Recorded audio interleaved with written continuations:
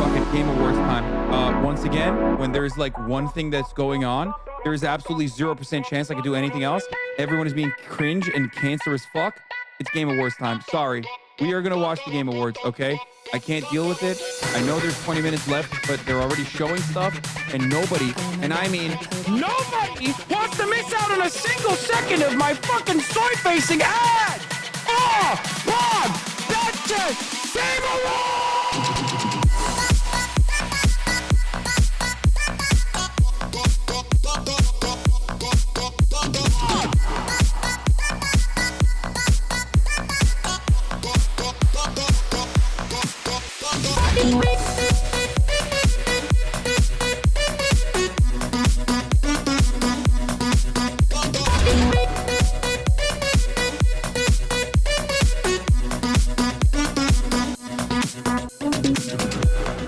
Focus on this anymore because all you motherfuckers keep talking about the PlayStation event. You did fucking leave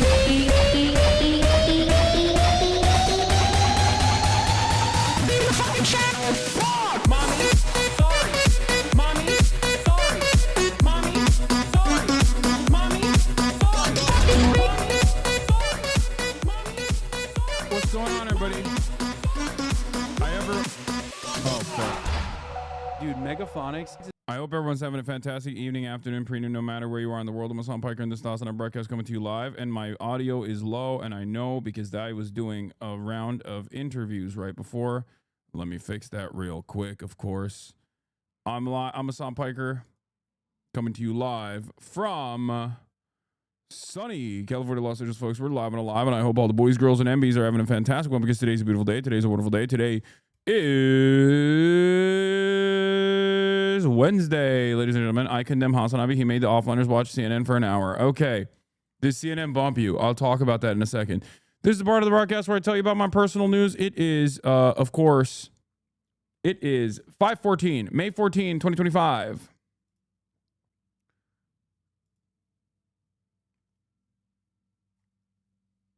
May 14, 2025. 11:14 a.m. and chat is being incredibly annoying. It's 68 degrees and sunny here in California, Los Angeles, and I suspect that all of the offliners were waiting for the opportunity to fucking complain that they sat around and watched CNN for half an hour. I'm sorry, we literally watch CNN all the fucking time. Shut the fuck up. It's not a big deal, okay? I'll tell you all about it in a second, though. This is the part of the broadcast where I tell you about my personal news about what's going on in the world of Hasan. Hasanabi, Piker, in between the time period where I press the stop streaming button and press the start streaming button. So help me God, that is what I'ma do. That is what I am going to do. I'm going to do that. I'm going to tell you exactly what's going on in my world. And what has taken place in my world is that, any word of comfort, my dog gets paid tomorrow. It's all good. She'll be all right.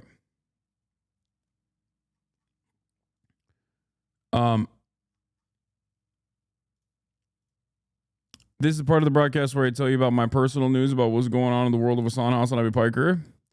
And I ended the broadcast last night a little bit earlier, and the reason for why I ended the broadcast earlier is because I was supposed to do two back-to-back interviews. One with CNN with Caitlin Collins, and another with the Podjons.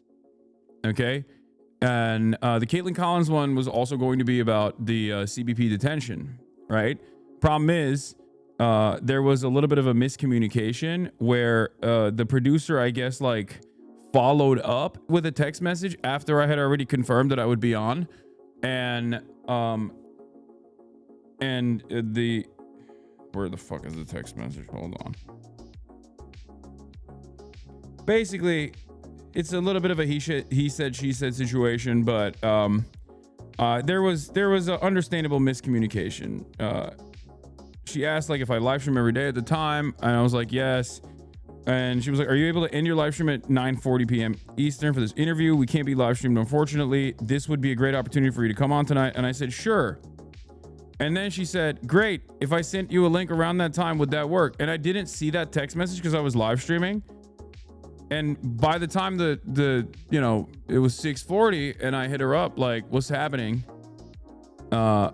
She did not respond. And I was like, I don't know what's going on. But then today she apologized, said, we hadn't heard from you. Since we hadn't heard from you, we didn't think this was happening. Let's stay in touch and make something work soon. So it's a little bit it's a little bit my fault because like she asked for a follow-up, but I feel like I had already said yes. But I know offliners, I know you guys all love getting together and fucking complaining, and it's a wonderful opportunity for you to fucking complain and be like, you made me watch CNN. Shut the fuck up. We watch CNN every day. Okay, that's the whole point of watching. That's literally what we do on this broadcast. Okay. Please stop. You're babies. I don't care. I don't care. I don't care. I don't care. I don't care about this. Okay. Please stop. I know you guys are joking, but it's annoying me already. Anyway, but yeah, I did the Podjohn interview as well. Trump regime detains and questions Hasan Piker over political views and commentary was the Podjohn's coverage on it. And, you know, that is a conversation that took place last night. But outside of that, what else did I do? Absolutely nothing. You were on CBS News Chicago. Nice. What else did I do? Absolutely nothing. Went to bed.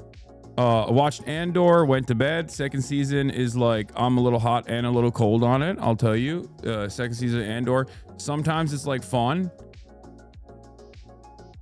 Sometimes it's, you know, cool and fun. And then other times there's like pacing issues in my opinion. But it's just the beginning of the second season. So, you know, maybe it'll get more interesting down the line. But, you know.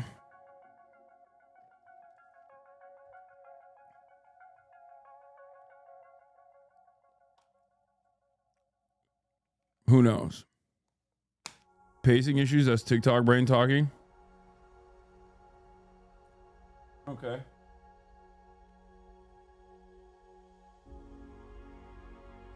But yes, I know, new RFK pestilence unlocked. We'll talk about that as well. But yeah, woke up this morning, worked out. I'm back on my bullshit. I'm back on my freaking workout regimen. I'm back on my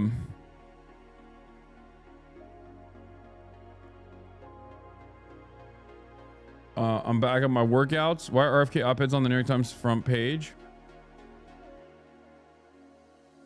What?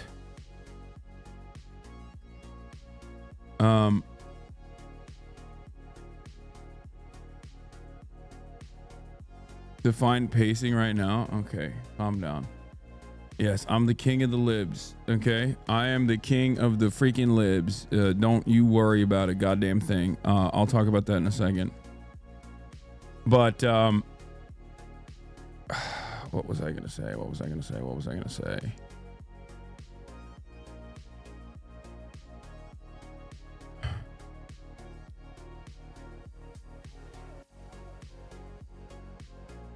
I had an interview at an immigration law firm today for an internship in a few months, and it went well. Just want to say thank you for influencing me to act on my values. Hell yeah. Okay.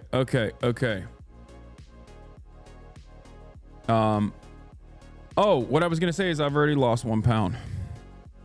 So it leads me to believe that now that I'm down to 239, it leads me to believe that the 240 number that I saw on my scale yesterday when I finally came back,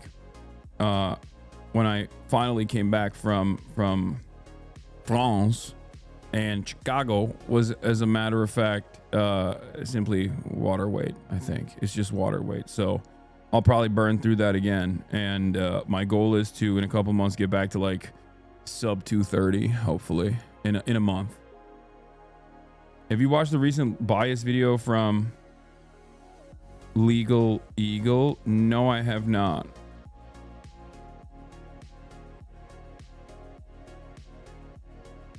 Have you seen this TikTok impression? Okay, does anybody? Yes, I have. It's very funny. I'm gonna do body fascism. You already know. I'm gonna do body fascism. Bro, I try to edit you, but you gotta work on your rhythm. JK, I had fun. Thanks for everything you do. I'm a newbie to the clip complex. Let me know if you like it. Not a one-way ticket, please. I've lost my bus pass. The stocks and off, these looking some pins, man. The Kylie fucking freaking this, man. Keep it motherfucker, fucking fuck off. Jesus said on the cross, 2 pence a bush, 20 figs, and the dog is still lost. Who's next? Me, miss. Some would you like a bag? While you're shopping at your nose, I see your ankle tag. Fuck you, curfew, dislocated eye socket. Overnight cop shop with 2 grams in his pocket. Loves his reputation, now he's known for being a rocket. In his dreams, 9mm loaded. I'm a H, double OD. Low lace, come with what they say about me. You did this? Yeah, I played a role in this Assassin's Creed. Assassin's Creed Shadows delivered the second highest day one sales in revenue and franchise history behind Valhalla. It also set day one Ubisoft performance record on PSN. The company expects to contribute strongly to its fiscal year 2025-2026. But I don't understand. Grum said it sucked. So I'm just like kind of confused what that's about. Kind of confused, kind of weird. I doubted your whiteness until now. Yeah, don't ever doubt my whiteness. I genuinely cannot dance. I have no rhythm. I'm fucking ass. Okay. I would love to see your daily routine schedule. It blows my mind how you manage to balance everything. It's crazy. It's jam-packed. It's a lot of fun. Yeah, personal news-wise, that's pretty much it. There's not really anything else going on. I had some really cool meetings earlier. And also did some freaking yeah, I know. Okay, Sam Cedar cooked Ezra Klein on abundance. Okay, they debated. They did a debate on abundance. But as I was saying, actually, I don't know what I was saying. Oh yeah, I did some interviews as well. Lift the Gremlo embargo. There is no Gremlo embargo. Why is everybody being annoying?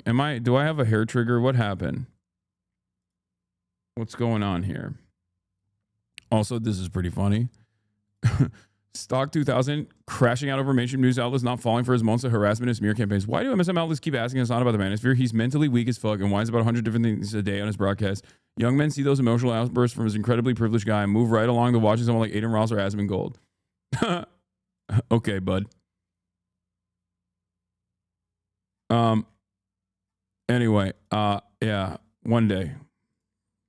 I think you're in a bad mood. I'm a little bit. I'm in a little bit in a bad mood, I guess. Not necessarily. Hilarious cope, I know. Yeah, I'm pushing the young men to the right by being mentally weak. Did you see Fox News' new fixation for perceived enemy? Yes, Miss Rachel. We're going to be talking about that. Don't worry.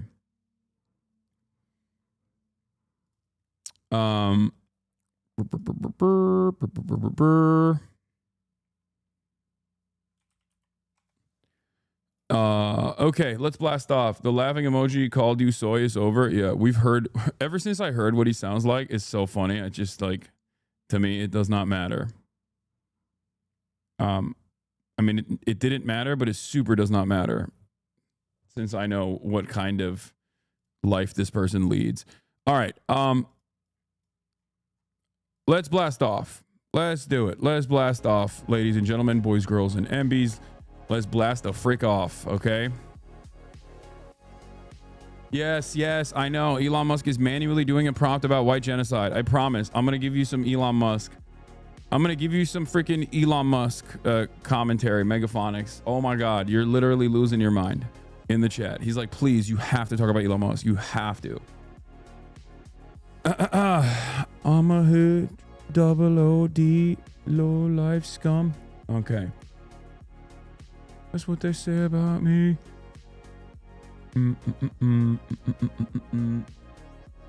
We live to hate him. Thanks, Hasan. What?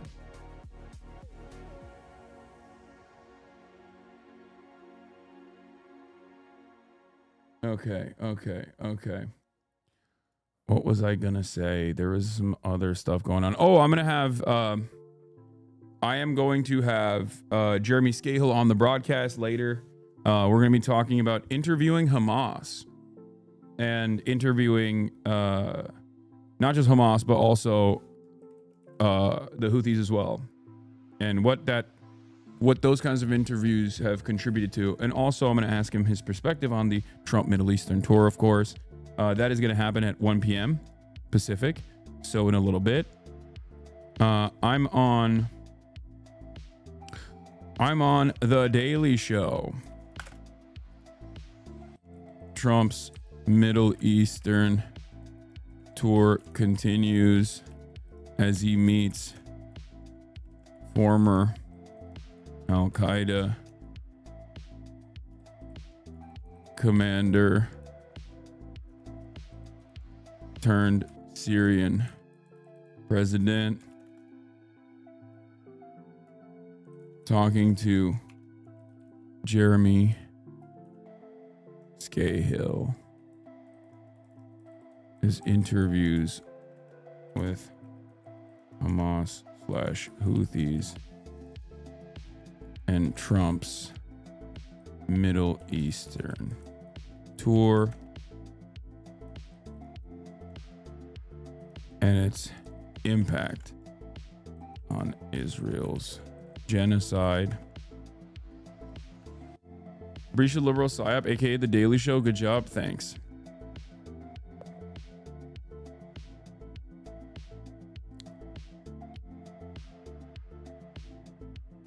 Why did like every major CEO go to Saudi Arabia? Because America is a company, okay? That's what it is.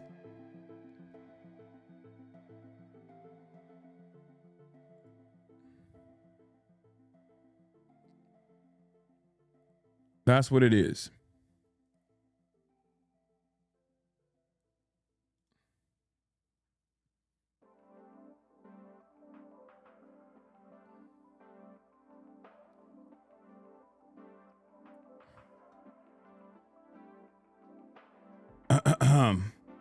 Did you like how the Saudis sucked off Trump? Yeah, I actually kind of did. I'm going to talk about that. It's very weird. It's very strange. Like the way that they're glazing him is crazy. But we'll get to that in a second. Okay. I'm on the Daily Show. Trump's Middle Eastern tour continues to meet former Al-Qaeda commander turned Syrian president, talking to Jeremy Scahill about his interviews with Hamas Houthis, and Trump's Middle Eastern tour and its impact on Israel's genocide. New tax. www. We'll of course cover the new tax bill and numerous other issues as well. There's a lot going on. But let's blast off. Yes, I am going to watch the Legal Eagle video. Please stop spamming it, okay? I will watch the Legal Eagle video about his biases. I know. I am shocked. I am shocked to find out that Legal Eagle is biased. That's crazy.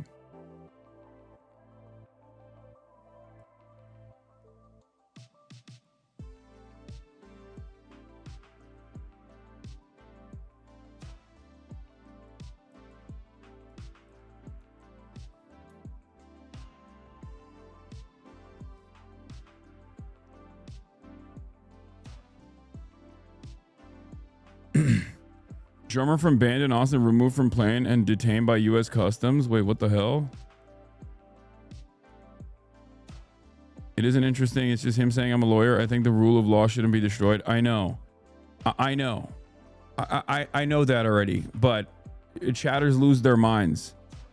Yamal Saeed, the drummer of the Austin, Texas-based rock band Lord Buffalo, was forcibly removed from a plane and detained by U.S. Customs and Border Patrol Monday while en route to the band's European tour. We are heartbroken to announce that we have to cancel our upcoming European tour, the band wrote. Our drummer, Yamal Saeed, who is a Mexican citizen and a lawful permanent resident of the United States green card holder, was forcibly removed from our flight to Europe by Customs and Border Patrol. He has not yet been released, and we have been unable to contact him. What the fuck is happening? Dude, I swear, dude, if you are a legal permanent resident right now in the United States of America, the government is very actively just saying like you have no rights. Like I think one of the things that the American government is doing right now is basically saying is basically saying like we are creating a process where citizens and non-citizens, like non-citizens as in even legal permanent residents with green cards and whatnot, are actually considered second class. Okay? And I need people to understand that this is exactly what Nazi Germany did as well. Okay, removing the citizenship status of Jews and other groups, other minority groups that they wanted to eradicate is how it began. Like within the legal structure, they utilized statelessness as a mechanism to justify apprehension, detention, and also execution.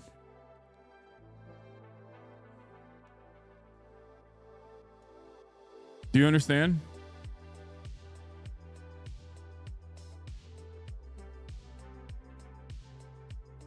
This is how it works. And it is frustrating that a lot of people are refusing to see that. What is AOC waiting for? I don't know.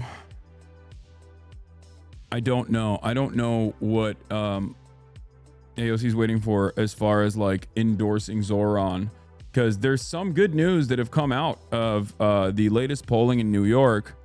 And best case scenario is that this is the result of all the start of the TV advertising, and that even more ground can be made up just through positive advertising and increasing name recognition. Now, if only there were two internationally famous politicians who could help with that.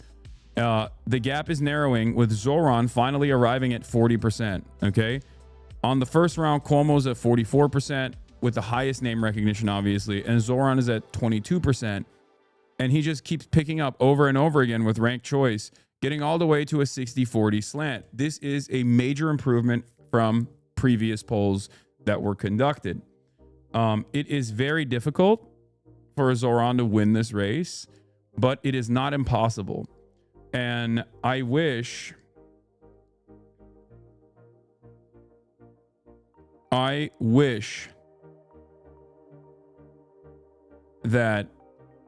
AOC and Bernie Sanders would, because this is maximum impact zone at this point. I wish they would use the maximum impact that they have right now to actually put their weight behind this guy. Like, I don't know why they're not doing it. I don't know.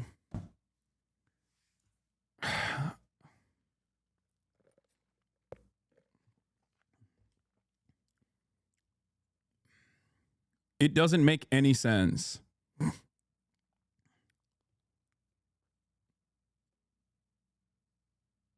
Even Jamal Bowman endorsed him. I mean, that makes sense. Jamal Bowman endorsing him makes total sense. For the record, he is not. I mean, he's aligned in values and also is not like a part of the party machine at this moment because he's no longer an active sitting representative. But I don't understand why like AOC would not do a singular endorsement for Zoran, not even for Brad. I know it's ranked choice, and therefore a lot of people are like, I endorse both. Like, I think Brad is also progressive, which he is. But Zoran is significantly more progressive. Zoran should promise to bring the Dodgers back to Brooklyn to get Bernie's nod.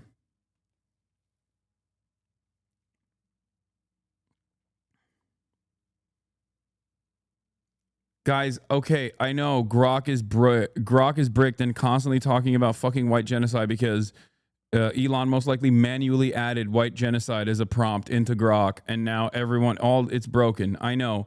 I don't care. AI sucks. Please. It's like not that significant right now. We'll get to it. Oh my fucking God. The things that you guys care about sometimes, it actually wants, it actually caused me to want to stop streaming for a little bit. Holy fuck. I know, dude. I know. Elon Musk loves fucking Grok, and he loves lying and using Grok, and he is trying to get people to believe that white genocide is happening, and it's very obvious. Okay.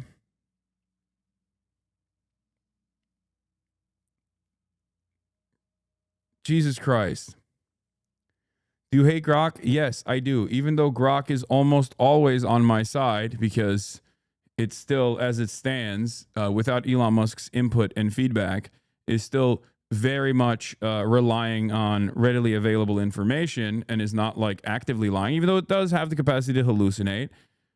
So, there's definitely a little bit of that, but Yeah, we'll do Grok in a second, please. Ay. This is the CBS News Chicago, right? ICE detained man who runs the anti-Trump YouTube channel. He is U.S.-born citizen. Yeah, Sam Cedar, Unk, debated. Sam Cedar, Unk debated Ezra Klein on abundance. We have that on the docket. We have Grok on the docket. By the nature of the data it relies on, LLMs are very bad at intentionally being misinforming. Yeah.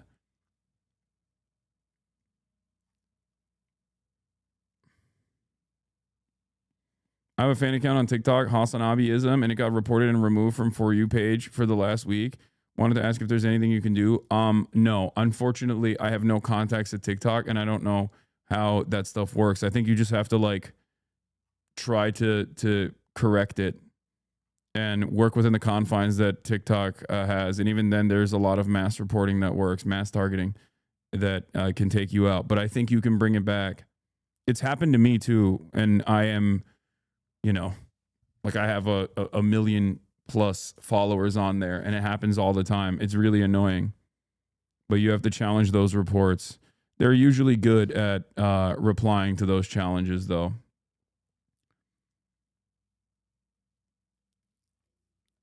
Anyway, Asmongold struggles to wrap his mind around a chatter's foreign policy analysis vis-a-vis Israel, Trump, and Iran before surreptitiously picking his nose and eating it.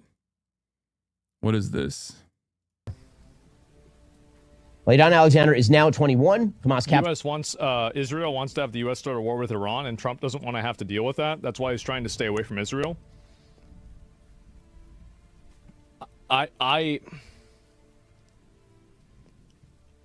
Yeah. That could be true, maybe. Captured him when he was 19, October 7th, 2023, of course. Now, all of this has some wider ramifications with regard to negotiations in the Middle East. Again, Steve Witkoff continues to say ridiculous things publicly. So Steve Witkoff... But he's crashing out about this. He is not happy at all.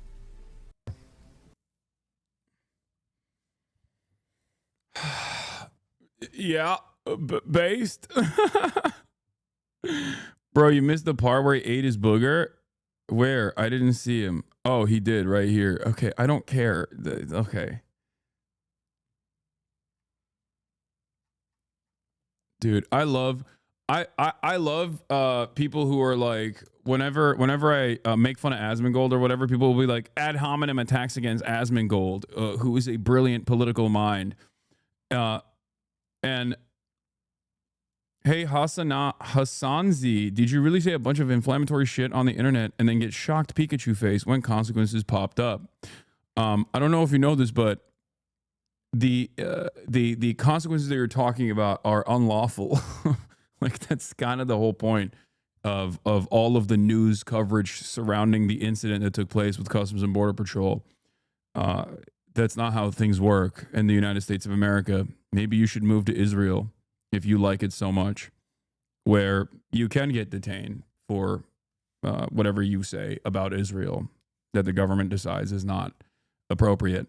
But in the United States of America, that's not, at least for now, that's not how things work. You know, I know that makes you very sad, where you're like, oh, I wish the government could fucking unlawfully detain and arrest and deport American citizens for exercising their First Amendment constitutionally protected speech.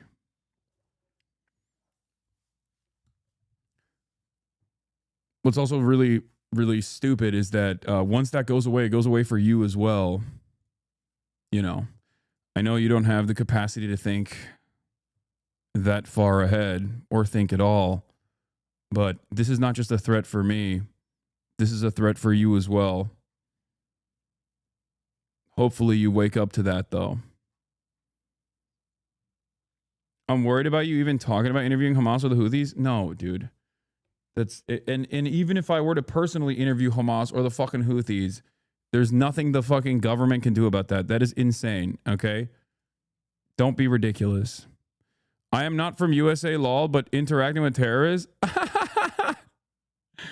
Okay, well then see yourself out of this conversation. Okay, that's hilarious. When people LARP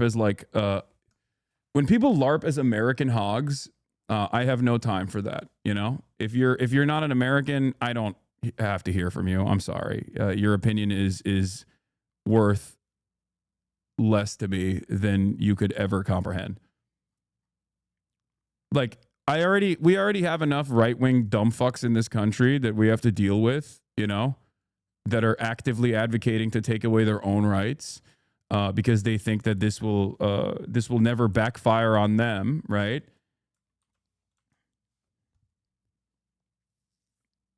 I don't have to entertain foreigners that are also advocating against Americans' best interests here. You know, you could just enjoy the show quietly.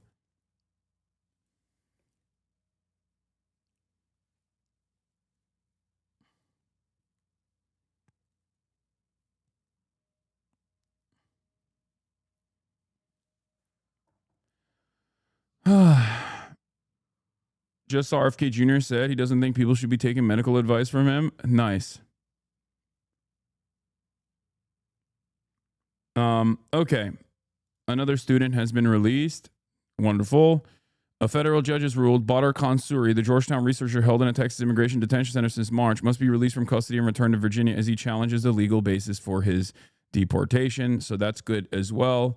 The courts are slowly but surely taking back some freedoms or demanding the protection of American legal permanent residents and American citizens and non-citizens alike. You know, and that's a good thing. Bro, this makes me think of Zen fascism every time our brain rot has exported. Yeah.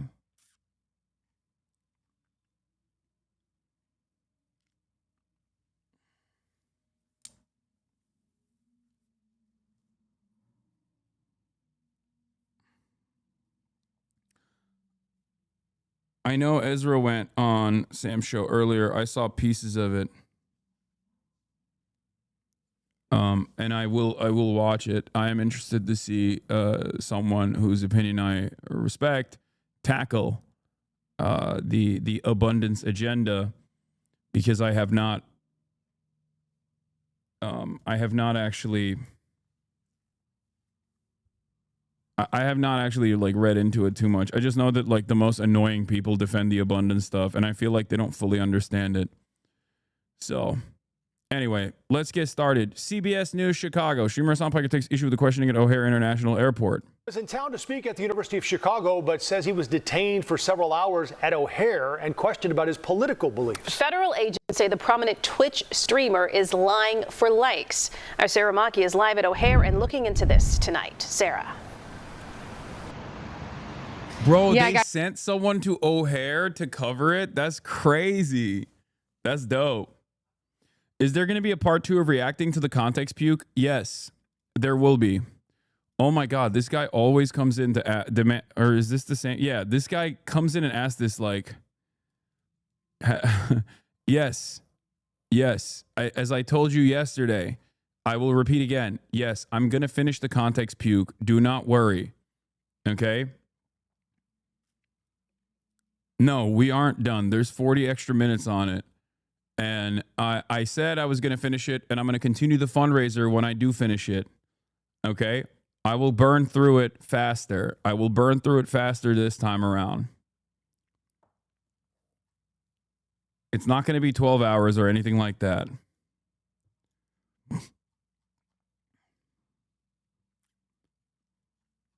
What treasured memory have you lost recognizing this chatter? Who knows?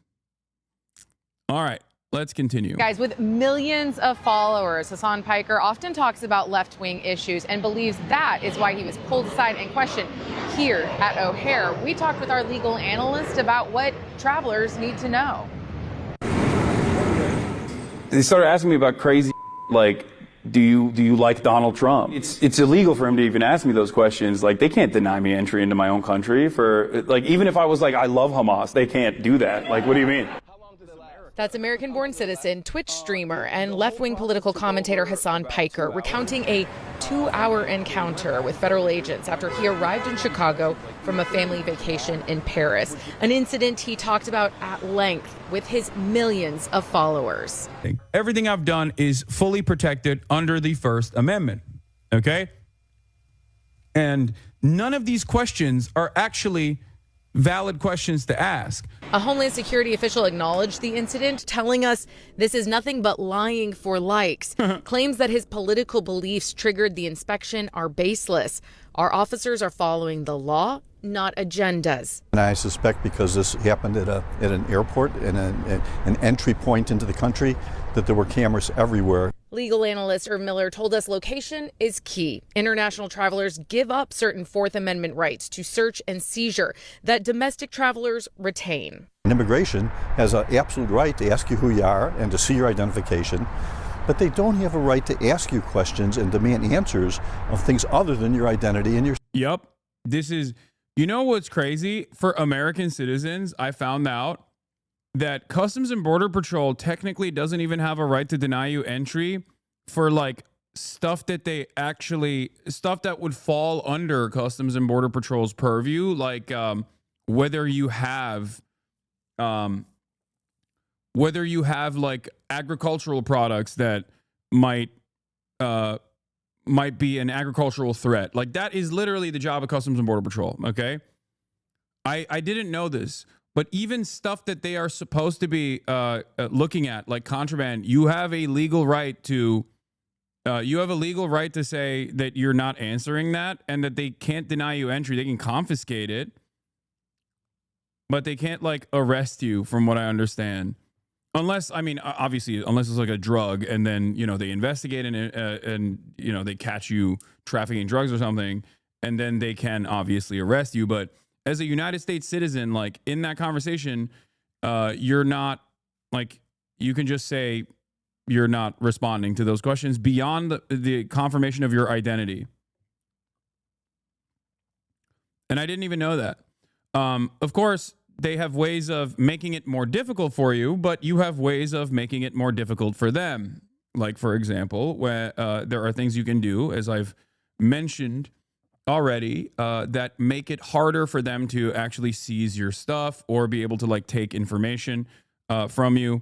They have they do not have a legal right to compel you to put your passcode on your phone. Weirdly enough, your phone has a lot more private data than your actual laptop, but the laptop is an older piece of technology, so there's more legislation surrounding accessing information in your laptop as opposed to legal protections accessing your phone. This is why everyone always stresses the importance of removing biometrics from your phone. No Face ID, no thumbprint, none of that, because they can actually, it is in a legal gray zone where they can actually use your biometrics to turn on your phone. And I believe there's a term called like first unlock or something. I forget what the actual term is called, but like they literally, once it's unlocked, or if they seize your phone while it's unlocked, while your phone, before first unlock, like while your phone is already unlocked, they can actually look through it. There's different ways of doing this. You can put your phone on airplane mode, and then they can literally look through everything on your phone. They can't just like look for new information by refreshing your email or anything. But one of the quickest things that you can do if you forgot to change biometrics, if you forgot to remove biometrics from your phone, like Face ID from your phone, you can click the hold button 5 times in a row in rapid succession, which automatically will lock your phone, and you won't be able to use Face ID until you put your passcode in. But then again, and that's for your iPhone. But then again, it doesn't even matter technically, because they can still try to get this information out of you or make your life difficult and detain you for a very long time if you refuse to play ball. So at that point, it's up to you. But that's the reason why I say you have to play ball.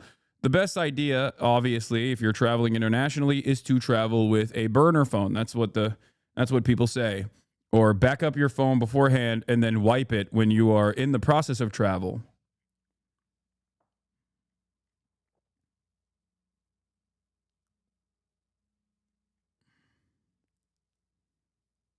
Of course, this is just for United States citizens, and I believe green card holders as well. Green card holders also have additional green card holders, and U.S. citizens have more protection at the border than non-citizens do or travelers do. Unfortunately, if you are on a student visa, if you're a visa recipient like Customs and Border Patrol, it's within their power to deny you entry into the country. So, unfortunately, you have a different set of standards. But what I'm talking about is specifically about American citizens and even green card holders as well. Green card holders, even though this administration is trying to change that dynamic, green card holders also have, and this is not legal advice, obviously, but green card holders also have additional sets of protections for them. Like you can't deny entry to a green card holder either, in the same way that you could to someone who is, simply on a visa.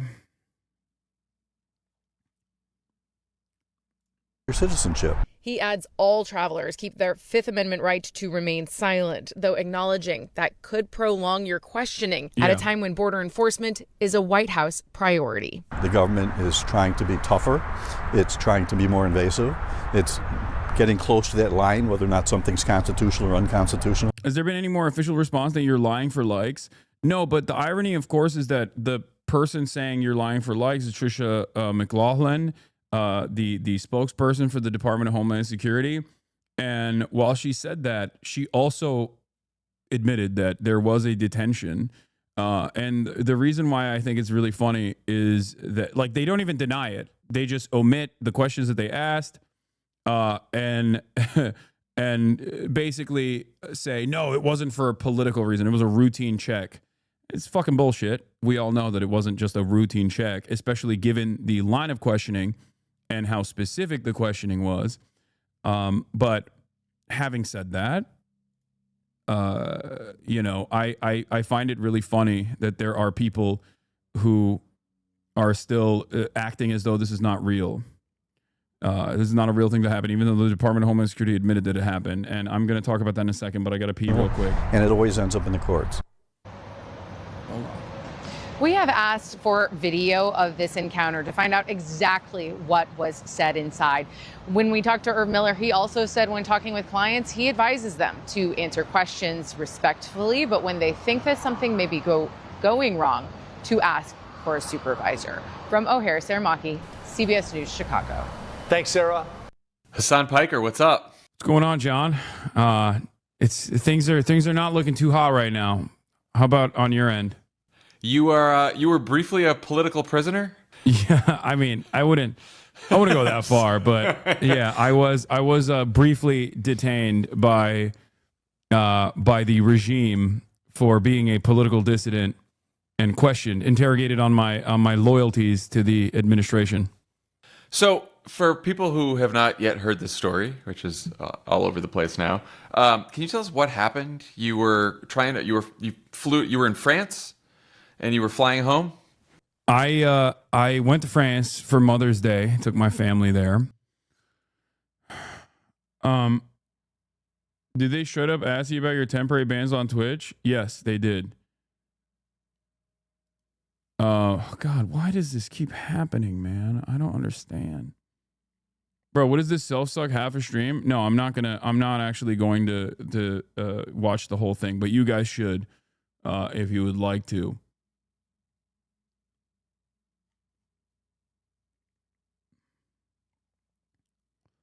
Is wild this happened, but Legacy Media has an axe to grind with you. After your name came up in a meeting where I work, someone blasted a Richie Torres press release to the entire network for awareness.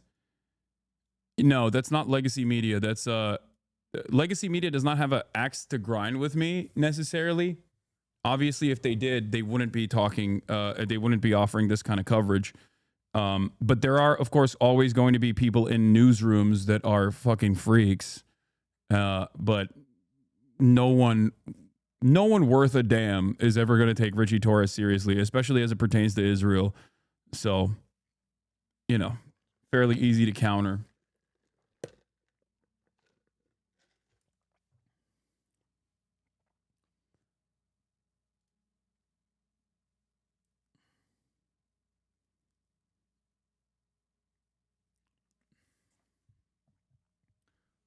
Talk about the library? What do you mean? I can't sub to you using Prime. Monthly membership is also enabled. I don't understand why this is happening. I don't know either, but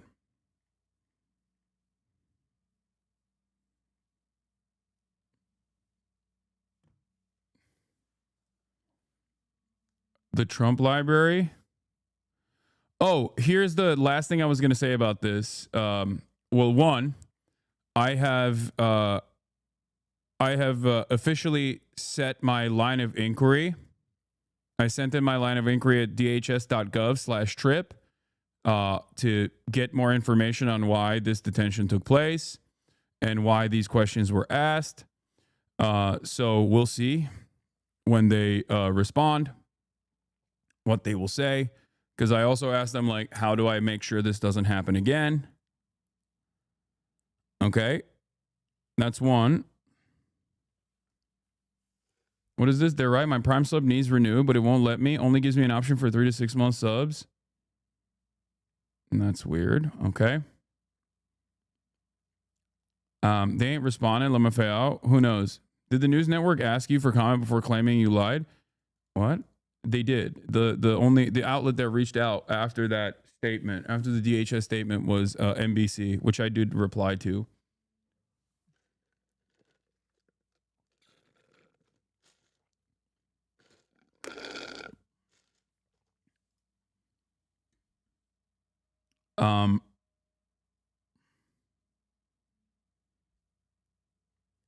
So, what was I going to say?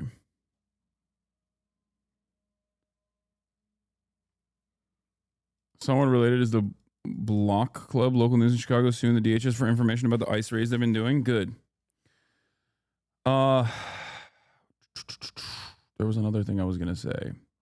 He's a communist with a Gucci bag, got his product cakes, got to have his swag. Why do people keep repeating this over and over again? Is this like the new line that is like that they just turned it into a rap thing? Like, is it a song? Is it a copy pasta? Where did this come from?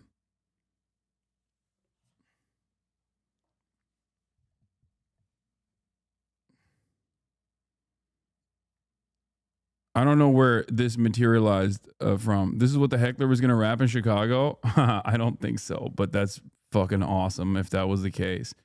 I wish we had more time in Chicago. I wanted to hear that man spit.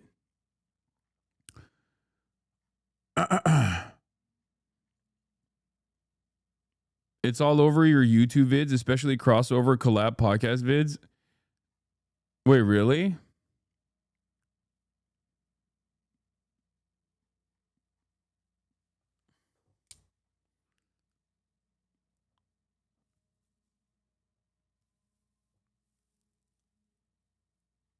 Why do you keep sending me this Ludwig clip saying breaking news, I'm not racist?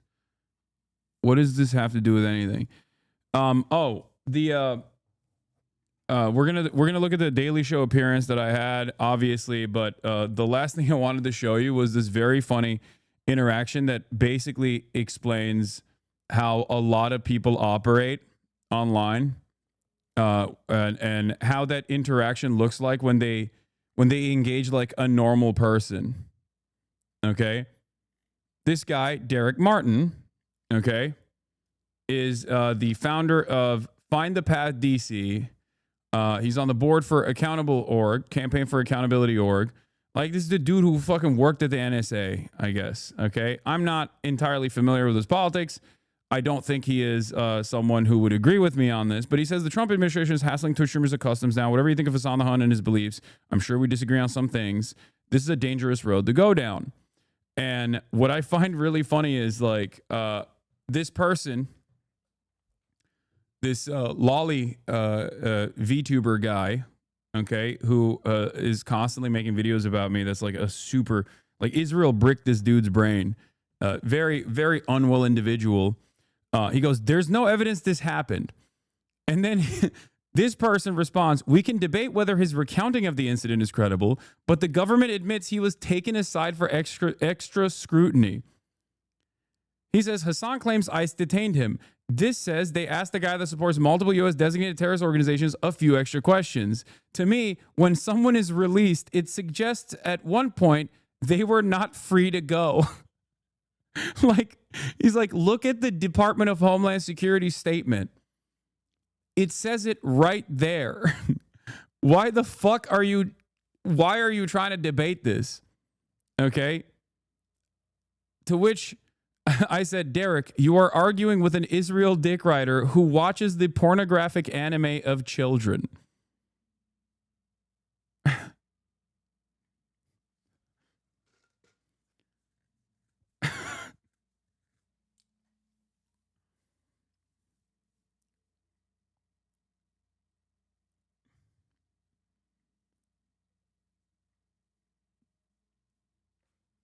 Anyway, so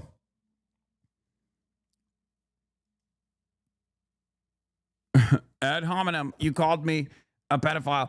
Old Nick of Myra, thank you for the 20 gifted subs. Are they this dumb? Why would they tell such a provable lie? Yes. The answer is yes. Okay, I need you to understand something. Yes, they are this stupid.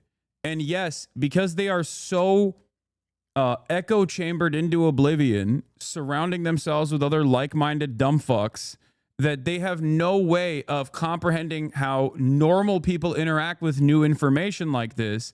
And they think every single person is geared up, tuned up to 11 with their unimaginable Hasanabi hatred that is deep in their core, a very important part of their fucking identity. No one cares. No one is like this. Most people are not like this, okay? So if you spend all of your time online,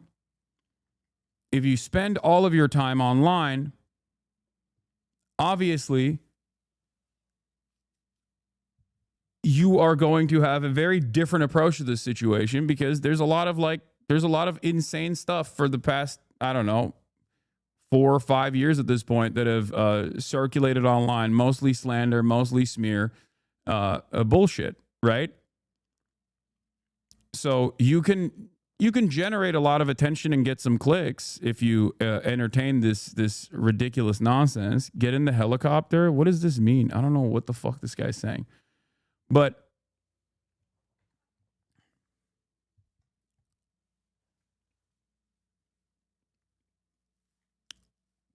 for normies, they look at the situation and go, I am reading the news and it says something very different than the way that you are approaching the subject matter. It's a Pinochet reference? Oh. Cool. I don't care. Whatever. Who gives a shit? But yeah, that's also the reason why so many people, when they find themselves in this like weird fuck Hasan echo chamber, they cannot comprehend why like mainstream news will give me any time whatsoever, or will offer me any positive coverage whatsoever. Speaking of positive coverage, let's get to Hasan Piker, progressive king at Twitch, invites Jordan Klepper into the manosphere. Now, the original title for this video was Hasan Piker, liberal king of Twitch, to which I responded with liberal, and they changed it to progressive since then.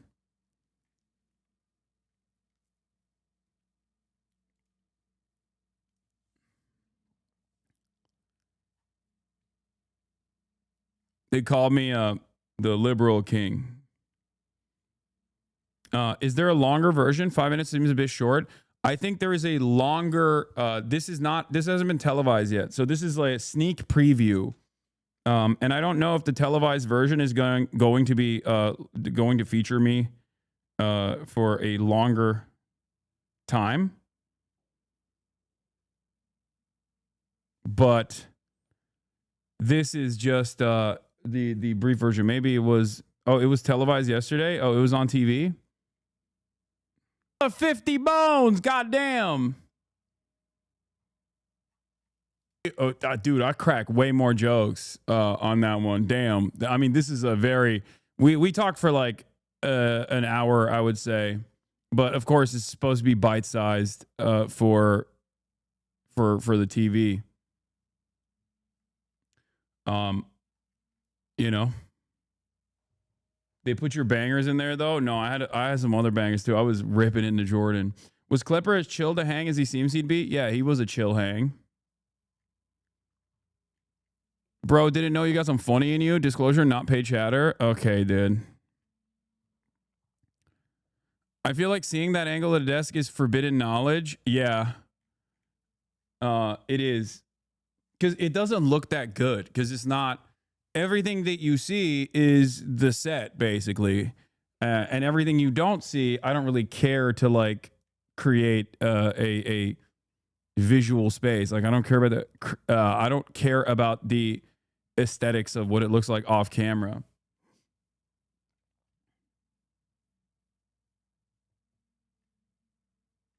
You know?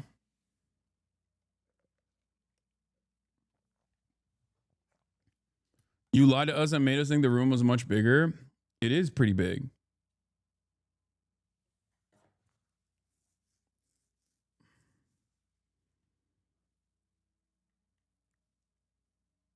I know your haters are seething and coping, bro. I mean,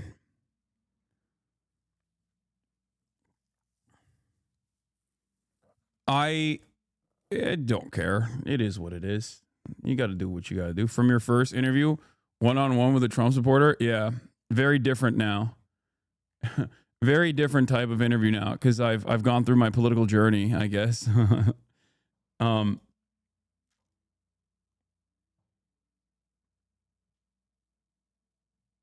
Did you see Sam talk to Ezra Klein today?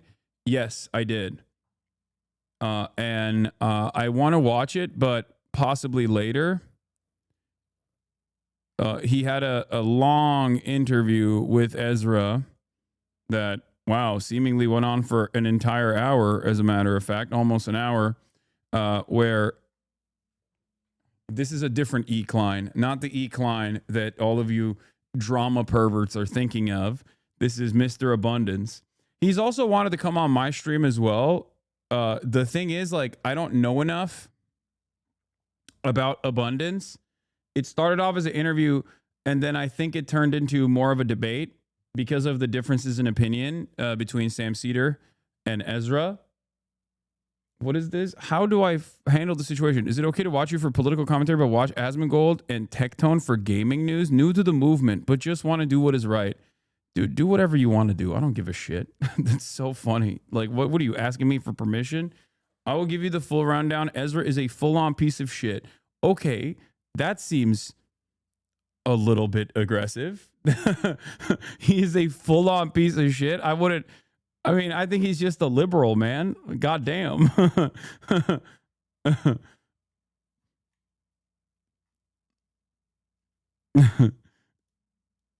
I will give you the full rundown.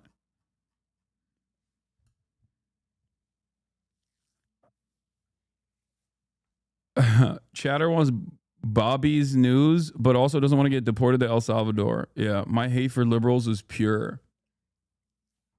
Yeah, Sam was saying he could have gone another hour. Oh, I can see it. Full rundown. I hate him. Really mad. Abundance is neoliberalism with a new coat of paint. That's what it sounds like from everything that I have seen, all the bits and pieces that I've seen of the book. But like I said, I haven't read it. I have not read it. So I don't know. I don't know enough. I don't have an opinion on it. Other than a lot of annoying people have defended it. But I have a little bit of a soft spot for this Klein. I will admit. So who knows?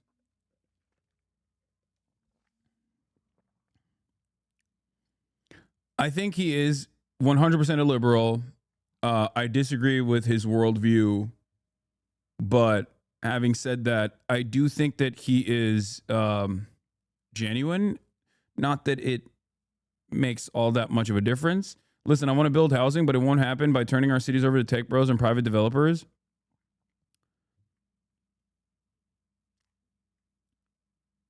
Is the Daily Show thing this 5-minute video? Yes. I also have, I don't have enough time to go through this whole thing right now because I have Jeremy Scahill coming on to specifically talk about Hamas. Are Klein's your kryptonite or something? No, I mean, I like Ezra Klein. You were on the Iglesias' show, I guess the Slow Boring podcast, and mentioned that we hadn't responded. So we wanted to have you on to talk about the book. We had Paul Glastis on from Washington Monthly, your old haunt. Oh, where I interned. Love Paul. With a critique that was, I think, like a middling critique. Some of the proposals that were brought up in the book. But let's just start with you outlining, like, what thematically, what is the book about? The book is about a very simple question, which is, what do we need more of and how do we get it? And then the parts of the book that I think have aroused more controversy, critique, energy, conversation, is that much of the book is exploring the question of why in the places Democrats govern, or in the times when Democrats govern, are liberals, are Democrats, are in some cases people on the left, unable to produce more of the things we need. Why is there so little housing in California and New York? Sam, where are you? Just so I have you in New York. You're in New York. So why in places like New York and California and Illinois, where you have a lot of Democratic control, have they become very unaffordable? Why is it very hard to cite enough clean energy, even though that's become a major project for the Democratic Party? Why is so much that we do so goddamn slow? Medicare released its Medicare cards a year after it was passed into law. Getting prescription drug prices negotiated on 10 drugs took 3 years and will only go into effect this year, just in time for Donald Trump to take advantage of it and brag that it was him who did it. So this question of the sclerosis of liberal government, how do we actually make it deliver the things it is promising to deliver, is the core inquiry of the book. And the culprits run across, I guess, like four sort of main silos, as far as I can tell. Like we have the regulation and bureaucratic red tape, and this is a problem both in terms of like building infrastructure and to some extent within the context of housing. There are that housing is also addressed by like local, I guess, incumbent groups that have power there. The infrastructure, again, some of that bureaucratic process is a function, and we'll get into this, is a function of environmental regulations that end up getting abused in some fashion. And then in the context of like of science and innovation, it is a sort of a risk-averse funding. But let me, before we go into some of the specifics, from your perspective, because I've been reading a lot of the, there's a lot of reviews of the book out there. It's also have you read the book? I have. Well, I've listened to the book. Let's put it that way. That's as good. And to me, I like your read better than Derek's. Okay, but I've listened to both. Exactly, I listened to. All right, if you that just gives you a sense of at what level we're talking. That's a different critique. But yes, I have read the book, and I've also read. There's a tremendous amount of reviews about the book. What is your critique of the book? I want to answer your critique of the book. Well, I will get to that. Okay. I will get to that. But from your perspective, is this a policy or a political book? Oh, I don't think you can separate those two. Okay, I mean, so wait, where is it? Someone said, I have trouble with this because I think Democrats as being very Ezra-like, not Cedar-like. It seems like he's arguing for the same solutions, but they just work this time. Yeah, I think that if your identification of the problems with unleashing the government, which is something that he keeps repeating over and over again, is the regulatory mechanisms that offer a setback to new development, new buildings and whatnot, then I disagree with that. I mean, are there instances where you could dial back on some of the annoying inefficiencies? Certainly. But as an advocate for more government, bigger government, there's a point in this conversation where he brings up the public housing or affordable housing units that were built in Chicago that cost $1 billion plus. Each housing unit that was created amounted to like $1 million plus. And this was like an incredibly costly endeavor. And I personally think this is yet another byproduct of the public-private partnership that takes place in situations like this. And I think that the government can be more efficient. I agree on that front, but it's not through unleashing the private sector in an effort to tackle these problems. I think you'd be surprised with how much Ezra agrees with your regulation takes. Just because he's talking about removing some regulations doesn't mean he's against regulation in general. Yeah, the examples of bad regulations are things like parking space mandates, single staircase stuff. I don't agree with single staircase, for the record. Like, I think that it's good. It's one of the few regulations that's actually decent in America where you have multiple fire escapes.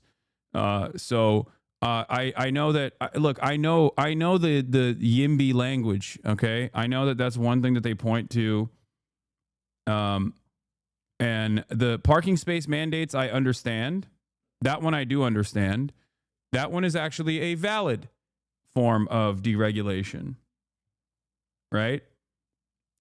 Single family homes, like rezoning single family homes in order to build more housing units. I understand that. I agree with that. Okay, upzoning. I agree with that. Having said that, I don't think that this should be done through. I don't think that this should be done through the private side of things, because everything in America is done through the private-public partnership, and everything in the United States of America that has been done through the private-public partnership has led to tremendous pain, suffering. PG&E is something that a chatter brought up, and here it is. If unleashing the private sector worked, PG&E would be loved, and power in California would be cheap. Power in California is neither cheap nor safe. And that is a great example of the unleash the markets upon a utility company, become a utility provider, and all of a sudden you will unleash great energy. Except that's not what has happened. And as a matter of fact, the counterexamples to this are plenty. Well, I guess not plenty necessarily, but like the Tennessee Valley Authority would be a great counterexample to this. Or if we're going to talk about ISPs, for example, I'm going to go back to Chattanooga, Tennessee, okay, where the government taking the controls from private enterprise and directly delivering incredibly important utilities like internet has led to tremendous success and much better outcomes for every citizen, right? Rare Tennessee mention, I know. None of the nitpick deregulations Ezra talks about moves the ball. Housing is built when it's more profitable than other possible investments. The only method that will work is the Vienna model, where we have a robust, commodified housing production that doesn't rely on market logic. I agree with you.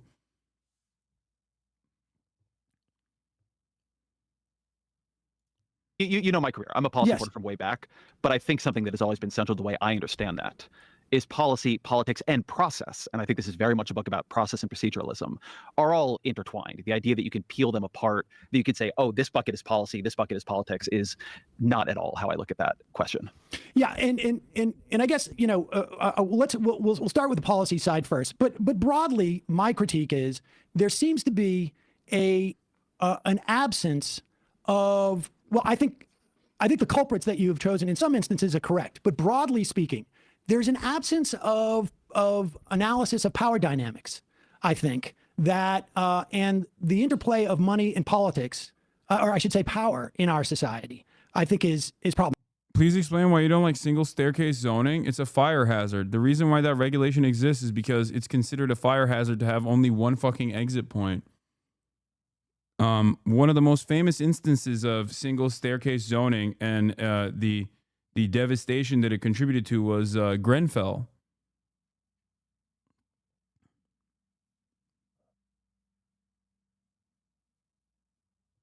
It's outdated? Okay.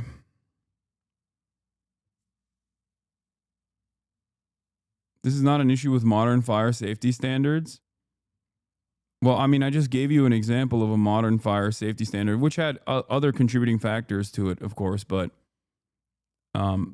single staircase zoning is demands from YIMBYs that in order to you know, build housing more efficiently, and in order to cut costs in terms of like building new housing, what we must do is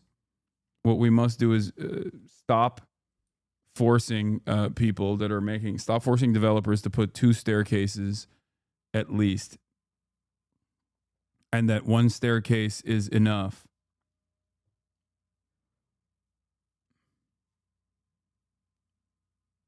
There's a law from like 1910. It needs to be updated.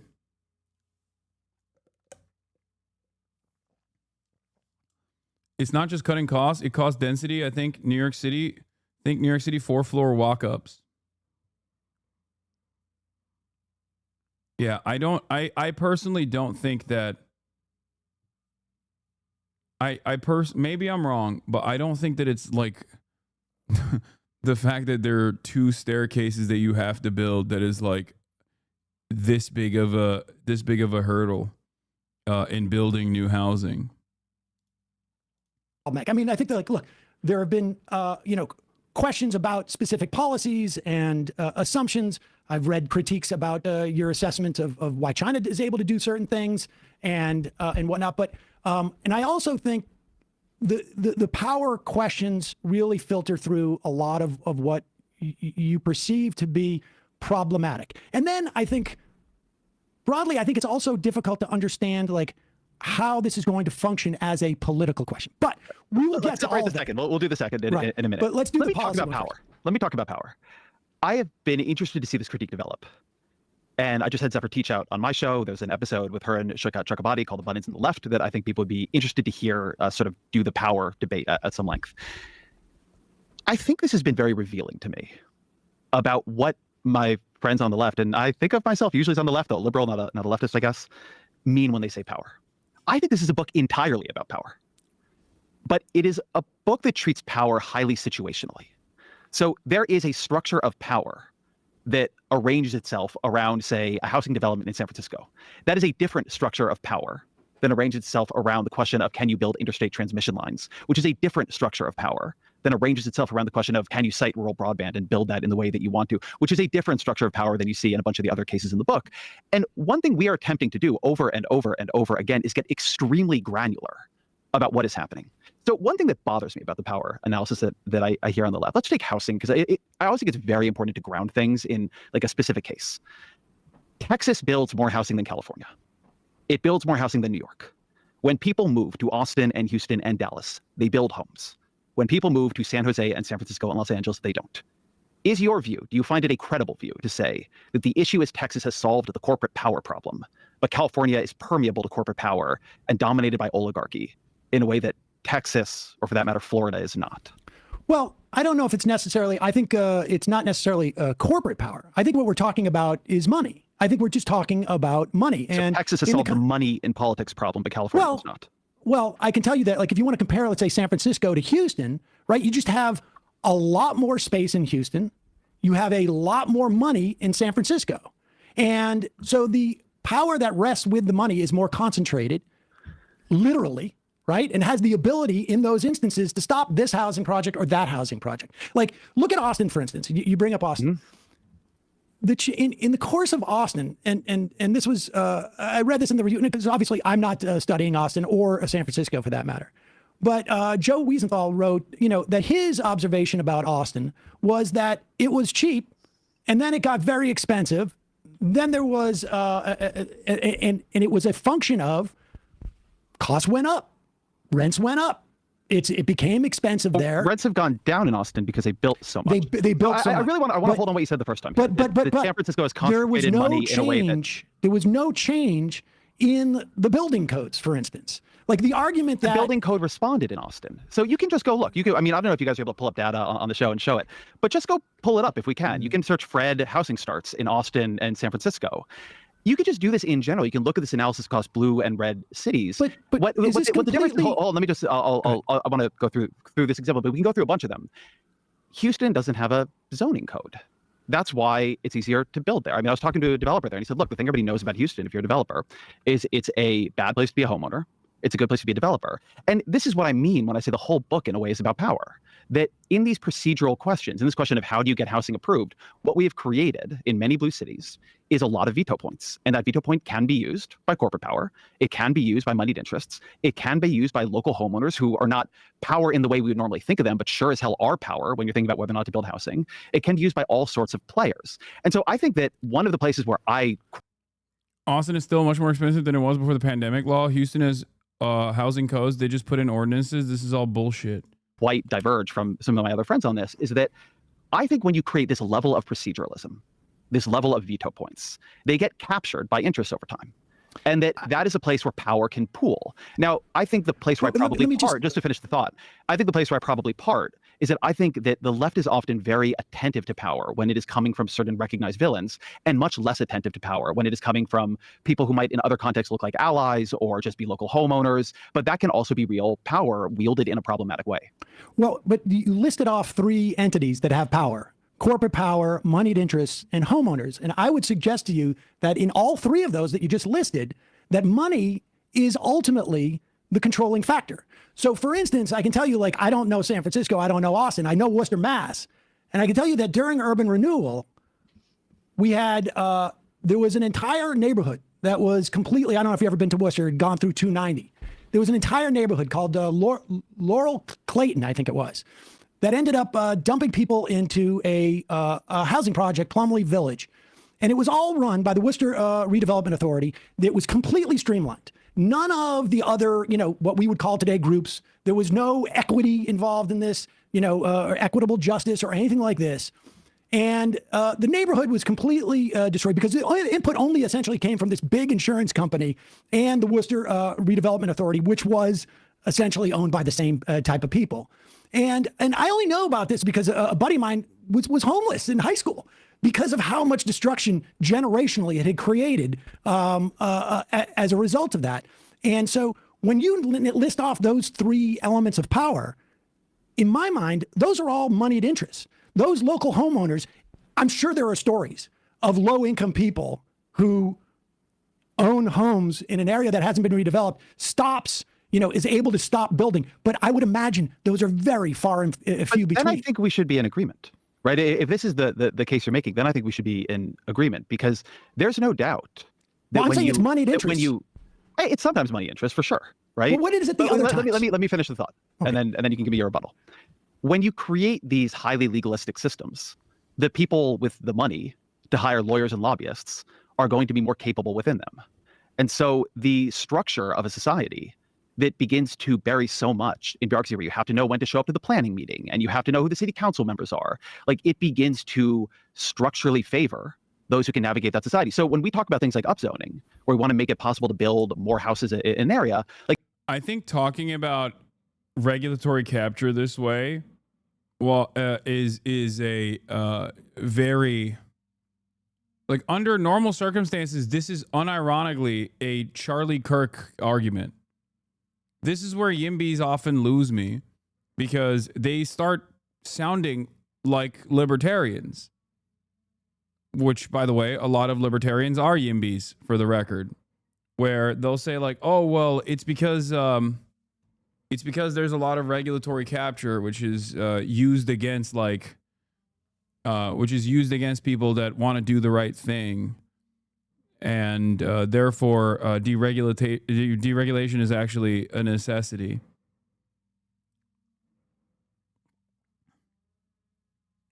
When in fact, the solution, I think, is good regulation, not more or less regulation, but good regulation. Ezra's book amounts to, I've talked to middlemen contractors who want to make more profit, and they said accessibility and zoning standards are too hard for us because we want the money. He does not understand the need for central planning to do this. His work fails by siding with the owner class and protecting their money. I mean, if Ezra was a real one, in terms of abundance, he would be advocating for centrally planned economy and Chinese-style governance. Like, there is no country more abundant than China in that regard. And there's definitely a lot of things that the Chinese government does that we would have to do away with some of the regulation in this country as well. So I guess from that angle, he could also, we could entertain the deregulatory aspect of that. Like, everybody knows it is almost impossible to upzone a rich area. And that is because they are able to bend this process to their will. Now, you can take a place like California. All right, well, let me address that. I mean, I get that point there. And I think that is what worries, I don't know about other people, but that's the type of thing that worries me, because the argument you just made is almost identical to the one that I would have every week with Tim Carney, who I know, back in the day, which is an idea that the problem with wealthy influence, and if you and I agree, then it is money. The problem with it is we don't agree that it's all money. Okay, money is one mechanism of influence. But I think it is the biggest one. Would you agree with that? It depends on the issue. So look, there are a bunch of these issues. Okay, well, let me finish my point about Tim Carney. He would say that you need to have less government. That way, it cannot be as corrupted or manipulated by moneyed interest. Now, I don't know if you think that money is the problem 51% of the time or 30% of the time. I don't think categorically asking that question is, but here, let me say where I disagree with Tim Carney, because maybe it'll clarify where maybe you and I don't agree. Tim wants a less capable state. I want a more capable state. Tim wants a state that does fewer things. I want a state capable of doing more things, including the things it has already promised to do. So when I look at California high-speed rail, I work backwards and I say, what the fuck happened that the state of California could not build high-speed rail, which they can do in Japan, they can do in China, they can do in Europe. Tim looks at it and says, they shouldn't be trying to build high-speed rail. And so the disagreement I have with Doge, with a lot of different things, with a lot of my friends on the right, is they want to reduce state capacity. I come at this as a liberal who wants the state to accomplish very difficult things: decarbonizing the economy, building enough affordable housing, including, by the way, public housing, building mass public infrastructure, things like high-speed rail or the Big Dig or the Second Avenue subway here in New York City. And what I see is a state failing to accomplish its goals. Right. Now, they would say, don't fucking try. I would say, fix the state. And one issue with the state. Yeah, I don't agree. I mean, I don't disagree, but there is a point where I don't agree with him, which is that the problems with the state is not regulations. The problems with the state is that it is basically a slush fund for moneyed interests. It's an endless wallet for middlemen that greatly expand the timeline for projects with no real interest in actually accomplishing said projects. This is why I think like an anti-corruption candidate in America, Latin American style, would probably pop off and look no further than Donald Trump. What is drain the swamp? Drain the swamp, quite literally, is an argument against corruption, against moneyed interest in politics. Now, of course, Donald Trump is a swamp monster himself, but there's a lesson to be learned from this commentary. Not just on Drain the Swamp, but even Donald Trump claiming that he is a peaceful candidate. He's a candidate for peace.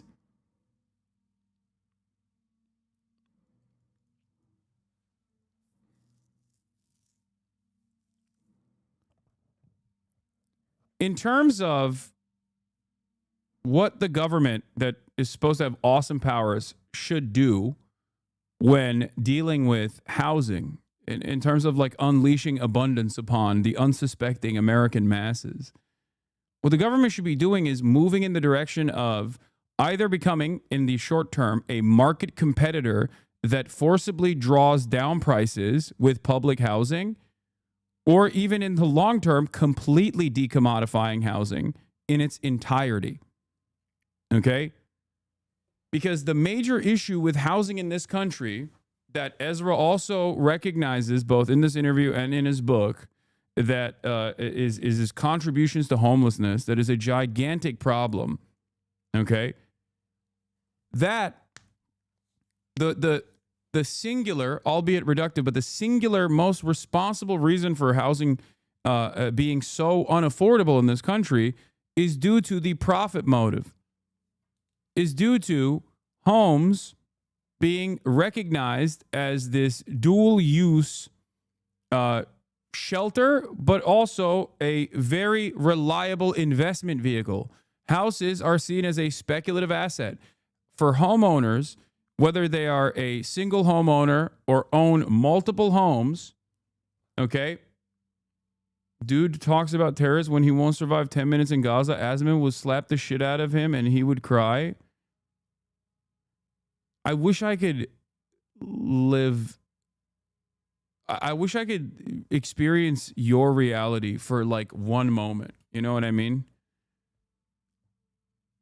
Like, I don't think Asmongold would even agree with this statement, you know? He doesn't go outside unless it's to go to Whataburger, and he is like 100 pounds soaking wet. What are you talking about? Like, what? Why do you get rage baited so easily? I don't know how someone can arrive at this fantasy.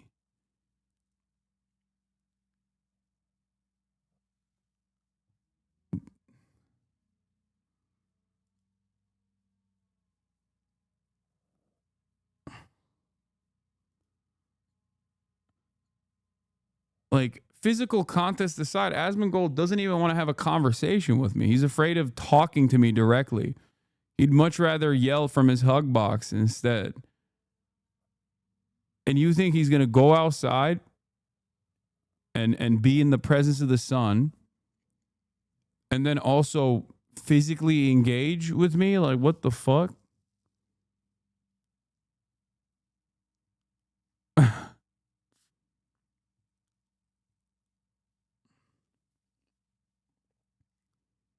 Let's continue. State is that it has become so highly regulated, not in terms. I find that when I use the term deregulation, like people's brains turn off because they think of deregulation as something that the state does for the market. But no player is more highly regulated than the state itself, often by Republicans, often because of power in the way that you would define it. But I think a lot of liberals, a lot of leftists have, one, and this is my critique going backwards, ceased to see this. But two, they don't take state failure seriously.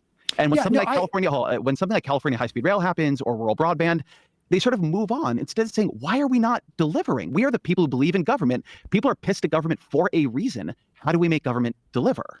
See, and I think and I think in terms of results, I think you and I are largely aligned. But I think the problem is, and you bring up Doge, and it's ironic that you and Carney will approach it in a very similar way, but anticipate different outcomes.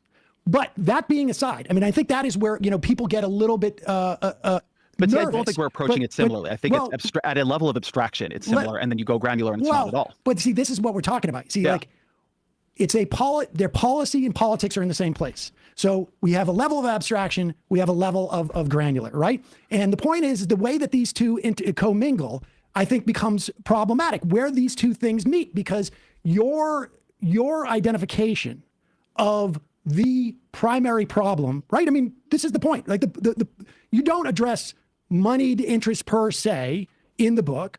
The primary problem is, I mean, if you just do a summary of the book, primary problem has to do more with the regulation and the handcuffing the state has done of itself.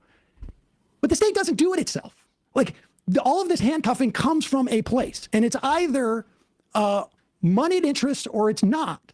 And I have no doubt that at different times. This is where I think you've really oversimplified politics. I want to try to find the right example, because I think if we stay high, we just are like yelling about this abstract question of money. But let's talk. We both believe in decarbonization. I think that's really grounded, though. Hold on, but let's talk about it from this perspective. We both believe in decarbonization, right? Climate change is a problem. Yes. And we sort of see the pathway on that is we have to build a lot of green energy to reorient our economy so you can run a modern economy on a green energy basis. Yeah? Yes. Okay. So to do that, you have to move all this energy production over to renewable sources, and then you have to get the energy from where it currently is, right? A solar farm, a wind farm, a hydroelectric, project, whatever it is, and run it through transmission lines to where we plug shit into the wall and charge it.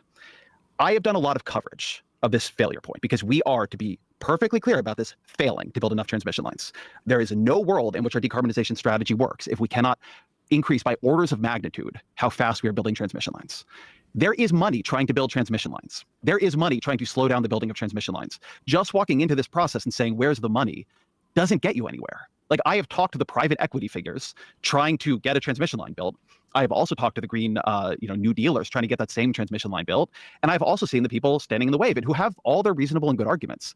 I don't find when I dig into these things that the way I can just repeatedly sort politics is, well, like, over here there's the money and the money is bad, and over here there's the not money and the not money is good. Usually there's money on both sides of it. There are sometimes unions on both. There's only one country that's doing this right, and it's China, because central planning is state-owned enterprise. Not necessarily. There's other capitalist countries that have done this correctly as well, as you know, better than anyone else, because you love talking about Red Vienna. Singapore has a pretty decent system as well, but again, it's places where, like, the state owns the land.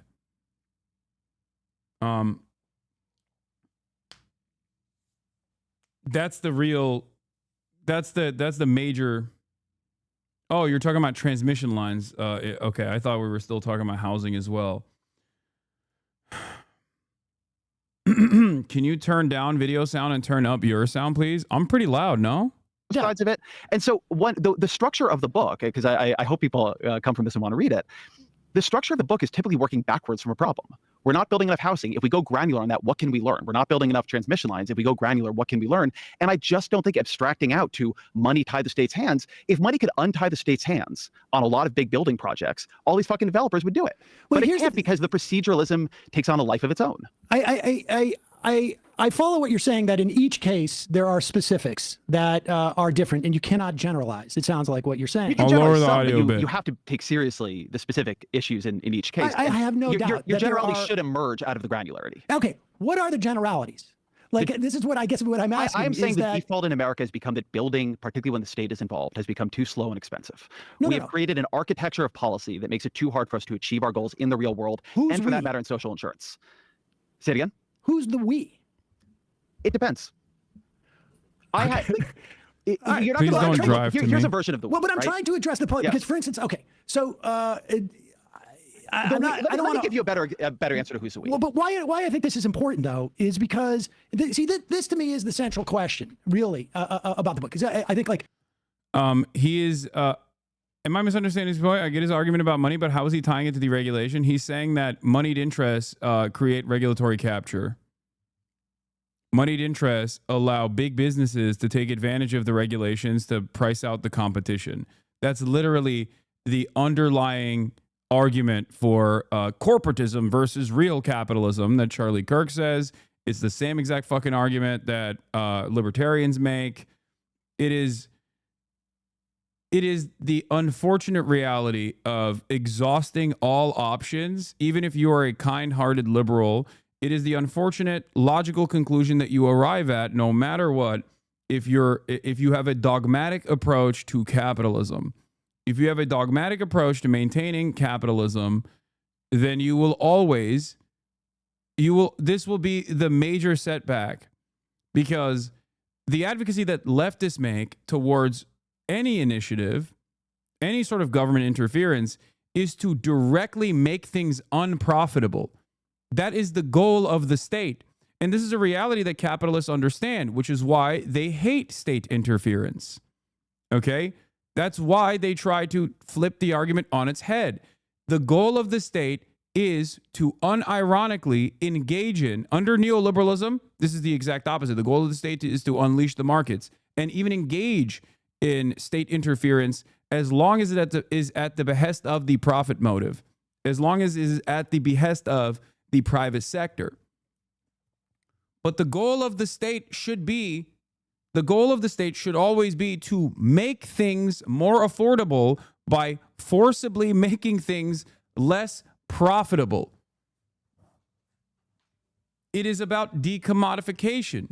That is the reason as to that is why the state should be interfering in these affairs when it comes to housing.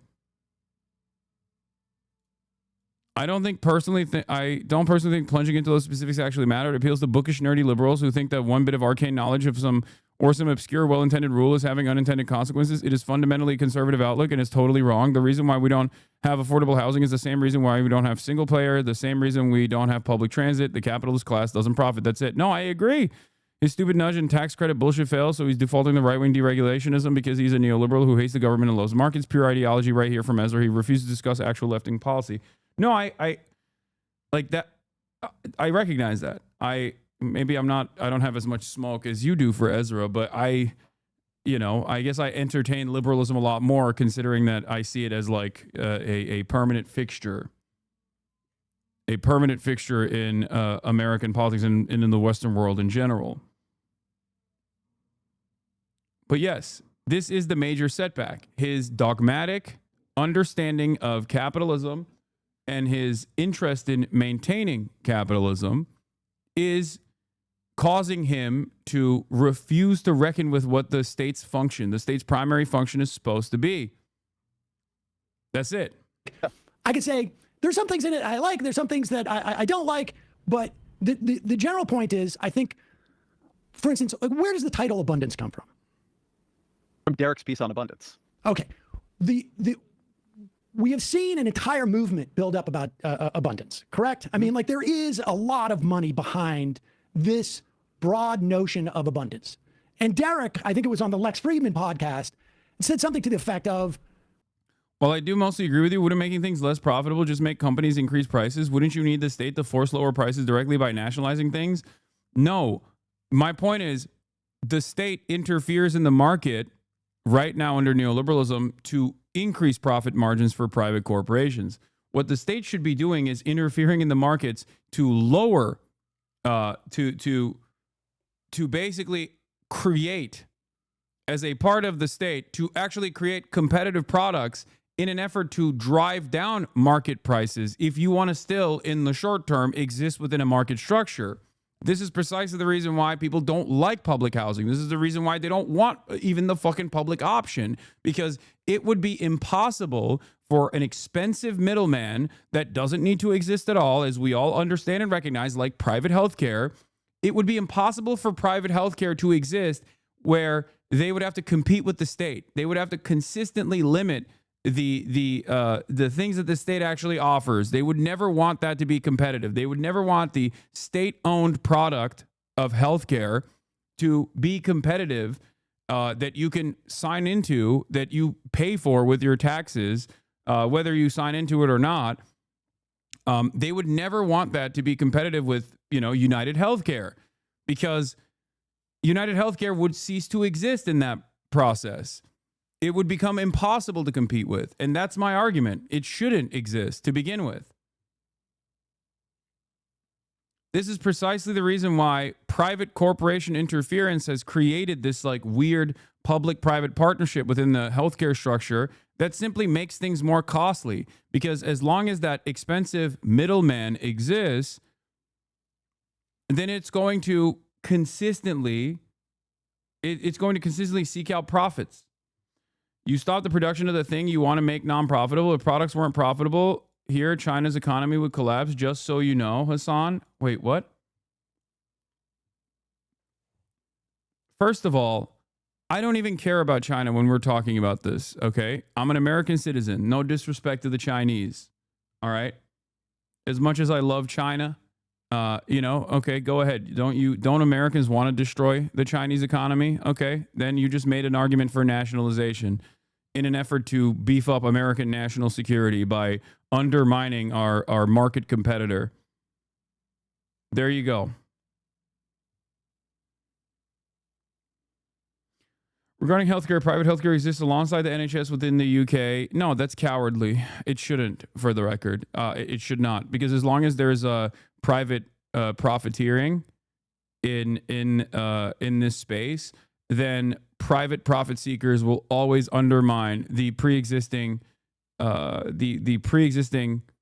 free healthcare that the government is providing, and that's precisely why you arrive at the issues with the NHS.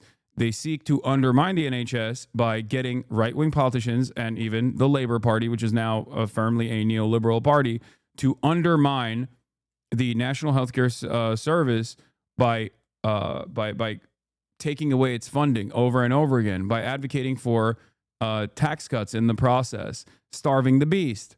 They're doing Reaganomics, or I guess Thatcheromics, maybe.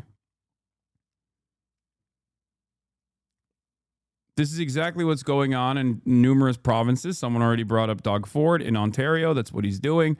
And over time, people get frustrated with the socialized system.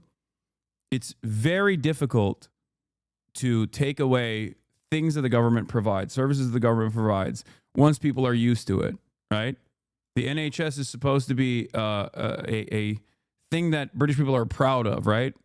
There's I think there's literally an NHS Day, if I'm not mistaken. So it takes years and years, decades and decades of underfunding and trying to cripple the NHS structure so that you can start building a private alternative slowly but surely. This is what happens. What I'm talking about here is exactly what has happened in many European countries. That has led to austerity, that has led to anger and resentment from the populations, that then they redirect their attention to like immigrants or refugees or Muslims or whatever the fuck. But that is what has lowered the living standards of all of these European countries. Exactly what I'm talking about. The privatization of previously public services is at the heart of all the ire and anger and resentment that many European nationals feel. And in that anger and resentment, right-wing reactionary parties will redirect their attention to people that look differently than them, refugees, Muslims in general.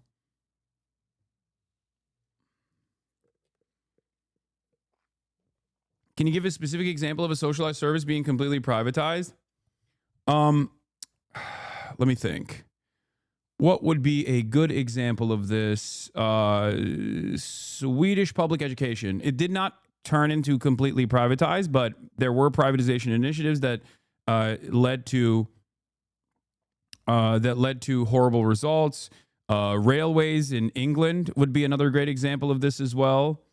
UK water. England has a lot of great examples of this, by the way. British Railways is a great example of this. The water, like British Water is another good example of this. Trash pickup in BC.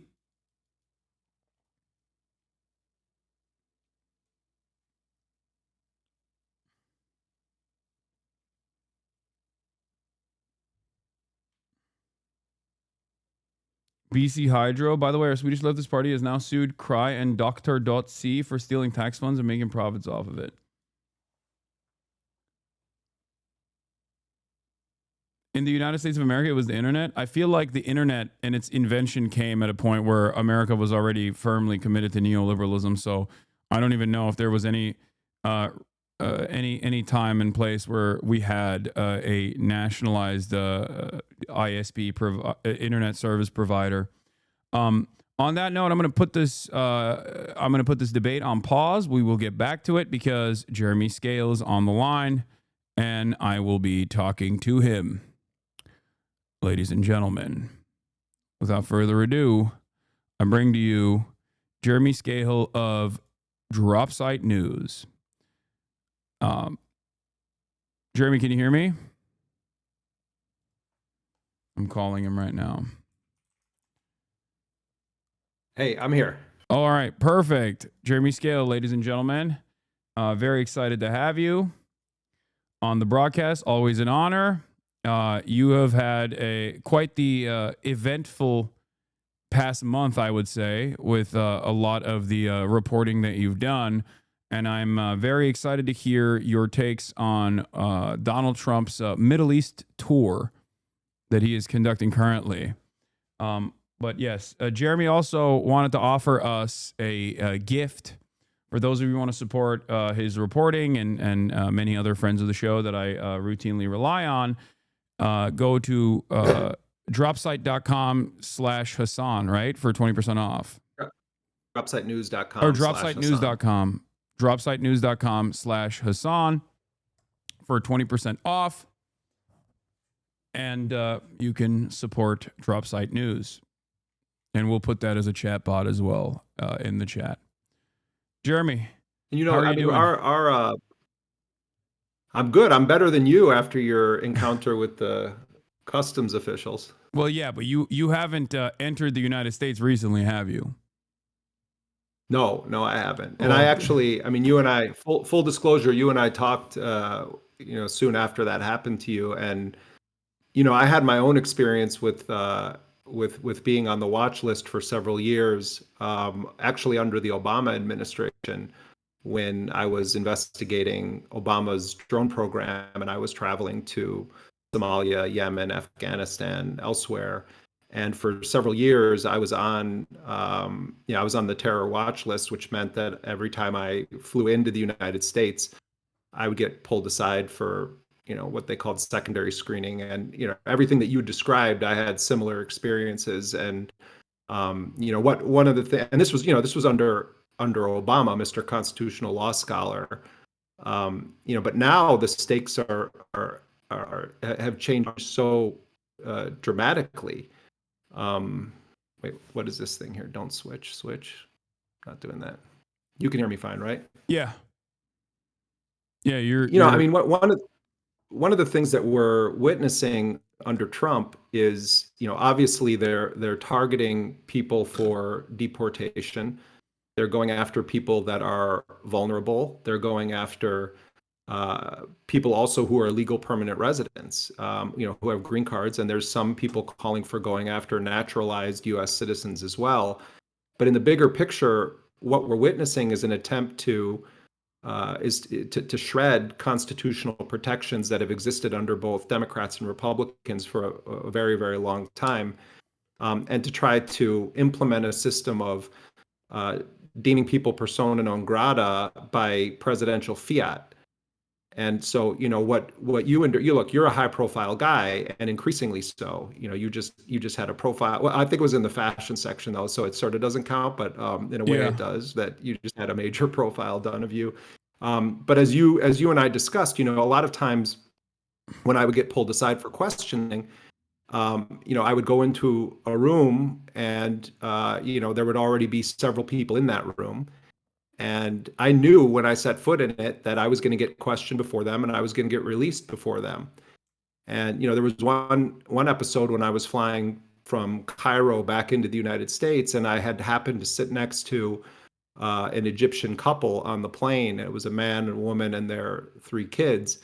And they got pulled into the same screening room that I did for interrogation. And I was sort of playing with their kids and talking to them when we were in there. And they were saying to me, can you wait for us outside? And I said, yeah, of course I'm going to wait for you. And, so I went up, I had my, my questioning there. And you really shouldn't answer any of their questions outside of really basic biographical facts. I know there was some controversy about how you handled your interrogation and and I saw your explanation for that. But, so I had my session and then I left and I waited, and an hour went by and 2 hours went by and 3 hours went by, and those people never came out of the airport. And so, presumably they were deported. And again, this was under Obama, but we're facing a really dangerous situation, and I think it's so important that everyone speak out about it. Already that system of putting people on the terror watch list was rife with constitutional and civil rights abuses. Years ago, I obtained the top secret government rule book for putting people on that watch list. It was more than 180 pages long. And people can be placed onto a watch list because their number happened to be in the phone of someone else who happens to be communicating with someone in Yemen. You know, the standards by which you can end up on that list where you are, you're designated as being on the terror watch list, even if they don't suspect you of being at all involved in terrorism. And, you know, people may not know this, but what the position the U.S. government has taken is that you don't have constitutional rights in the airport. My friend Heba Jamal, who's a Palestinian-American journalist, recently wrote about she lives in Germany. She recently wrote about her experience flying back into Newark, where an American citizen, was told that she needed to unlock her phone for the authorities, and that her husband, who is not an American citizen, needed to unlock his phone under threat of immediate detention and eventual deportation. And these are very, very serious issues. And if you think it can't come for you, you're wrong. It can come for you. Absolutely. So what, I have been listening to lawyers quite a bit on this about like how to potentially tackle that issue. Specifically, that was my red line in that in that interaction. Like I knew that as soon as they asked me to unlock my phone, that was when I was going to refuse. And it luckily never got to that, but it is an illegal gray zone. Airports are technically an illegal gray zone, I guess, which is part of the problem. And there's also the notion of material support and what constitutes for material support that they are very clearly trying to expand on and maybe even factor in constitutionally protected speech as material support. We saw this with what Marco Rubio stated in the apprehension and false detention of Mahmoud Khalil and numerous others. And I don't really know how to combat it beyond the fact that you just don't allow biometrics and say I refuse. You can't compel me to do this. And then demand legal representation, right? Yeah, I mean, look, there's different categories here. You know, if it was you or it was me, we can be confrontational about asserting our rights. We're holders of American passports, and that puts us in a different category, certainly in the eyes of the Trump administration. They're still pushing forward with attempting to deport Mahmoud Khalil. Some judges, to their credit, have recently ordered freedom for other people who are being detained in what I think is clearly an unconstitutional manner. But if you're from a vulnerable population and your immigration status is not that you hold an American passport, and you then want to get confrontational with the authorities in the airport, you're going to potentially be in a world of hurt. And that's why I think it's important for those of us who have a more secure immigration status in the United States, if we end up in this position, to really assert our rights. But at the end of the day, it's the old adage that activists are all taught: you don't talk to the cops. Yeah. You don't talk to the cops, and they're going to tell you that you have no right to remain silent. They're going to tell you that you misunderstand the rights that you have there. It's better to take the heat on them there and just keep asserting you want to speak to a lawyer. No, you're not going to unlock your device. No, you're not going to answer questions about your opinions. I was always told by lawyers, you answer the most basic factual things. Where are you coming from? What is the address that you're going to? Basic biographical information that exists on your passport. They don't have any business asking you what you think of Donald Trump. Yeah. They don't have any business asking you who you talk to somewhere. And quite honestly, I think it's unconstitutional that they believe that it's perfectly acceptable to tell people, I'm going to open your phone and start searching through it. But they've done that. And unfortunately, courts have sided with this system for many years, and it's getting worse. Absolutely. I mean, this is in many ways, as you said, with Obama, this is the logical conclusion of the surveillance state and the expansion of the surveillance state, especially in the post 9/11 universe, like in the war on terror. And with the Democratic Party's inability or disinterest in actually scaling back these oftentimes unlawful search and seizure methods and setting precedents over and over again to allow further violations of our civil liberties and our privacy. Yeah, I mean, there's another aspect to this too, which is, I mean, if I come back into the United States, and I've never really contemplated this outside of a few specific periods when there was a lot of heat on us because of certain journalistic projects that we're doing. I'm not setting foot in a U.S. airport with data on my phone. And I may not even. I mean, first of all, at a minimum, you should be completely wiping your phone clean. When you get to where you're going, you can download the data that you need, but you should not be walking in, with a phone full of all of your contacts and everything to that airport. And, there's some people that say strategically, I mean, you get into the weeds of this, they say, well, if you pass them an empty phone, what does that mean? So some people say, well, I'll put some photographs on the phone, but I'm not going to have any of my social media stuff. I'm not going to have my contacts on there.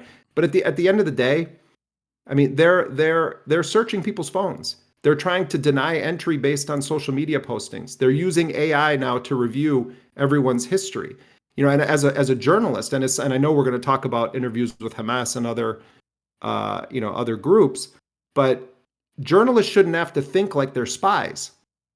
It should be a basic constitutionally protected aspect of journalism. There's a reason why journalists are specifically mentioned. That journalism and a free press is specifically mentioned in founding documents of the United States because it's that essential to the existence of a democratic society. So, when you could be criminalized for interviewing. Yeah. Sorry. Well, one thing I wanted to mention here and stress is that there was the actionable side and there was the information gathering side that was like simply designed, in my opinion, to threaten people like myself. The first half of the interview versus the second half of the interview after he left for 35 minutes or so. And in the second side, the actionable side was like basic questionnaire, basic questions that I've been asked by authorities in the past as well. Things like, have you offered material support to Hamas, Hezbollah, or Houthis? And things of that nature. And if your answer is yes to any of those questions, like that, you will be detained, you will be jailed because that is illegal, right? But one of the questions in that process that they asked that I thought was very strange was, have you been in contact with someone from Hamas, Hezbollah, or the Houthis? And have you interviewed someone from Hamas, Hezbollah, or the Houthis? And that right there, knowing full well that I am a member of the media, that question being asked of me in the actionable side of things means that they are, I think, trying to criminalize conducting interviews with members of like known State Department assigned terror organizations. And I feel like that's insane because that would mean that, every CNN journalist, Clarissa Ward, could go to jail. You could go to jail. Potentially, and I guess even Trump could go to jail because he just met with the HTS guy who changed his name to Ahmed Sharab, but before I guess he was known as Jelani, a leader who was a leader in Al Qaeda in Syria and a leader in ISIS adjacent groups. A member of the U.S. terror watch list, like specifically himself on the U.S. terror watch list with a $10 million bounty on him. So who makes these rules up, Let's fly up to like 30,000 feet and remember something, that Nelson Mandela remained on the terrorism watch list for years after he was freed from Robben Island prison and became the president of a new independent South Africa. Yeah. And, so these designations and the use of the term terrorism has been so overused and abused to deprive it of any actual meaning. If we want to actually talk about what is terrorism in the world today, we can look no further than the Israeli actions in Gaza and in the West Bank. That is classic terrorism. that Israel is engaged in. So when they say, "Oh, well, so and so is a designated terrorist," it has no actual meaning anymore, because terrorism is a term that is wielded by the powerful, often to apply a label to people that are fighting for self-determination or for liberation. It is a total abuse of the English language to apply that term to many individuals and groups that the United States and Israel apply that label to. So that's the first thing we need to recognize, and that many people have been designated as terrorists by the US state who actually are freedom fighters.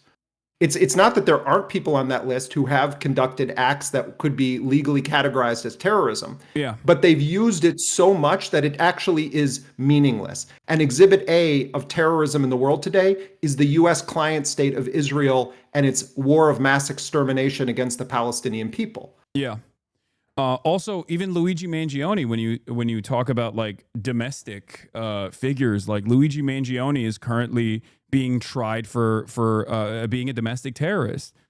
Like, does this mean that we are not allowed to conduct an interview if given the opportunity with Luigi Mangione? Like, it just doesn't make sense. It's a complete vague. It's definitionally vague, and it's deliberate that it's vague. It's just created to deny habeas corpus to people at a time when the administration is actually trying to move the needle on removing habeas corpus in its entirety.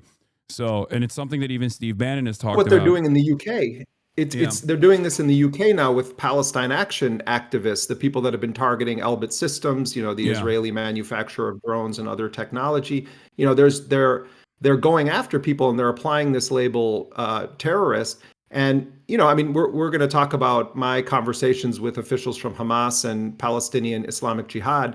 And I've interviewed people from all of the H's that you mentioned before, because I think that's the responsible thing to do journalistically. Yeah. It's journalistic malpractice that major publications are not regularly interviewing officials from these organizations and trying to understand their perspective and the context there. Simply talking to officials from Hamas or Islamic Jihad or Hezbollah is not an endorsement of those individuals. It's called basic journalism. That's really the first principle that we need to put on the table. It's not that CNN doesn't interview Hamas officials or the New York Times doesn't interview Hamas officials, but generally it falls into a basic pattern, which is that no matter what is happening in Gaza, no matter what's happening in the ceasefire negotiation process, you have a Hamas official interviewed by a Western journalist, and all they want to do is relitigate the events of October 7th. And often the questioning includes outright lies or falsehoods about the events of October 7th. So that's what you typically see these officials subjected to when they do agree to go on, whether it's BBC or it's CNN or other news outlets, or in the case of the New York Times, they'll conduct a lengthy interview with someone from Hamas, and then they'll just use like 2 sentences of it. And usually those 2 sentences are meant to kind of bolster the case that they're making by talking to all of their Israeli sources. So that's basically the thrust of what we get in the media.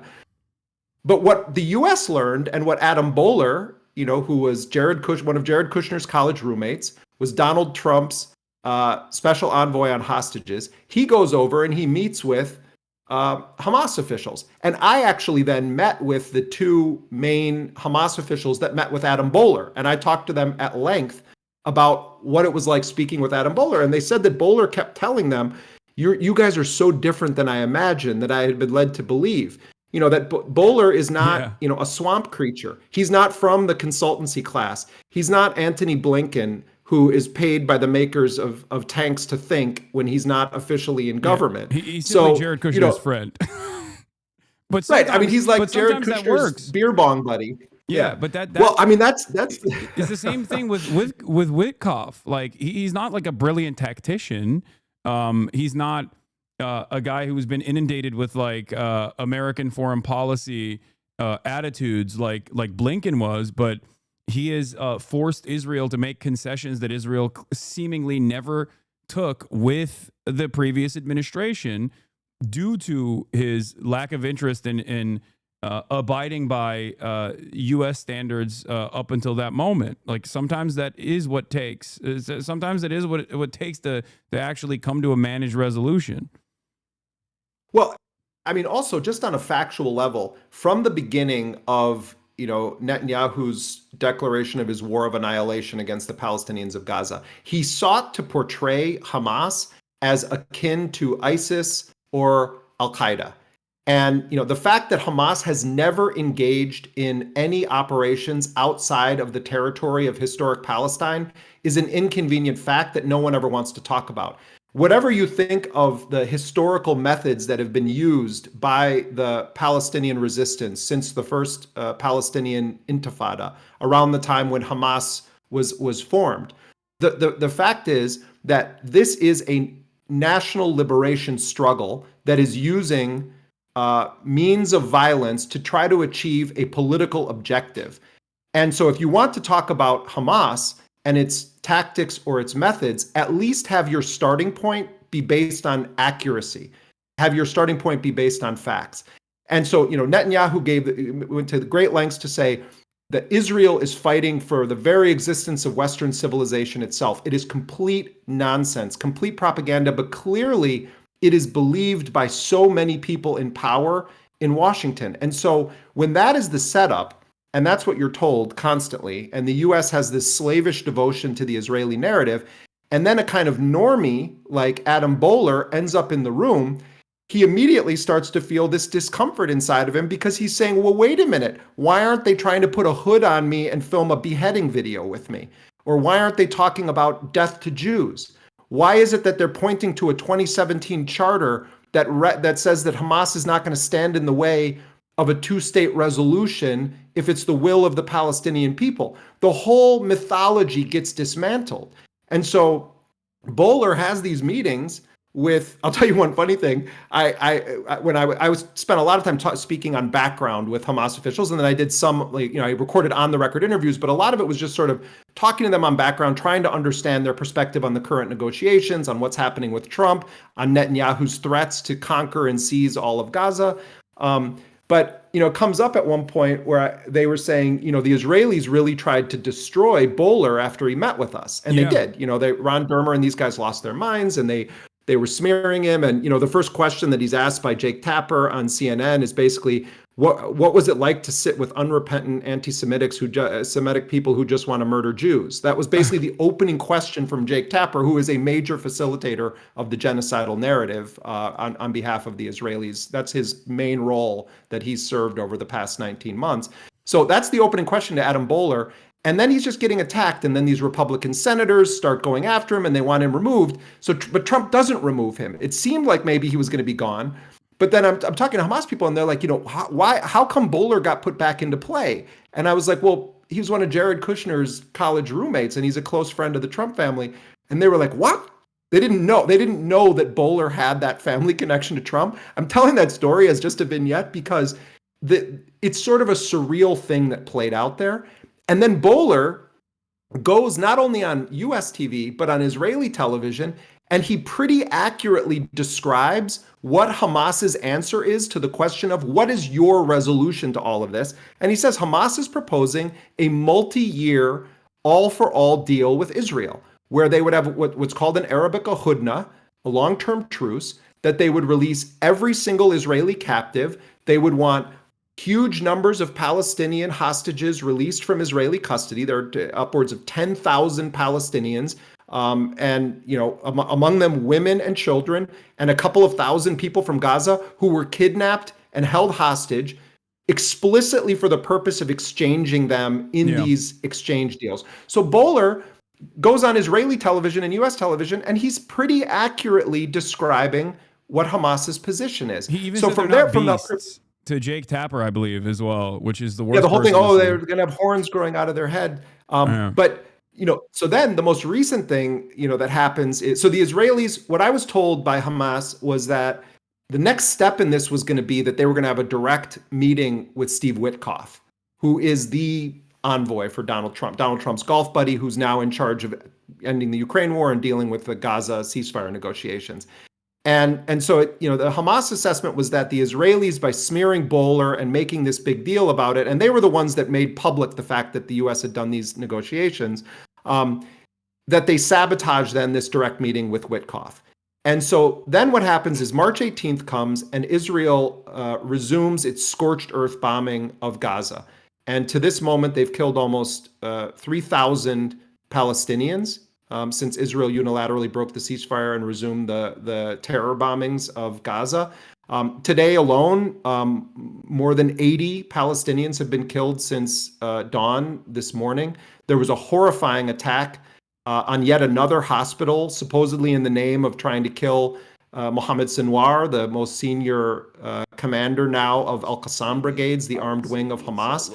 And the Israelis will use, we're trying to kill this commander, and in the process, it's okay if we mass kill dozens of other people and burn women and children alive in tents. So Israel then goes full scorched earth. But then last weekend, out of nowhere, the sort of diplomacy intensifies, and we hear that a deal has been reached to release Idan Alexander, who is an American citizen who was in the Israeli military. Much of the coverage of Idan Alexander, this 20-something from New Jersey, has portrayed it as though he was at the Nova Music Festival and was just like at a rave or something and then got kidnapped by terrorists. Let's put facts on the table here. Idan Alexander, an American citizen from New Jersey, enlisted in the Israeli military. He was in the Israeli army, active duty, on October 7, 2023, when he was taken captive by Palestinian fighters at a military base that is used to constantly mow the lawn, as they say, in Gaza. And he was brought back, and Hamas and the Qassam brigades considered him not a hostage, not a civilian, but a prisoner of war.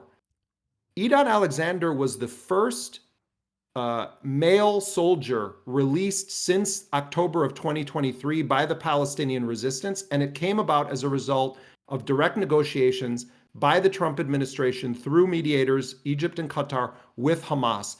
This is an extraordinary, whatever anyone thinks about Trump, there are extraordinary things happening right now and happening in the Gulf. Things that never in a million years would the George Bushes or the Joe Bidens or even the Barack Obamas of the world have done.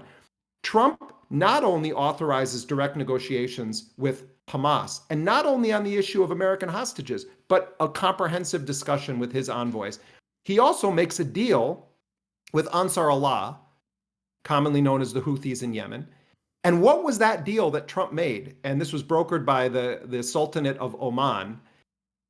Trump makes a deal that says, if the Houthis agree to stop firing at American ships, we're going to agree to stop bombing Yemen.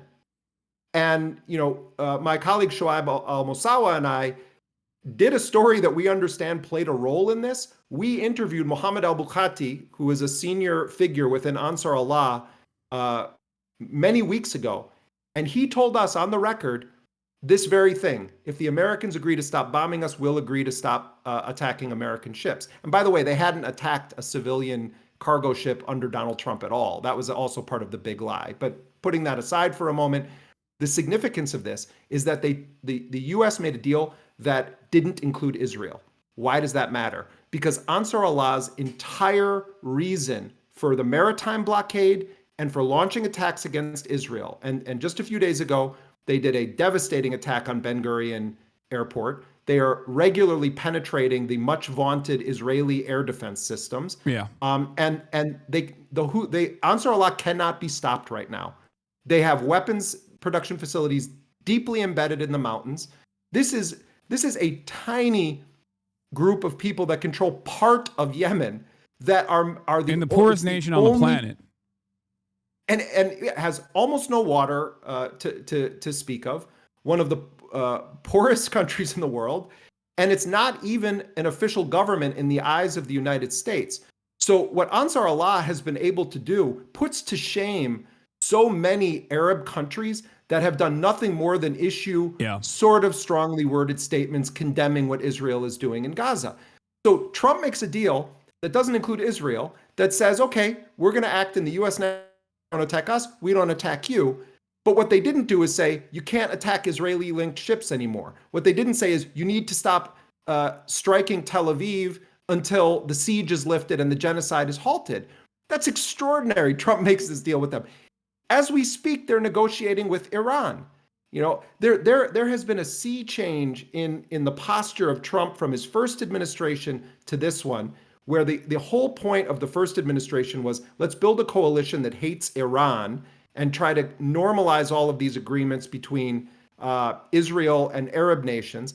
And now Trump goes and he denounces neocons, he denounces the interventionists, he makes statements that are almost unheard of in the context of post-war on terror, post 9/11 American posture in the world. And, you know, I don't mean to be heaping praise on Trump. I'm just factually recognizing that there are events happening that are extraordinary right now. And at the heart of it is Trump's willingness to sort of talk to anybody. And actually, that's what journalists should be doing too. Yeah. So going back to, there's a couple things that I want to address here, and I want to get your opinion on, or at least stress the importance of. Given the fact that the Trump administration cutting Israel out of the ceasefire negotiations that were conducted in Oman with the Ansar Allah movement, given the outline of that ceasefire negotiation was so similar to the initial reporting that you conducted, do you feel like that played a role in the Trump administration seeing whatever demands that the Ansar Allah movement might have had, considering that they seemingly did not have any other back channel communications with them at the time? And I mean, in fairness, the reason why I ask this question is because I want to stress the importance once again of conducting these sorts of interviews with members that are designated as enemies of the state or terror groups, and how that journalism can lead to positive results overall, or results that even the American State Department might inevitably consider to be beneficial. First of all, if you pay attention to the communications of Ansar Allah and sort of their political posture, which very few Western news outlets do, or probably even Western governments to a large extent, this has more or less been their position for a while. They haven't said, "Oh, we want to be in a war against the United States." You know, as happens with Hamas, as happens with Hezbollah, there's a cartoonish portrayal of what is Ansar Allah's political agenda here. What they need to do, what powerful Western entities need to do in order to justify their bombings, their sanctions, etc., is to pretend or portray their adversaries as having no actual political objectives. Ansar Allah has a very clear political objective with what it's doing in the Red Sea and what it's doing toward Israel. They opened a solidarity front because of the Israeli genocide, and they have said that they're taking their lead from the Palestinian resistance on the ground in Gaza, and that and they have kept their word. When the Palestinians have engaged in a ceasefire or a truce with Israel, Ansar Allah lifts its blockade and respects the ceasefire. When Israel imposed a full spectrum blockade on March 2nd, the Houthis gave Israel a 4 or 5 day warning and said, if you don't lift this, we're going to resume our blockade. And then the day came and the head of the Ansar Allah movement gave a speech and said, it's back on again. So let's not pretend they're irrational or that they don't have a political agenda or that they don't have a basis that much of the world understands for the actions that they're doing. They're doing the only thing that a tiny, disempowered country like Yemen could do, and it's remarkably effective. Yeah. So we were aware that this was being said by Ansar Allah and felt that this needs to be known by a wider audience of people. And so Shoaib was able to get in contact with Mohammed al-Bukaiti, did an extensive interview, and people can read the interview, in which he says quite bluntly, I do have a message for Donald Trump, and the message is, we don't want to be in a war with you. Our objective has to do with Israel and its genocidal war against the Palestinians of Gaza. So we did hear through the grapevine that once we published this story, that it made the way in national security circles within the Trump administration, because this was the most prominent depiction of a position that Ansar Allah had held for quite some time. So, I definitely don't want to say, oh, we were behind this, but I think that it shows that even a relatively small independent news outlet, if you're willing to do serious journalism and you're not afraid of the labels that get thrown on you for daring to speak to the unmentionables of the world, that actually it's a public service. It's what we should be doing. Yeah. And, I would encourage people, I spoke to Osama Hamdan, one of the most senior officials within Hamas, who's a very interesting guy. He's been in the Hamas movement since 1992. He's a chemist by training. He speaks excellent English. He's been one of the most prominent spokespeople for Hamas since October 7th, because he happened to be based in Lebanon at the time the attacks took place, and he was holding regular press conferences. So, he's basically a household name in much of the Arabic language media, but largely not known or understood in the U.S. media.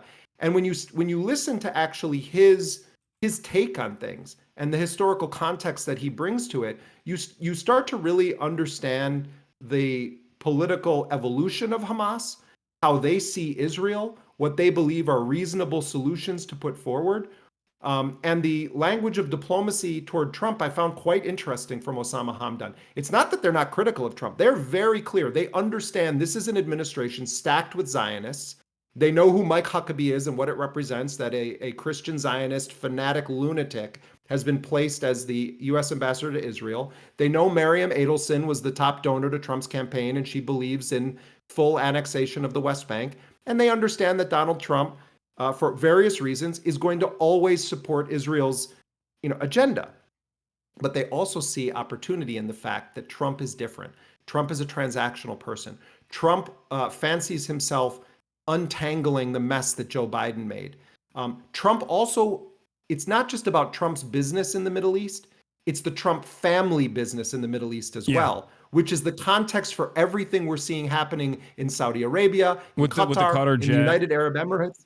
There's the Qatar jet, which has taken all of the, all of the attention, and it's kind of it's a fascinating side story to all of this. But Trump is not just doing these record-shattering weapons deals where it's going to be 1.2 trillion from the Saudis, 1.2 trillion from the Qataris, 1.2 trillion from the United Arab Emirates. The largest deal ever signed with Boeing happened today between Qatar Airways and Boeing. It's also that Trump is setting up his family business. They're already deeply immersed in the kingdom of Saudi Arabia. They already have that business. So what is the opportunity for the Palestinians here? It's kind of sick that this is the possibility, Hasan, but the possibility here is that Netanyahu's war, his genocidal, bloodthirsty war of annihilation, is messing with Trump's business in the broader Middle East. Yeah. They almost didn't talk about Gaza at all in Saudi Arabia. Mohammed bin Salman made, one comment about how we should, apply the Arab Peace Initiative and we need to bring an end to the war in Gaza.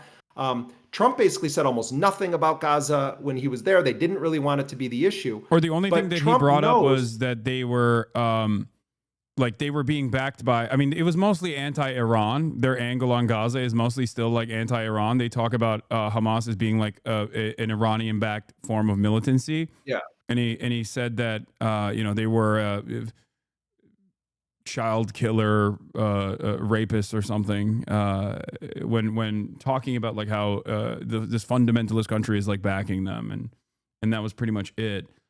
And there is the depravity of Gulf nation leadership, if we're being real and if we're being honest, in terms of refusing to apply more pressure points to the Trump administration, or even offering bribes to the Trump administration in the exact same way that Israel does, in an effort to continue the flow of weapons into Israel that end up being used against children in the Gaza Strip. You look at the glitz and the glamour and the feting of Trump, and you have Elon Musk and all of these tech executives coming in there, and Trump is marveling at the marble and talking about how phenomenal the materials are, and the actual backdrop for this is children being burned alive in tents, children being burned alive in tents with American weapons, children being burned alive in tents with American weapons, and total silence from the Mohammed bin Salmans of the world, who himself is a total butcher for what he did to the people of Yemen. This was a cacophony, a conference of butchers and enablers of genocide, either through the facilitation Trump does by giving the weapons and the political support to Netanyahu, or by the shameful silence of all of these Arab rulers who, they spend all day celebrating Trump, worshiping him at his feet. Oh, people are going to name their kids after Trump now in these Gulf nations. Have they no shame when they then look at the screens, when they go back to their offices or their palaces and watch what's happening in Gaza? The backdrop to this is burning, incinerating children and women, and targeting tents with so-called suicide drones, and bombing hospitals, and killing Hassan Slaya, one of the best journalists in Gaza, as he was receiving treatment in a burn unit where he had multiple fingers amputated because Israel tried to assassinate him by bombing a tent on April 7th.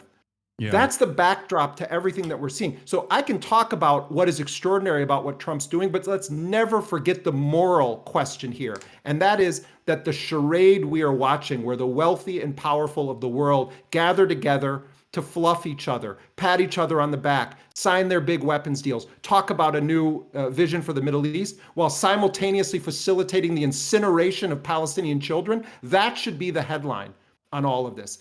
That's the thing that actually matters the most. Absolutely.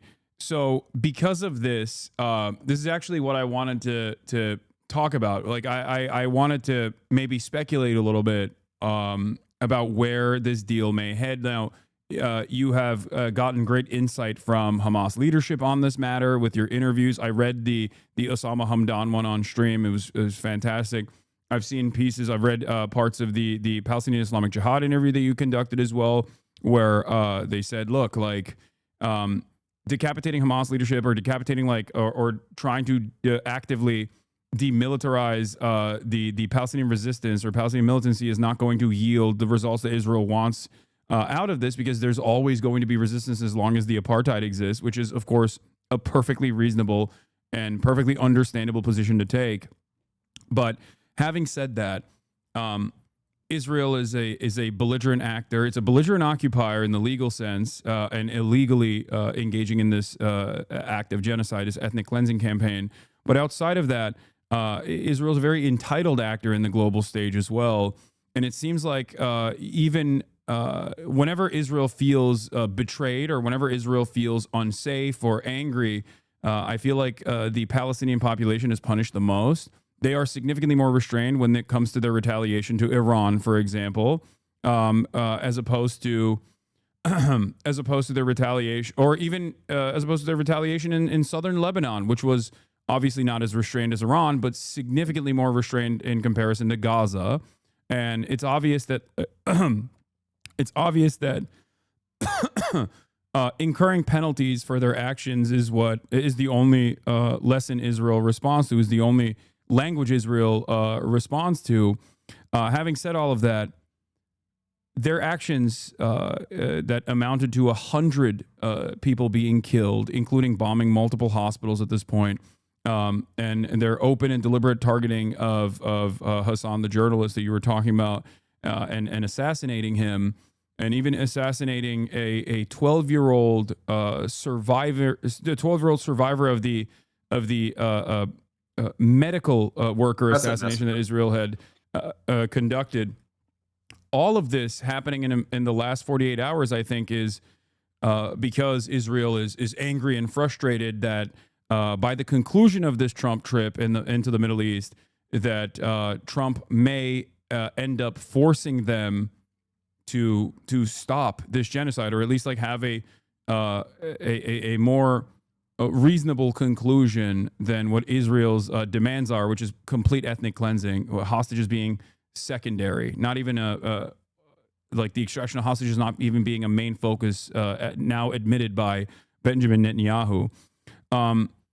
for all of these reasons, do you believe that the Trump administration, especially considering what Israel did after the Idan Alexander release, the prisoner of war release, for only a demonstration of good faith by Hamas and Israel's retaliation in the process, do you believe that the Trump administration is actually going to push for a long-term reasonable conclusion here, or do you think that it's going to turn into the previous ceasefire negotiation, where eventually, with enough pressure from Israeli envoys, Steve Witkoff will mold the existing ceasefire structure to one that suits the Israeli narrative, and we just put Gaza on the back burner once again as Israel continues its ethnic cleansing campaign?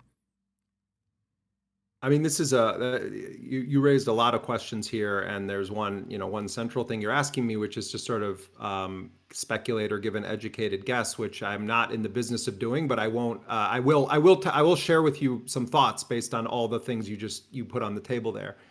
I think the most likely scenario in the short term, first of all, there always is the possibility that Trump decides, I'm going to let it keep burning, for another period. Like I created enough momentum around this and discussion, and I had Bowler and Witkoff in Qatar, and Hamas is being obstructionist and they're not agreeing, and that may even be the most likely thing, that Israel just continues forward with its scorched earth bombing, and then they try to pull off this so-called humanitarian aid program that Trump and Netanyahu have been kicking around, that involves American mercenaries and a fake sort of foundation that's being created. And Netanyahu is saying that they're already issuing more forced displacement orders, including in the area around Al Shifa Hospital tonight.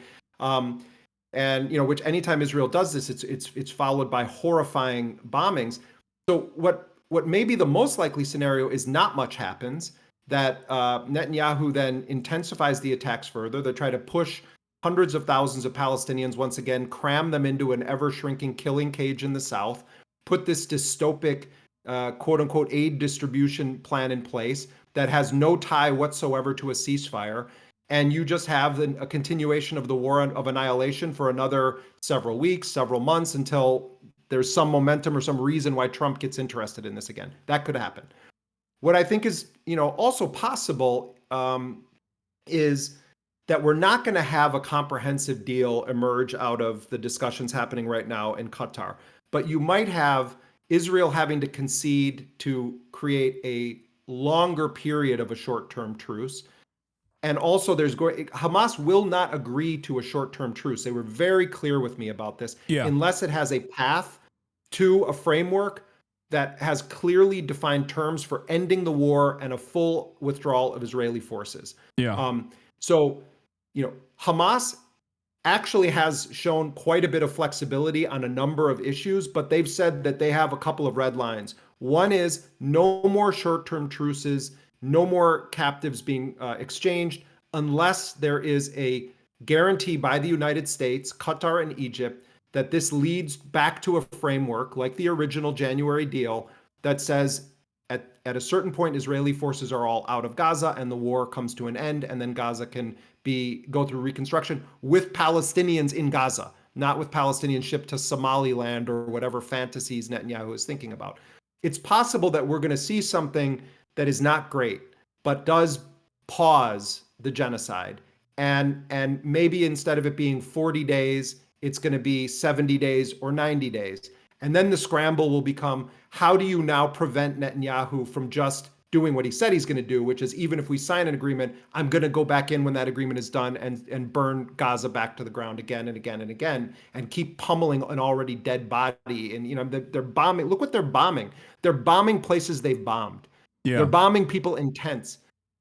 Their Israeli reporting today indicated that of the almost 3,000 people that are confirmed to have been killed since March 18th, these are civilians, uninvolved combatants. It's even by Israeli media standards that the IDF is indicating this. So, we're witnessing something so unspeakable, Hasan, so unspeakable in the world right now, that we all should be ashamed that this isn't what we're consumed with every waking moment.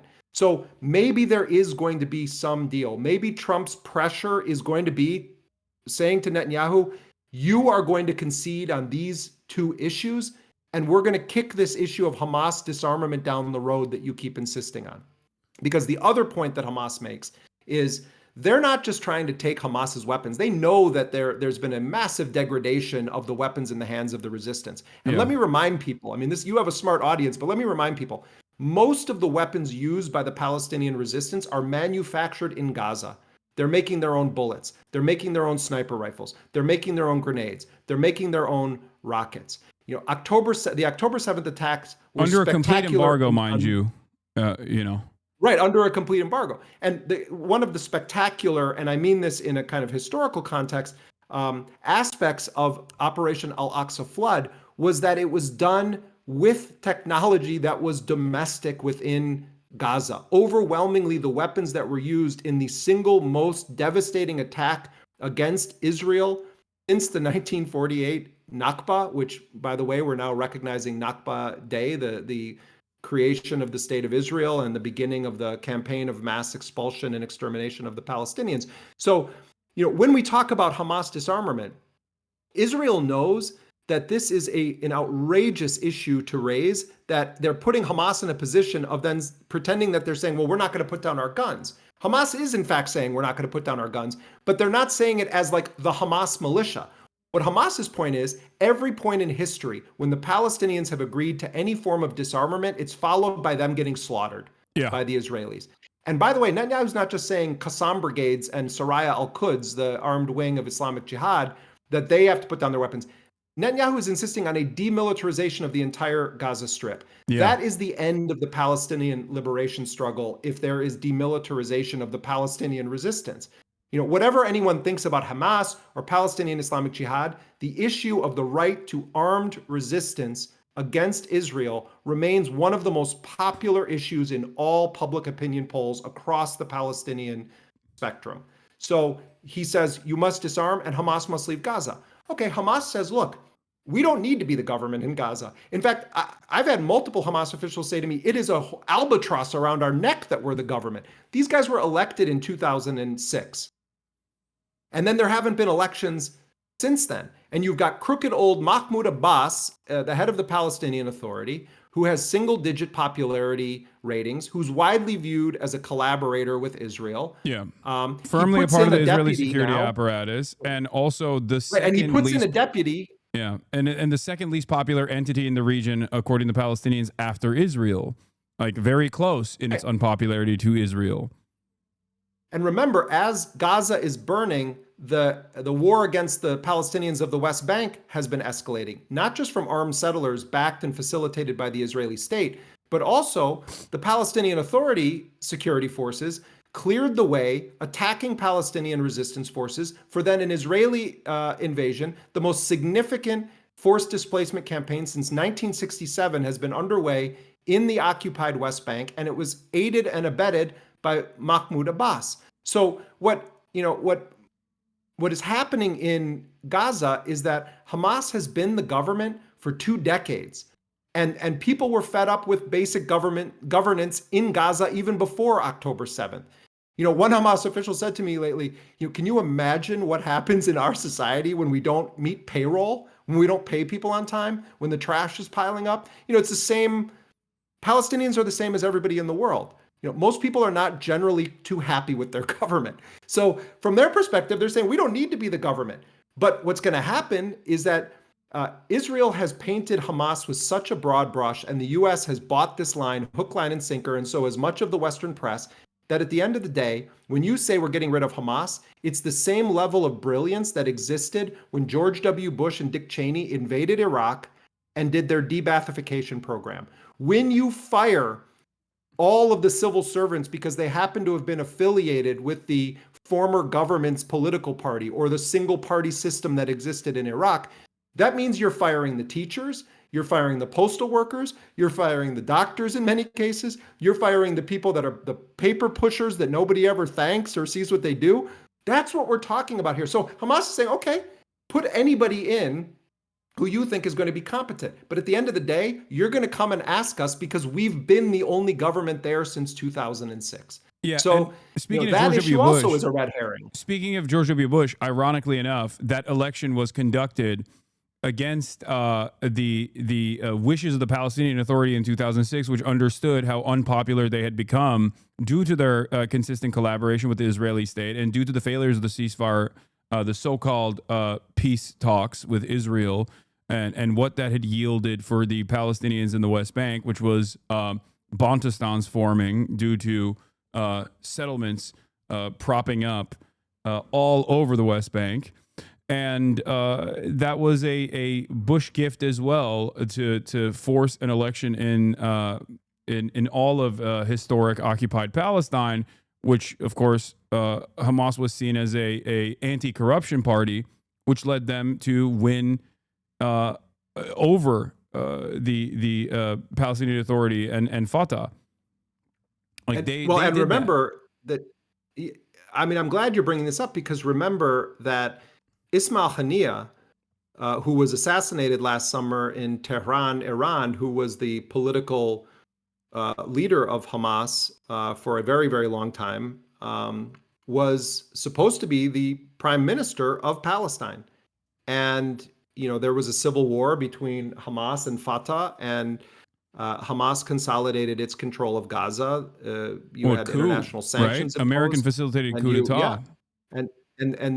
Right, and the United States and other Western countries decided very swiftly that an election that actually Jimmy Carter, had observers on the ground for, that the wrong people won the free and fair election, and so we're going to punish them. We're going to collectively punish them. So that's when they implement this sweeping blockade around Gaza. They start the policy of intense collective punishment, and Hamas had been criticized by some other resistance factions for standing in those elections. For instance, Palestinian Islamic Jihad has taken a position, and I've twice interviewed the number 2 figure in Palestinian Islamic Jihad, who's actually a pediatrician by training, Dr. Mohammed Al-Hindi.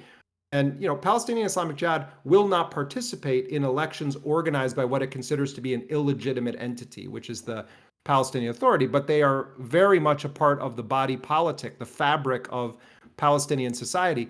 And another more basic point, Hasan, that seldom goes unmentioned: Hamas is not some foreign entity that descended on Gaza one day. These are people of the community.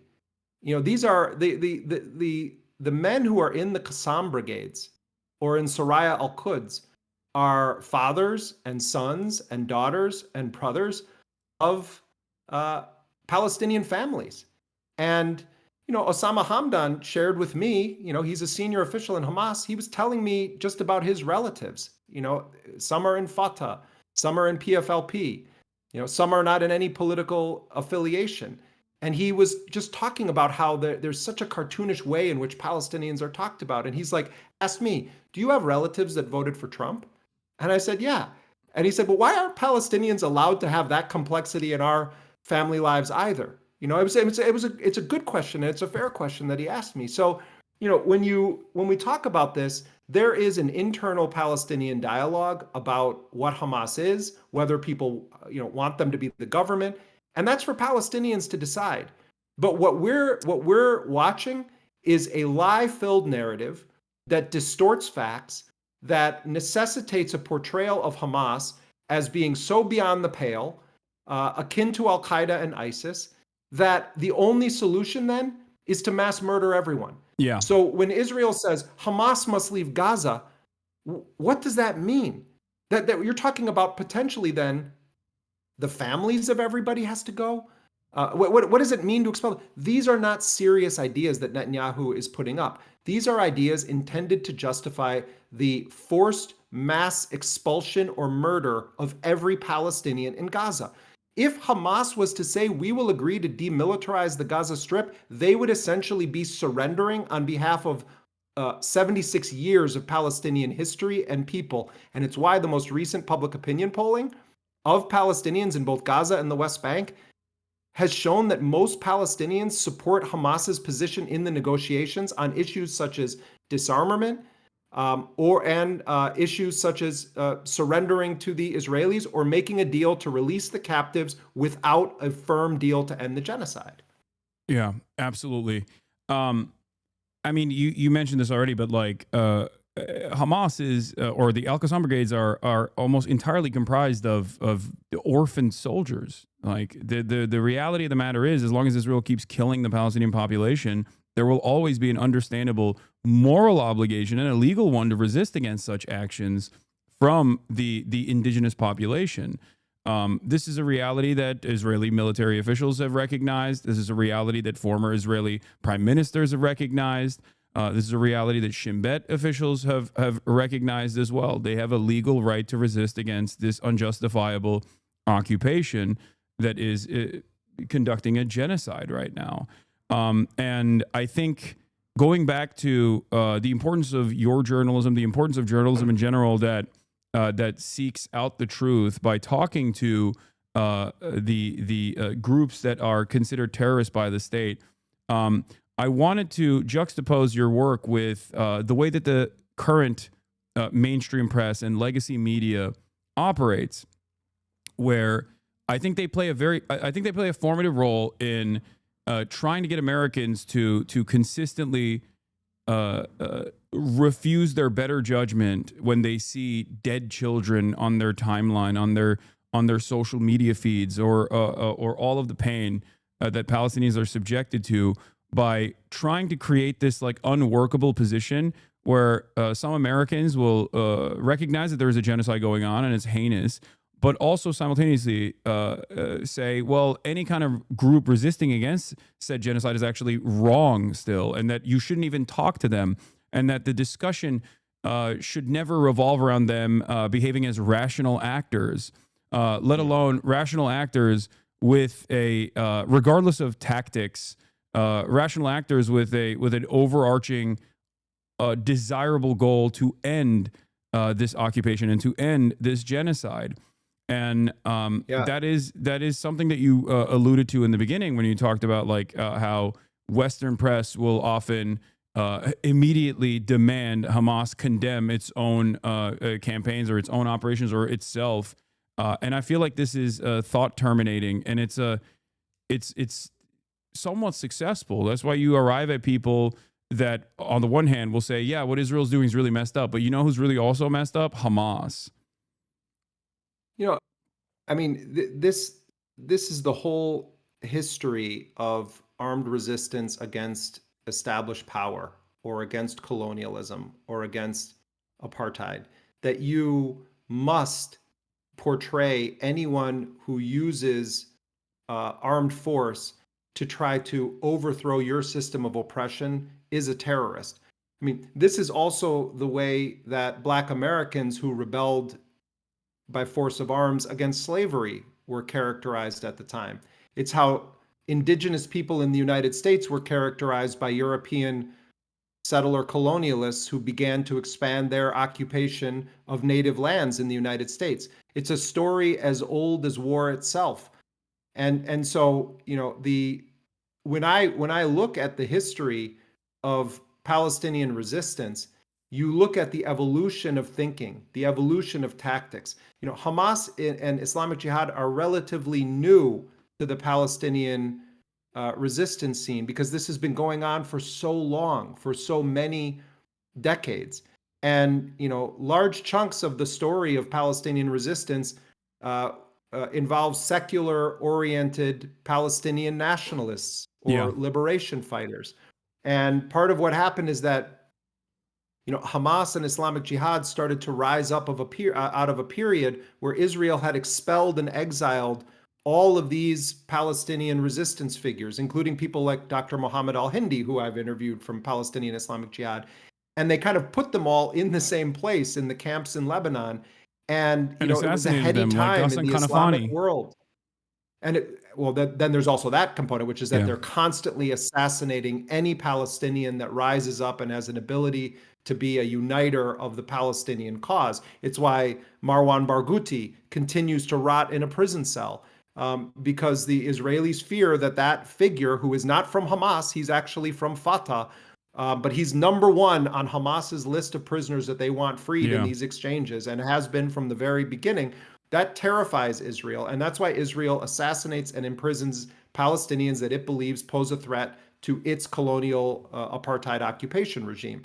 But the story of Palestinian resistance is not one of terrorism. It's one of justifiable armed insurrection against a settler colonial state. And there are chapters in that story that you can talk about and say, well, what about blowing yourself up on a bus full of civilians? You can have debates about those tactics. And, right now is not the time to do that, but certainly those are relevant discussions to have.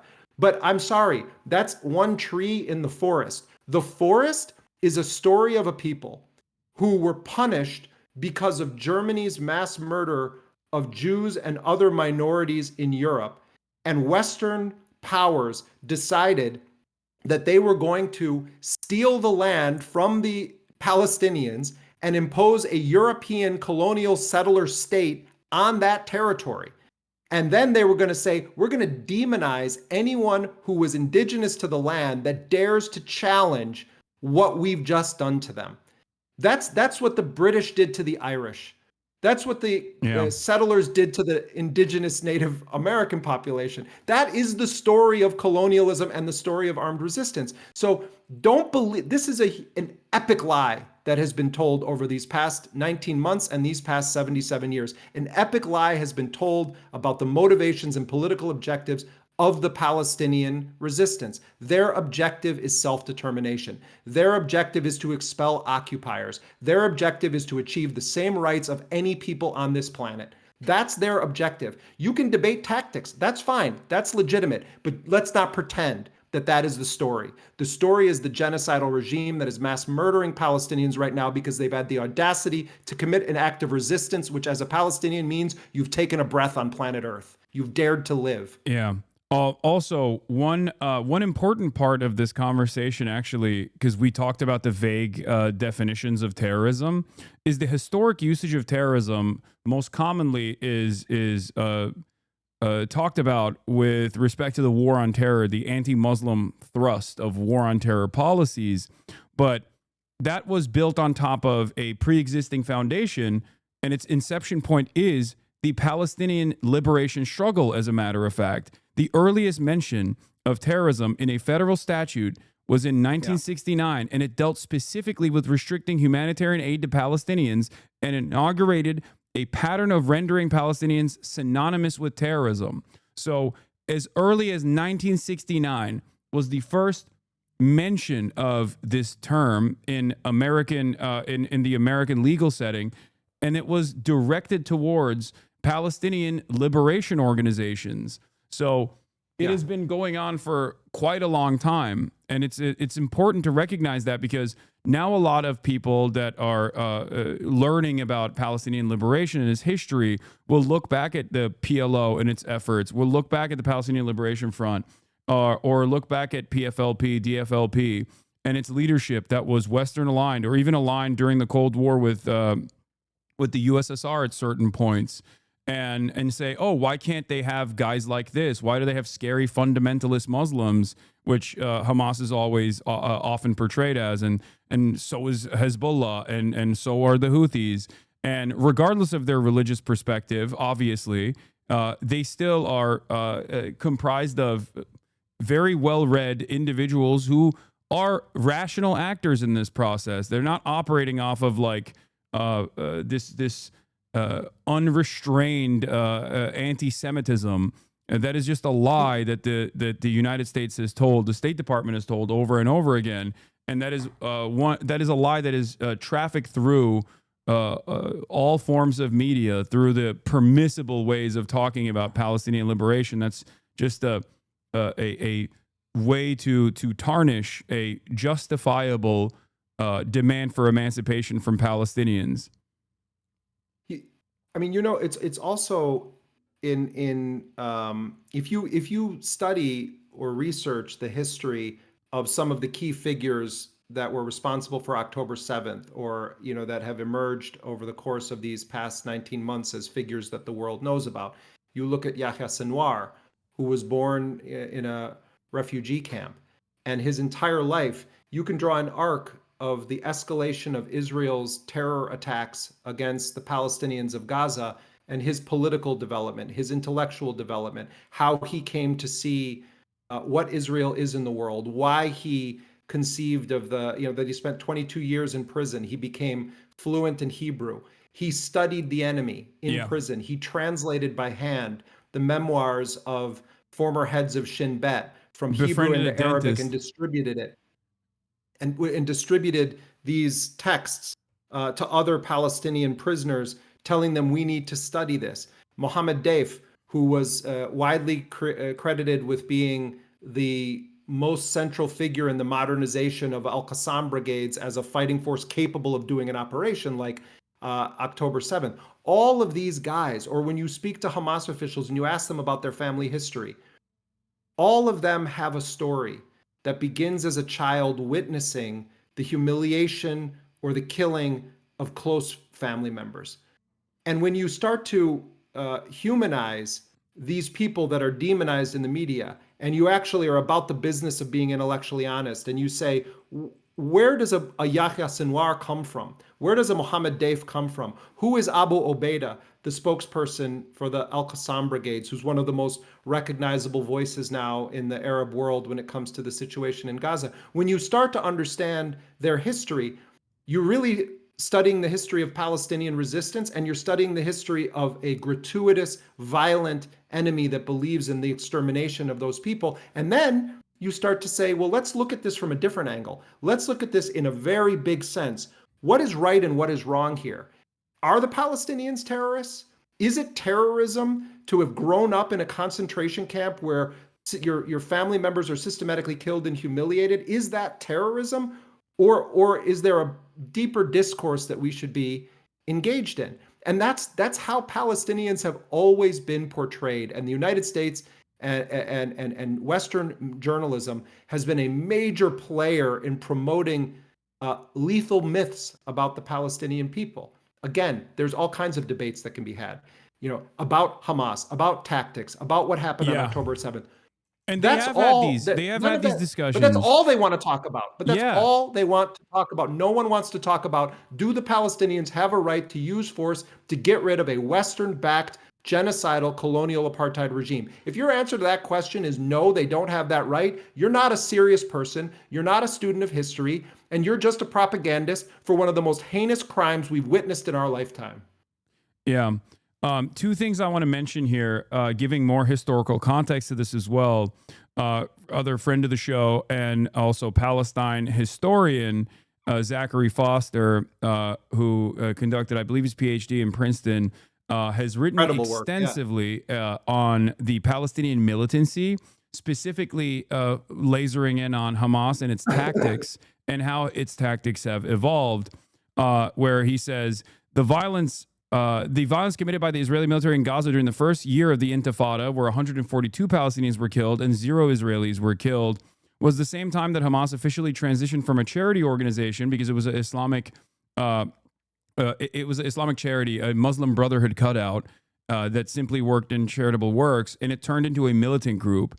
And even then, its tactics were not the ones that Israel recognizes and associates Hamas with. The militant violence was almost entirely still directed towards the members of the military and police forces within Israel.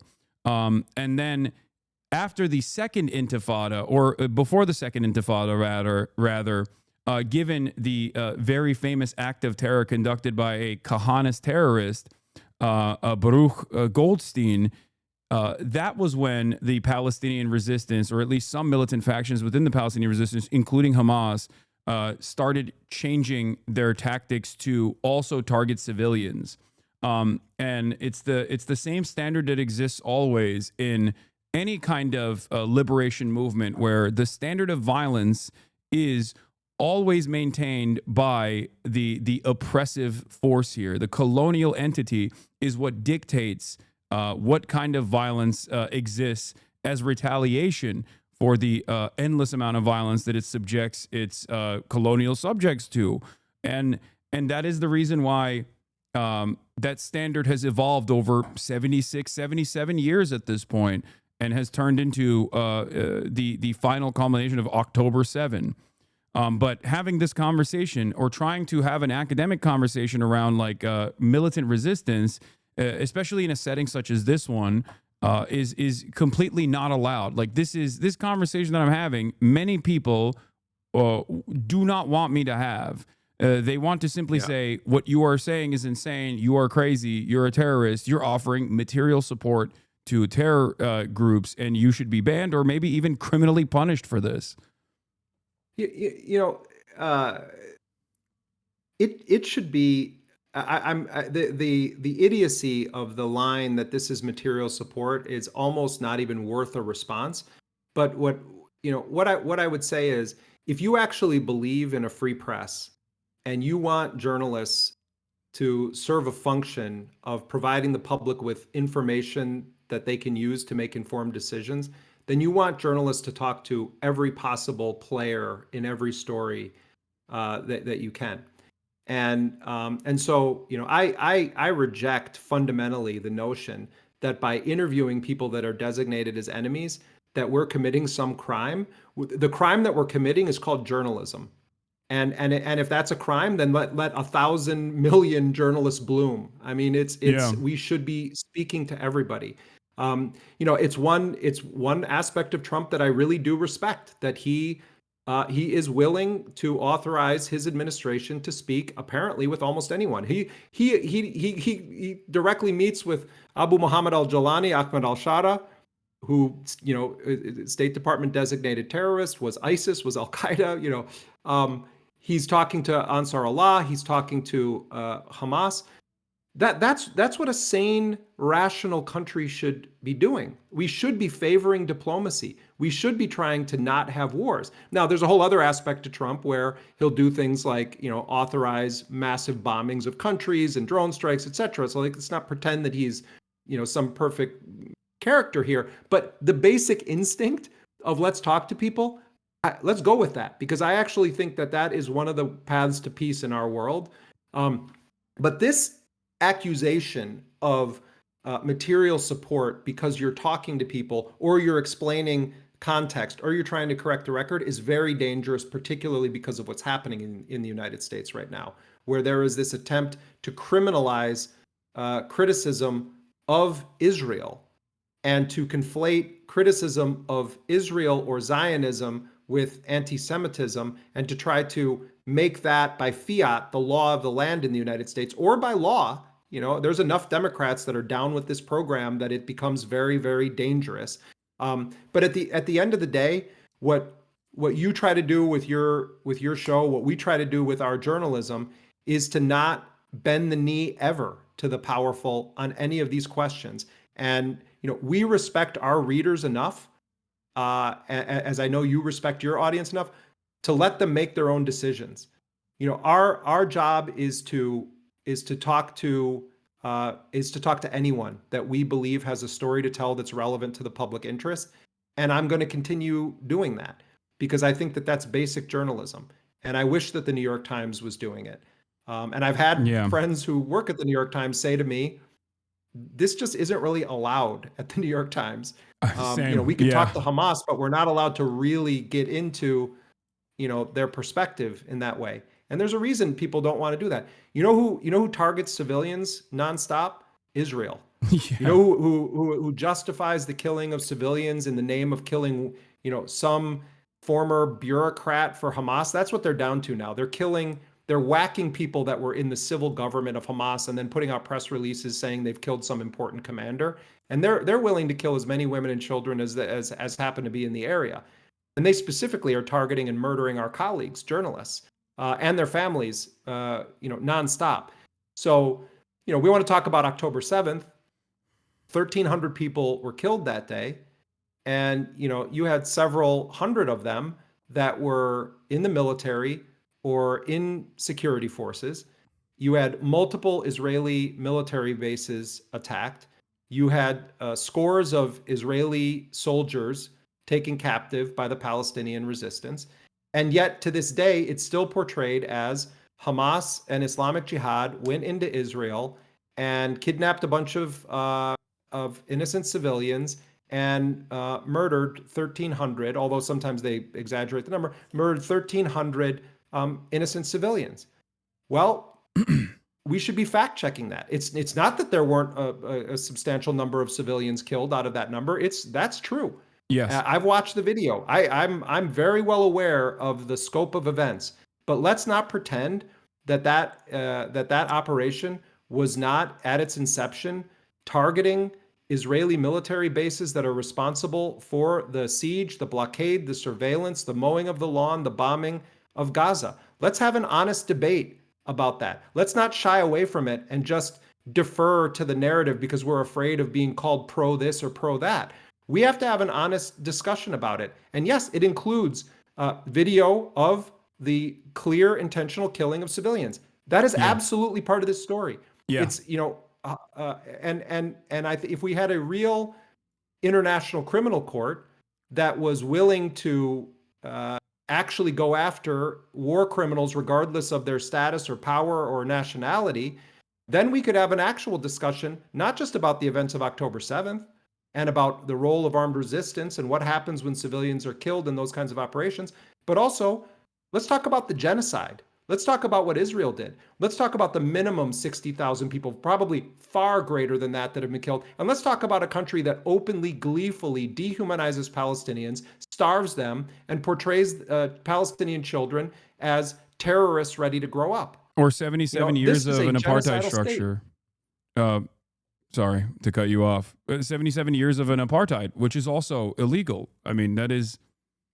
And it's taken many different violent forms because the maintenance of an apartheid is already an inherently violent endeavor. We especially liberals in the West, like, have no way of defining violence as anything outside of non-state entities, where the permanent violence that people are subjected to by supposedly legal entities is always seen as something entirely different. And the resistance against said violence is actually seen as criminal, is seen as inappropriate, is seen as completely unjustifiable, because the state de facto has a monopoly of violence. And in this circumstance, Israel gets to use its own legal structure to continue to continue enforcing this cruel regime upon the indigenous population of Palestinians. Yeah, it's I don't know how much more time you have. I know it's late over there, but this was a... So I have to roll. I love being with you, man, but I got to roll. I know this was an incredibly enlightening conversation. Thank you so much, Jeremy, for coming on as always. I love your crew, man. You know, every time I've ever been on your program, I get like really nice, kind communications from your crew of people, and it's you have a special audience, and you know, if people are able to support Dropsite, I mean, first of all, we don't ever put anything behind a paywall. So if you don't have the change in your pocket to support us, it's completely fine. You're not going to like not have access to our content, but it is how we fuel our journalism. And if people aren't super familiar with us, we also put a premium on trying to work with and help develop reporters from on the ground in Gaza, in Lebanon, in Syria, and and elsewhere. And yeah, but much gratitude to you, Hasan, and to your whole crew here. All right. Thank you so much for coming on. Jeremy Scahill, everybody. Bye. All right. That was Jeremy Scahill of Dropsite News, formerly The Intercept, one of my favorite journalists. It's I stress this a lot, but it is quite remarkable that a person that I have so much respect for, a person whose journalism and a person whose work has guided my worldview and have been so important throughout at least my adolescent years, I can just frequently have on the broadcast now. It's pretty crazy. But yes, they do fantastic work. And I highly recommend you go and subscribe to Dropsite News. You go to dropsitenews.com/Hasan for 20% off. And yeah, that's it. Scahill confirms chat is part of the crew. Don't get any weird ideas. I hope you guys understand why I talked about the importance of the work that he conducts as well, given that there are so many fucking morons out there who given that there are so many fucking morons out there who keep talking about like, oh, well, you're fucking offering support to terrorism. You're offering support to terrorism. Yeah, you're a fucking moron, okay? And I am still grateful that there are reasonable people in even the places that I am able to be platformed on that recognize that what I'm doing is not as black and white as some of the dumbest slop tubers would present it as. So, if you haven't already, MSNBC social team will be reaching out to you shortly. Wait, what? For what reason? I have a NBC interview that I'm going to be conducting while live, but that's later. Not MSNBC, I don't think. Or is it MSNBC? Yeah, no, I have an NBC interview, an on-stream interview with Gotti Schwartz in a little bit. That's going to be at, I believe that's going to be at 5:45. So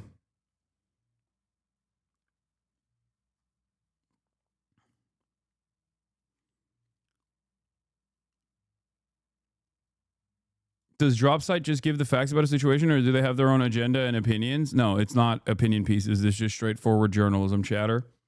Unless you consider having direct access to Hamas to be biased or opinionated. But did you not hear the whole conversation that took place just now, which is that there is tremendous value to directly having a point of contact with people like this and to interview them. And I am fearful that the administration is desperately trying to criminalize exactly that.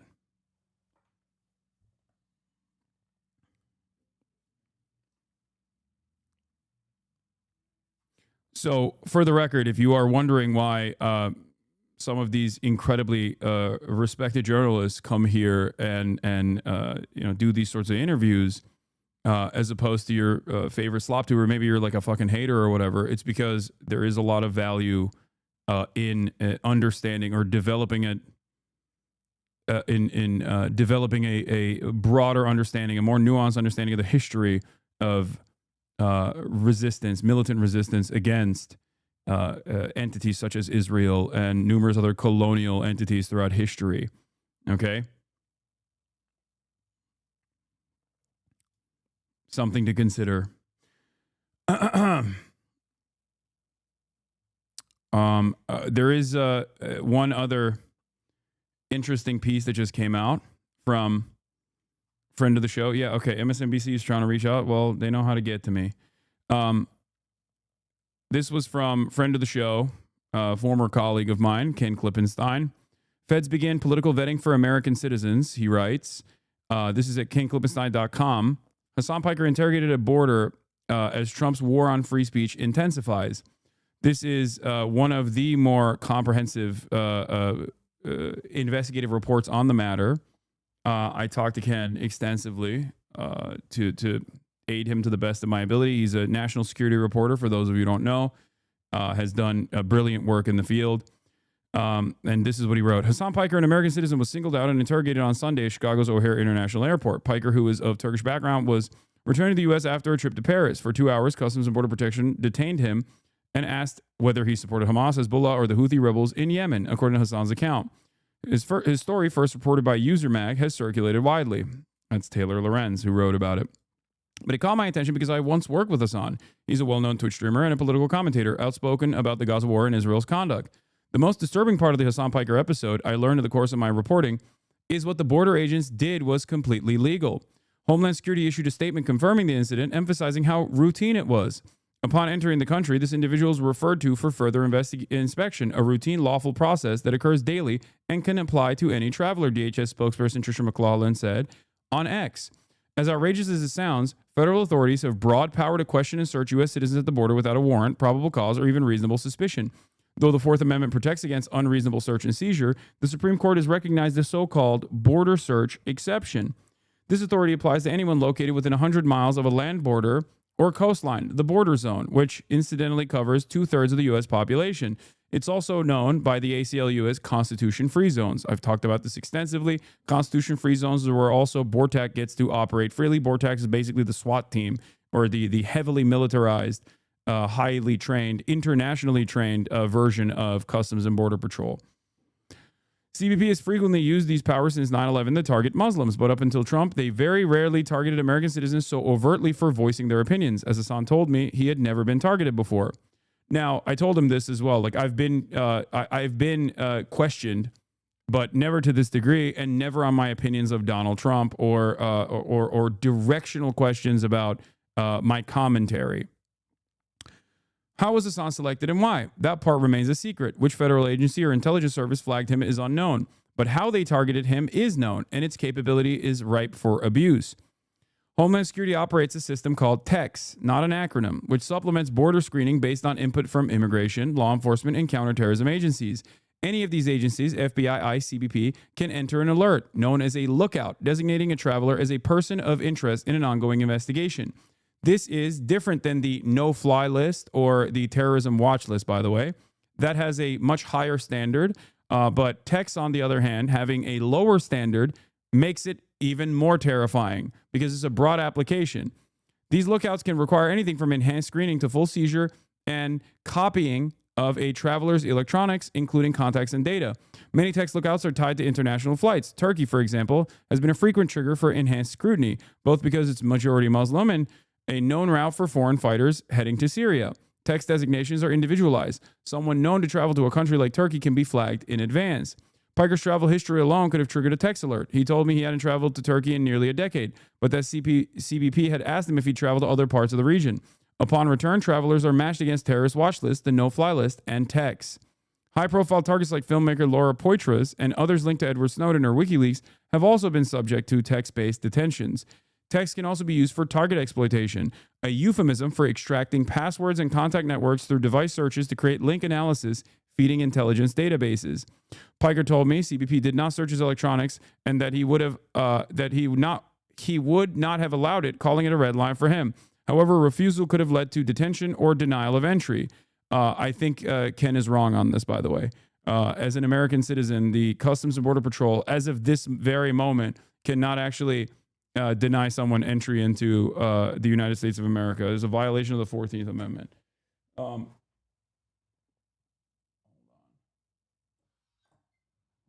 Doors open.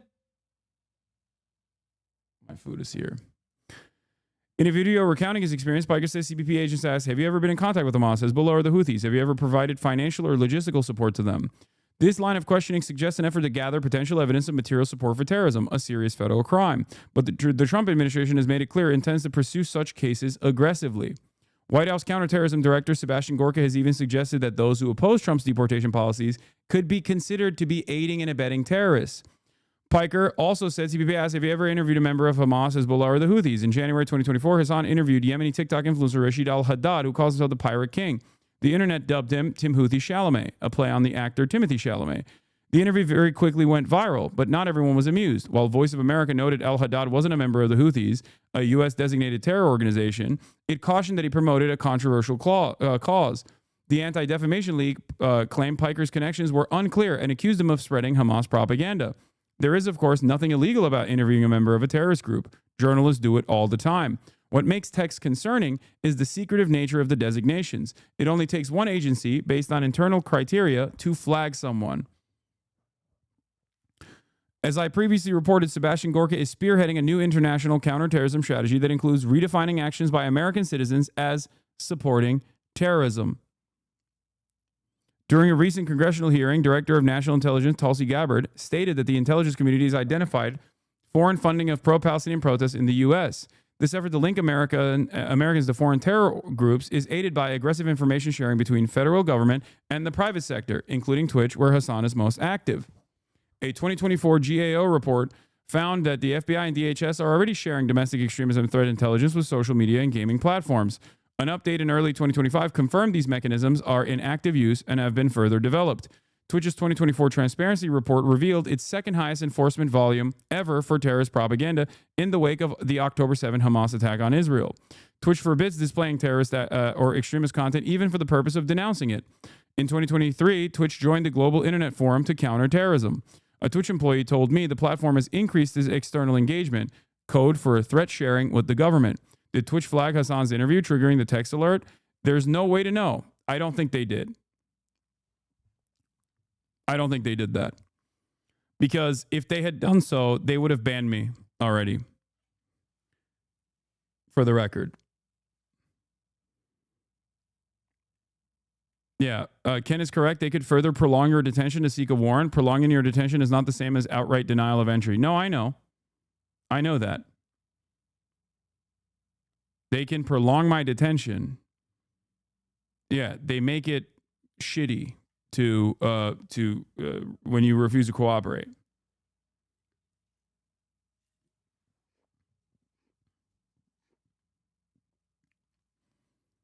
And it could have been any number of other social platforms Piker resides on. Twitch did not immediately respond to my request for comment. Regardless, this kind of harassment is insane and extends Trump's border crackdown to U.S. citizens. I think it was just a threat, Hasan told me. Let it be a warning.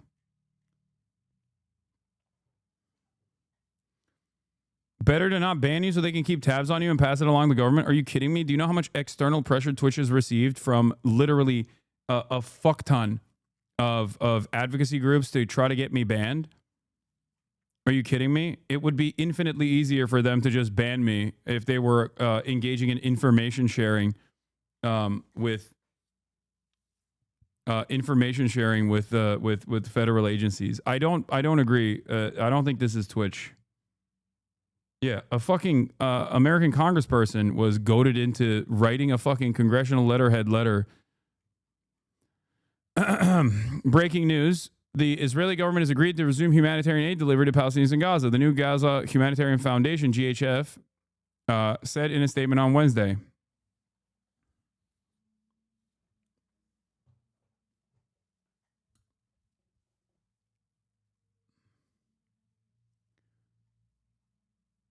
Anyway, or maybe they see me wearing my apolitical hat. So,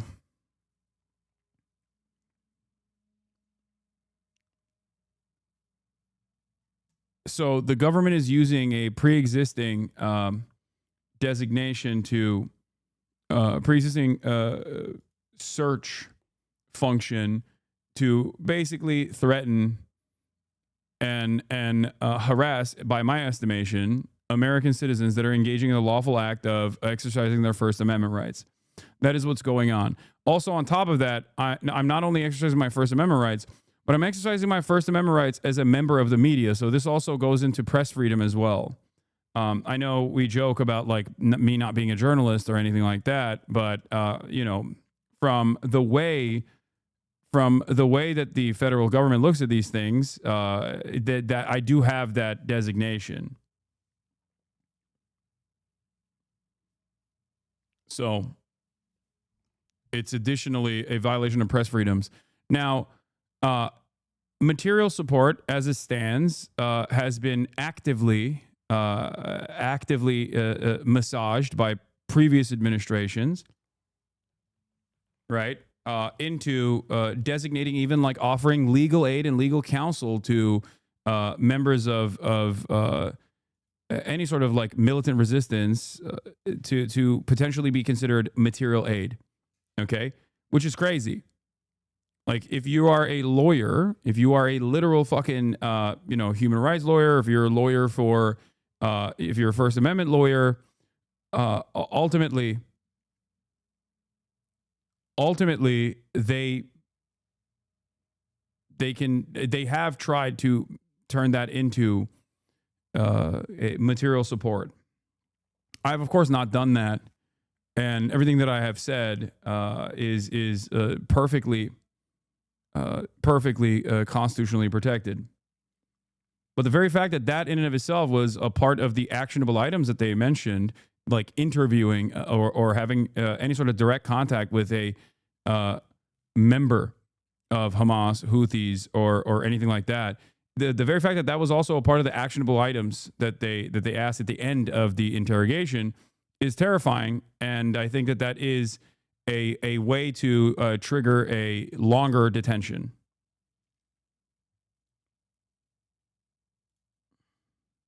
Please glaze China more, please. What?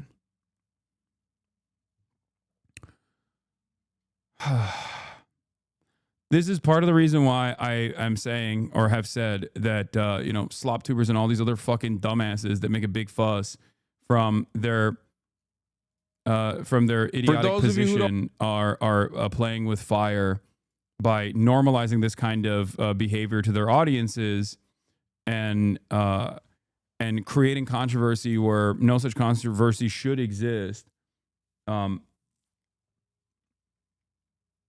Especially when the administration is willing to use seemingly ridiculous things like internet drama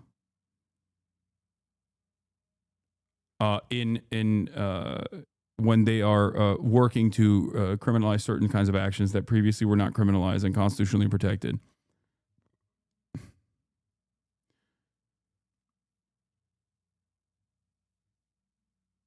Anyway, but yeah, here is the reflection from TikTok to this to me explaining this this issue. Regardless of what Asmongold or Ethan Klein or that fucking lolly enjoying anime account says, or what the Keemstars of the world say, or Tectone says, the broad majority's perspective on this is not on their side. So you might feel if you stare too much into the abyss, you might feel as though these fucking goofy ass losers actually are backed by a shit ton of support. But the broader societal reflection on the actions of the Trump administration is actually incredibly critical. Okay, just remember, we sometimes need to pull ourselves out of this space that we occupy. I know it's hard. It's hard to like keep your head above the water and to expand on your perception of certain issues,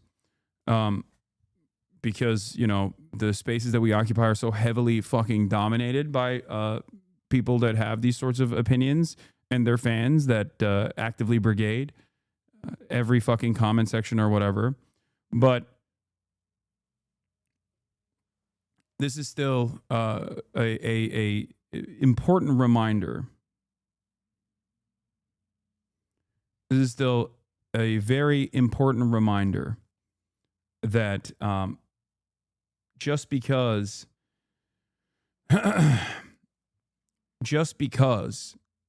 you see a certain type of comment or commentary frequently doesn't mean that it's actually a super popular position. Okay?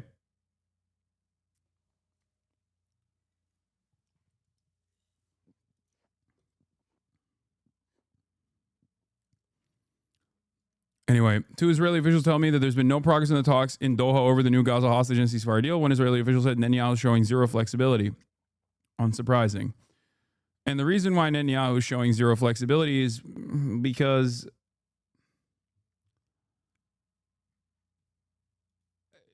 the Trump administration is not actively pushing them to show flexibility, and they have to. That's my assessment.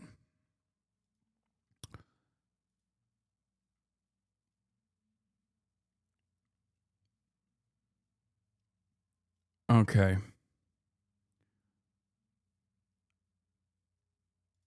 You clearly... I wanted to briefly talk about Miss Rachel here as well. Hey, it's me, Hasan. I'm posting from Lolo's account. Fucking this guy, bro. Miss Rachel did an interview with Mehdi Hasan, friend of the show Mehdi Hasan of Zeteo News. And... seems to me that you haven't been banned because it's more efficient to keep you surveilled. No, dude. You're not trying to be confrontational about why aren't you banned already? No. It's the same fucking reason why... Chatter. Don't you find it odd that every mainstream media outlet doesn't have the same inherently antagonistic relationship with someone like myself? And it's almost always Free Press or the Daily Mail or New York Post that ends up writing, the same style, like slop tuber style commentary on my coverage of these issues. Does that not strike you as odd? Perhaps it's because a lot of those people are fucking adults and infinitely more knowledgeable. Even if they have disagreements with some of my commentary, They are just more knowledgeable on the issues and have a better understanding of these issues. Yeah, it's only odd because you're doing the thing that I explained to you. You're doing the thing right now that I just talked about. If you get your notes from online commentary YouTubers that don't know anything, then you are going to find yourself deluded. You are going to go, well, a lot of people say you're a fucking terrorist. Yeah, you know who says that? The ADL, okay? The ADL doesn't even go that far, but like they'll say I'm a dangerous anti-Semite that is doing terrorist propaganda, okay? The ADL no longer has the same institutional muscle that it once did. This doesn't mean that they are powerless. They still have a lot of influence, okay? But the point is, there are obviously a lot more reasonable people in at least the media side, okay, that recognize the nuance in the commentary that I present. That's it. There are plenty of media outlets that in mainstream news, in the liberal side of news, that see all of this shit and go, yeah, okay, this is background noise. This is bullshit. Okay?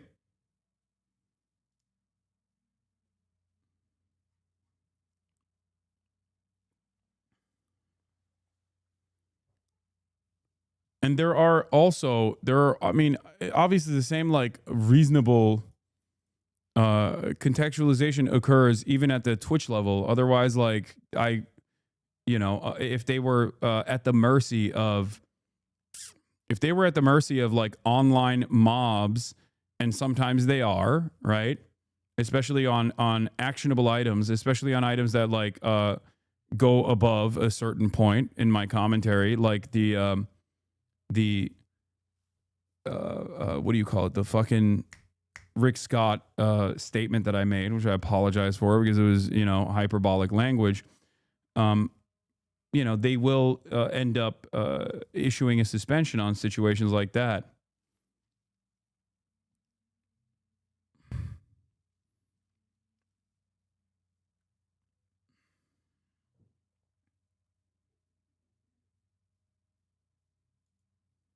What is this? Look what your haters are bringing to the table. Talk to Hasan the Hun about his 2-hour detention at O'Hare, where he was interrogated about his political views on Trump and Gaza. Check it out on Pod Save America's YouTube channel. Should just rename yourself to Pod Save Hamas. The level of journalistic integrity you are showing here is hilarious. 2-hour detention? Do you bother to even do the most basic level of research? Like, do you think someone like John, who I know personally, right, who is now a political commentator, former Obama speechwriter, do you think he sees something like this and goes, well, this spells sanity? Let me hear what this fucking weirdo has to say. No.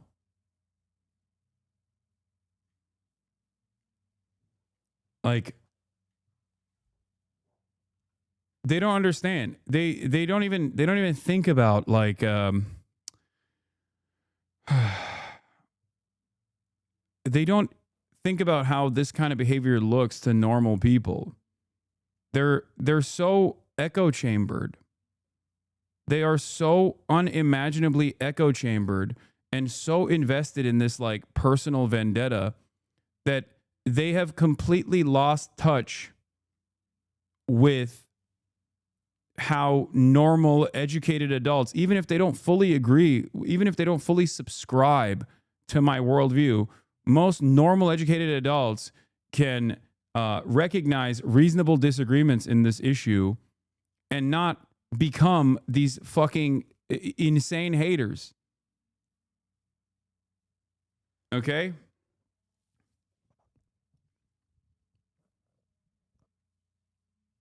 It's important to see this. It's important to see this because I understand. Sometimes it even impacts me. It impacts my own perception of me, right? From time to time where I'm like, am I this fucking truly awful person, right?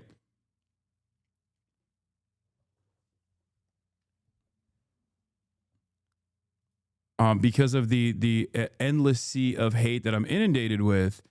But going outside and touching grass is truly one of the best ways to quickly realize that no, these people come across as fucking insane.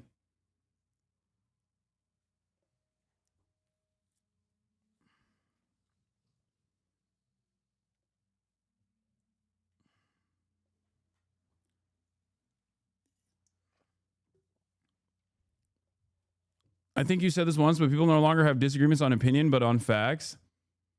It's more so just a personality issue at this point. People just people develop their political worldview off of personalities that they like or personalities that they don't like. They either negatively polarize against personalities that they don't like, or they promote personalities that they do like, and they just adopt their framework in its entirety.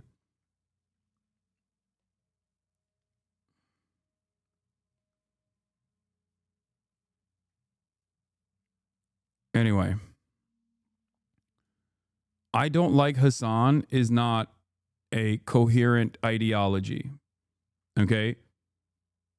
You're just being fucking annoying. No matter how much you try to make up reasons as to why this is a good way to operate,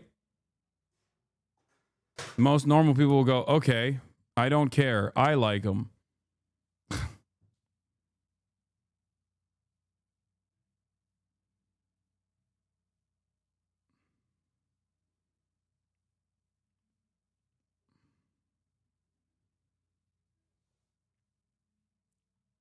Hold on, what the fuck?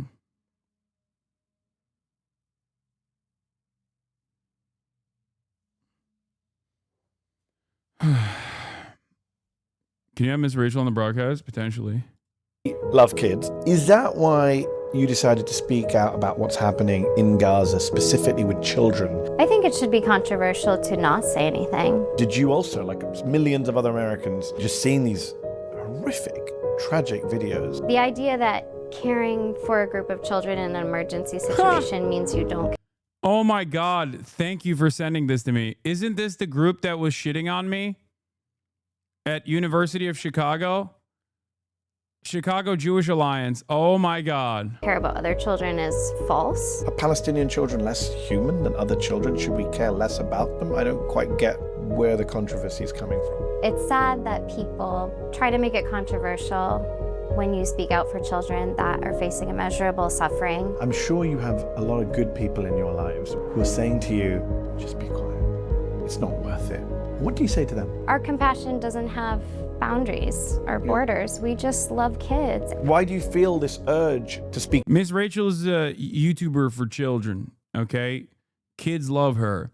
And she did the most unimaginable crime of all, which is recognize the humanity of Palestinian children that are being ruthlessly slaughtered by the apartheid state doing a genocide.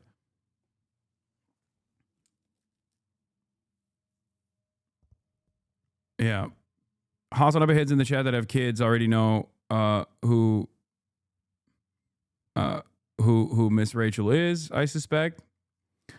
The debate in question, are Palestinian children worth caring about? This article is truly depraved. This is, I believe, from the New York Times. What an insane framing. Why tot celebrity Miss Rachel waded into the Gaza debate. Facing criticism, Rachel Accurso defends making the plight of children in Gaza a primary focus on her social media feeds. The idea that you can frame the conversation like this with an inherently antagonistic framing is so insane. And I think this is the type of shit that actually makes people check out. Okay? This is the type of shit that makes people go, what? Miss Rachel doubles down support for children in Gaza? The fuck do you mean? This is not a double down moment. You should be... You shouldn't be antagonistic to her. You shouldn't be acting like what she's doing is controversial. The real newsworthy argument here is why this would be seen as controversial to begin with. Accurso's activism has divided Jewish parents distraught by the relative dearth of posts about Israeli children with whom many Jews worldwide feel a powerful connection. Miss Rachel seems to be someone who's really, really good-hearted, but in the context of everything that's going on, she says, I care about all children.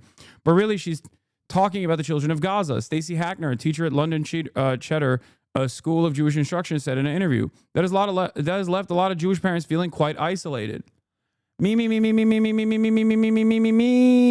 Why not me? Accurso's unique position opens her up to a felt sense of connection or even parasociality to other parents, said Brooke Aaron Duffy, a professor of communications at Cornell University who studies the intersection of labor and new technologies. If you look at the images, Professor Duffy added, referring to Accurso's posts of children in Gaza, it is showcasing the young children who are experiencing these vulnerabilities. It's not unabashedly political, but within such a polarized climate, everyone is up for scrutiny and critique, especially if you have that level of audience engagement. If you talk about the children that are being genocided, in the process of those children being genocided, then it makes me feel bad. It makes me fucking feel bad. It's genuinely so fucked up that Miss Rachel is literally just a person that sees all people equally and is nice to all kids, and she's being smeared this way. Like, look at how wonderful this interaction is with a 3-year-old double amputee from Gaza. I met Rahaf from Gaza. She has the best laugh. She falls a lot, but she's ready to get right back up again and ready to play.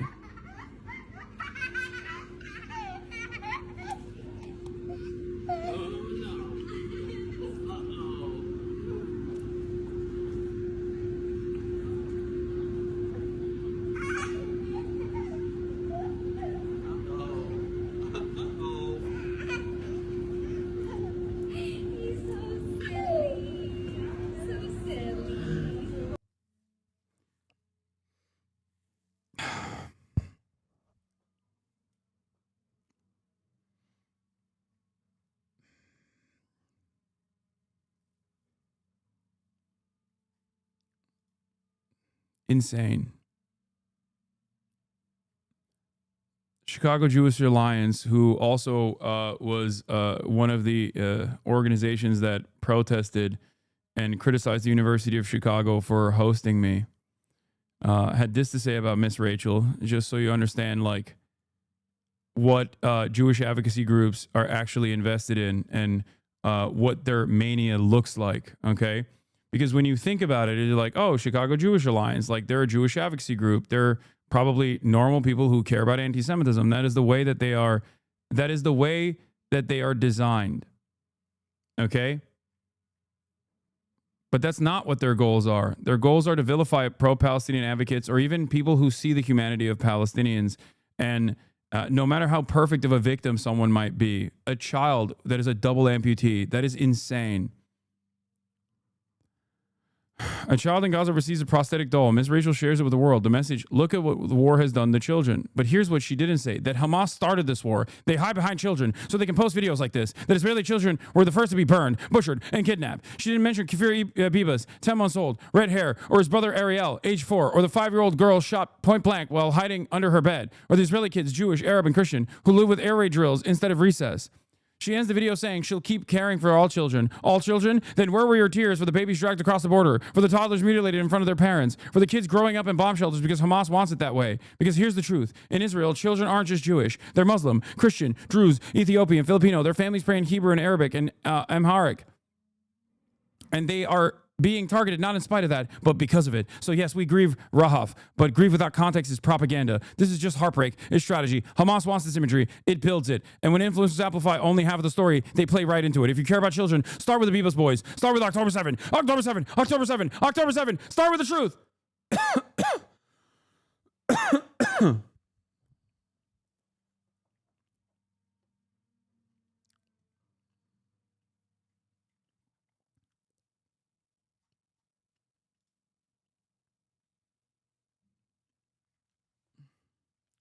Freaks, bro. Freaks. Somewhere along the way, Zionist groups decided this is the way to talk about it, like reframing everything within the context of like Jewish grief and recentering the conversation around how American Jews feel and what Israelis feel in general. And that's not the case. Like, many American Jews also fucking look at what's going on in Gaza and go, I'm going to either shut the fuck up about this or I'm going to speak out about this. The average person is going to look at the imagery from Miss Rachel and see what that organization is saying and go, you are fucking insane. You are a psychopathic person. You are a sociopath. Who the fuck thinks like this? You're an evil monster. That's it. That's it. And it's crazy. Like, why do you present yourself as a fucking evil monster? I do not understand. And the only way, and I'm going to tie this back to fucking slop tubers again, the only reason why you would find yourself presenting this this monstrous perspective as though it's something that will bring people to your fucking side, okay? The only reason why you think this is because you are so echo chambered that you have not even began to try and understand the perspective of others. Someone who is even 5% not on your side is immediately branded as a fucking enemy. That's it. That's it. That is how you find yourself in this unique predicament where, like, the average person looks at what you're saying and goes, oh my God, you're a fucking psycho. You are a fucking psycho. Because all of these conversations are happening within the backdrop of a live streamed Holocaust of mostly children. It's so insane.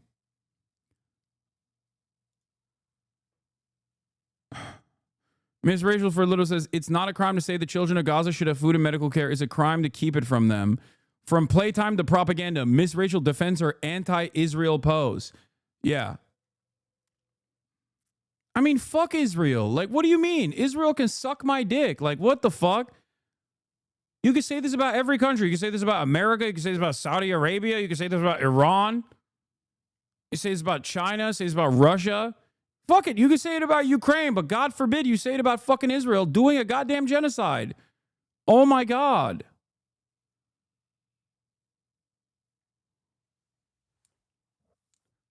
You are positioning Israel as being anti-children when someone comes out and says they're pro-children, and you immediately go, look, when someone comes out and says, I'm pro-children, I think children should survive, and you immediately go, wow, well, this person sure seems to be anti-Israel. Well, now you have revealed that Israel is anti-children. You're doing that.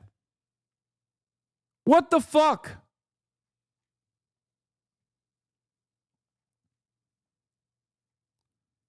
If you go after people that are humanizing Palestinian children, like I am a much better target for criticism by Zionist groups, because I do talk about the context and the nuance and the history of why militant resistance against unjustifiable things such as genocide and apartheid exist. Okay, but when you're coming after someone who's like, I'm pro all children surviving, you basically present yourself as a fucking villain, dude. Like a comic book villain, not even like a expertly crafted villain. Like if someone were to talk like this in a fucking comic book, you'd be like, well, this is not a very well-written villain at all. Like, what the fuck? No one is this black and white. What the hell? And so many of these groups, so many of the Zionist advocacy groups that masquerade as like Jewish advocacy groups have whipped themselves up into a fucking frenzy that they will never understand why Israel is a fucking pariah state. And they will never understand why the normal average person that hears them speak like this, look at them and go, dude, you are a fucking villain. You are a psycho.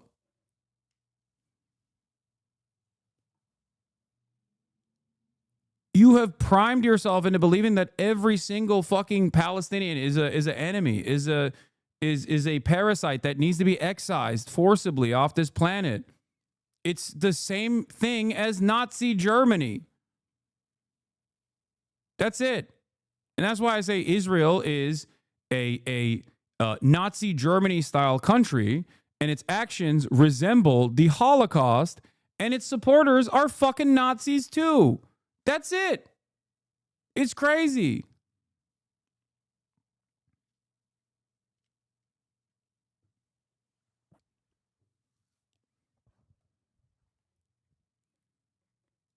speak out for Sudanese kids and Haitian kids, and right now, obviously, the kids who are suffering most in the world, the Gazan kids. Silence wasn't a choice for me.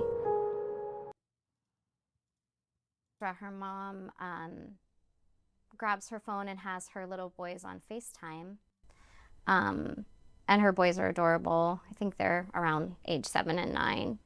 And they're in Gaza. And here I am, like, thinking, like, trying to be sweet and talk to her boys in, like, the Miss Rachel voice. But I'm also like, what if my son was over there and my husband, and then I'm here with my little girl losing her legs? And then I'm thinking about the boys, and I was asking if there's any way they can come here. And this wonderful woman was saying, because I was asking kind of her to, she was translating, and I said, is there any way for them to come here? And she was saying no. And she was saying they don't eat anymore on FaceTime with them. Sorry. No, it's a horrific situation. And yeah, look at this dangerous Hamas propaganda. And then the translator, I remembered she had said, like, thank you for seeing our children as human, when I had spoke out before. And so I want those little boys to have everything my little boy has. And their mom's a teacher like me. She's a math teacher. Wow.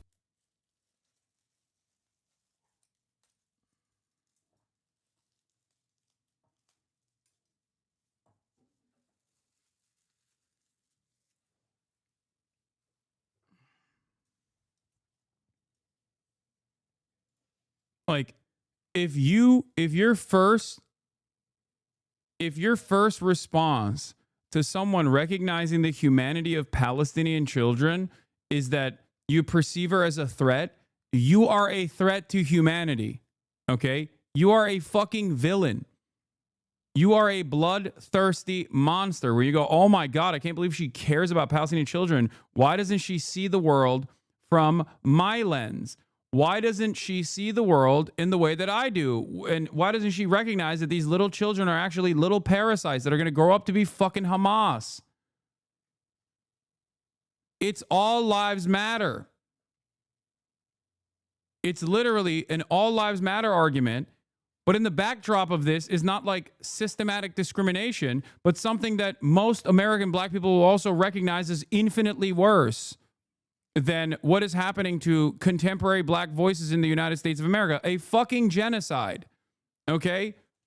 You are literally, all lives mattering, a fucking Holocaust.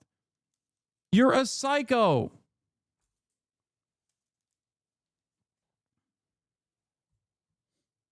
Holy shit. Do you now understand why I have no fucking time for idiots that will be like, well, what about my fucking feelings, dude? What about my feelings in this? Oh, you're just using the Holocaust of children that you advocate for every single fucking day, that you advocate against every single fucking day as a way to shield yourself from criticism. It's like, no, dude, I'm criticizing you. I'm criticizing what your approach is. Okay? You're a fucking psycho. You're a cowardly fucking psychopath. Okay?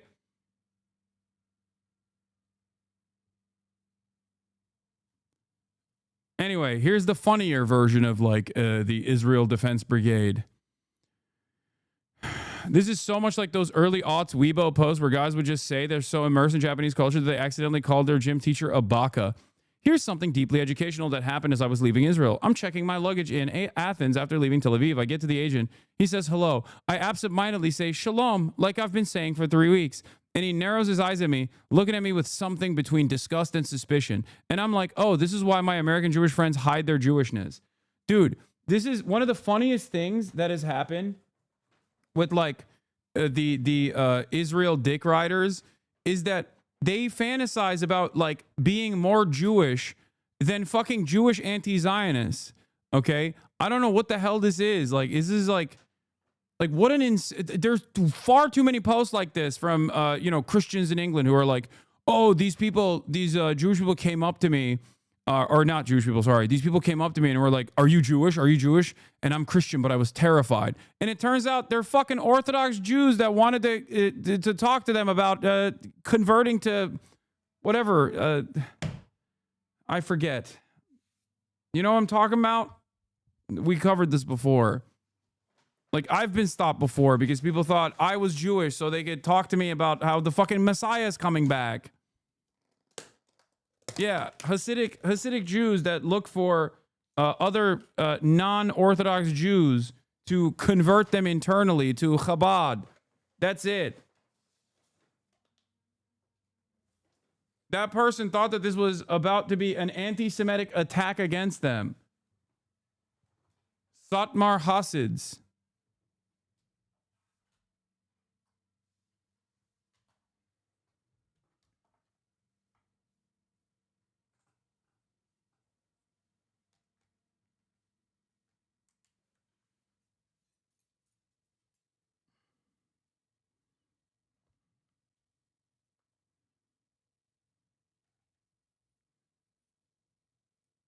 They want to convert, non-Orthodox Jews to Hasidim.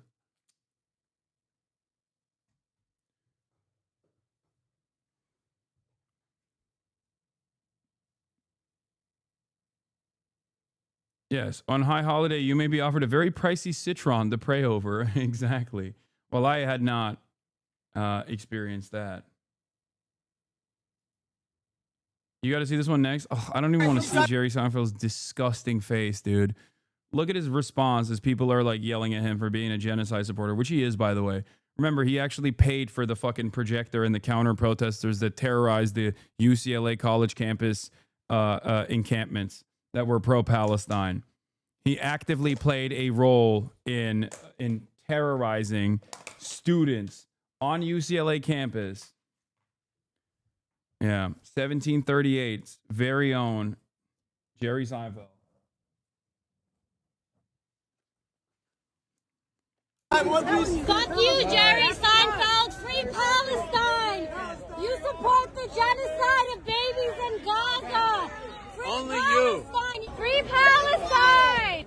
Fuck you, Jerry Seinfeld. You support the genocide of Palestinian children. You rabid fucking dog. Free Palestine. Free Palestine.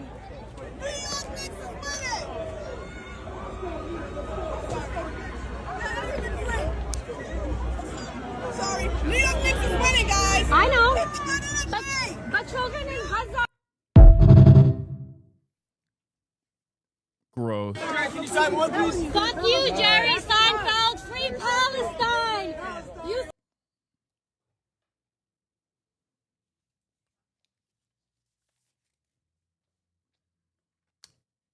You were never funny. You will never be even a fraction as funny as Larry David.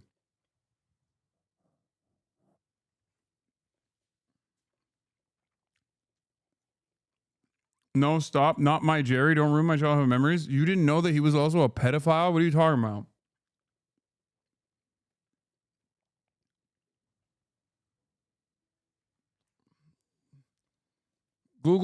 Google Jerry Seinfeld 1738.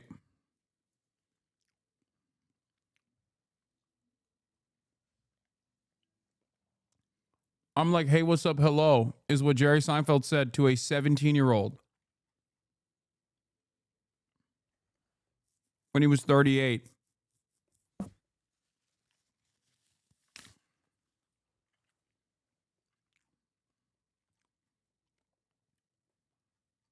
The only thing that carried Seinfeld, the TV show, was Larry David and his writing. All right. If there is an image to define this trip so far, well, this is it. A surprise for sure, and such a reflection of the quirks of history. Because Ahmed al-Shara is now the Syrian president, but he was an Islamist commander, aligned to al-Qaeda, a militant who fought the Americans in Iraq, jailed by them in the notorious Abu Ghraib prison. There was no sound on the images released, and so we don't know what they said, but as an indication of what seems uncharacteristically to be Donald Trump's message here of cooperation, opportunity, looking forward, it had all that. But you have to stay down. You have to stay down. I'm working with you. There is a tussle on this trip. He has to stand. Down. To decipher what the American president is up to here. Because at face value, we're getting a fresh vision of his foreign policy worldview. And it is at odds with Trump, the disruptor. The morning meeting with Gulf Arab leaders was about investment first, but under it, geopolitical cooperation. The two go side by side here. And I think things... And after the opulence and business deals of day one, it was more about the diplomacy on day two. A nuclear deal with Iran, maybe, and Israel, Gaza. In Gaza, my administration shares the hope of so many in this region for future of safety and dignity of the Palestinian people. But that cannot happen as long as Gaza's leaders take delight in raping, torturing, and murdering innocent people. Can't have it. I greatly appreciate the constructive role that the leaders in this room have played in trying to bring the... This is why I think the Hamas goodwill is not going to get them anywhere, for the record. The goodwill demonstrated by Hamas with the hopes that, like, Trump will directly talk to them. The goodwill demonstrated by Hamas in the release of Eden Alexander was a way to sidestep Israel and to show the Trump administration that Israel was actually the one ruining the ceasefire conversations. Okay?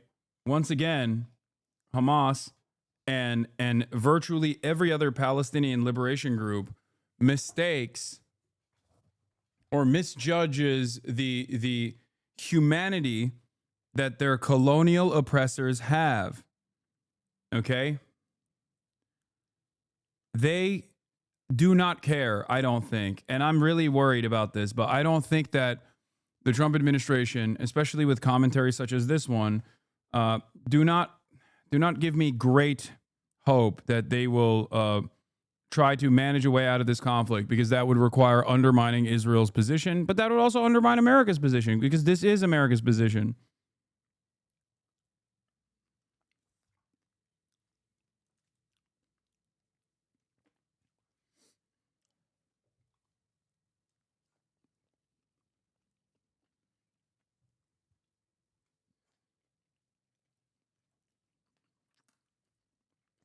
Terrible conflict to an end. That was it, though, publicly at least, on Gaza, the elephant in every gold-gilded room he went to. The farewell from the Saudi Crown Prince reflected the closeness of this relationship, the trappings of power shared. On the flight to Qatar, a few words on the meeting which defined the day. How did you find the Syrian president? Great. Great. I think very good. Young, attractive guy, tough guy. Strong pass. Very strong pass fighter. Does that worry you at all? Strong pass. Pulling it together. Strong pass. Real fighter. Bro, he beheaded people. Trump's own Zelensky, by the way. This is Trump's Zelensky. Straight up. Every admin going forward's got to have a Zelensky. This is Trump's. And then jet escorts again, this time above the Persian Gulf. And from Air Force One, he arrived into Doha, into the hands of the royal family who want to give him a new plane. And he hasn't just brushed aside the conflicts of interest, he's doubled down here, insisting it is all fine. At the Emir's palace, a sword dance, camels, and Arabian horses to greet a motorcade led by Tesla Cybertrucks. Qatar hitting all the right buttons for the American president. But beyond all that, this leg of the trip is less about trade and about money and more about geopolitics, because Qatar has proved itself to be a country that's capable of doing delicate diplomatic deals in a way that few other countries can. On Gaza, Qatar has been the intermediary between the Americans and the Israelis on one side and Hamas on the other. The hostage negotiations have been driven from here. Hamas has a political office here. And Trump's chief negotiator, Steve Witkoff, he is here too. You have to wonder what progress on ceasefire talks are behind this hug. We don't know because it was all about the decor here. As a construction person, I'm seeing perfect marble. This is what they call perfecto. Then a hint on another challenge and the prospect of a Zelensky-Putin meeting this week. I know you're very much involved in helping us in other regions like what's happening with Russia, Ukraine, etc. And I think we're having some pretty good news coming out of there today and maybe tomorrow and maybe Friday, frankly. But we'll see about that. The evening, as it was last night, was a state dinner for the American president and his guests. Mark Stone, Sky News, in Doha.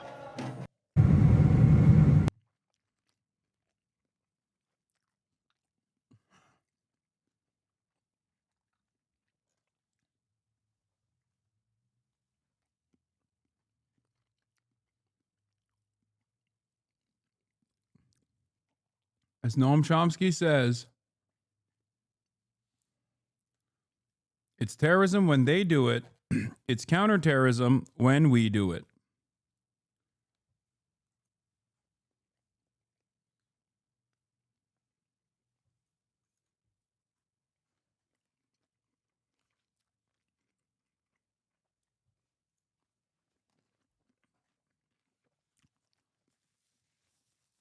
All these events unfolding in succession make it so that even the dumbest person can understand the hypocrisy, right?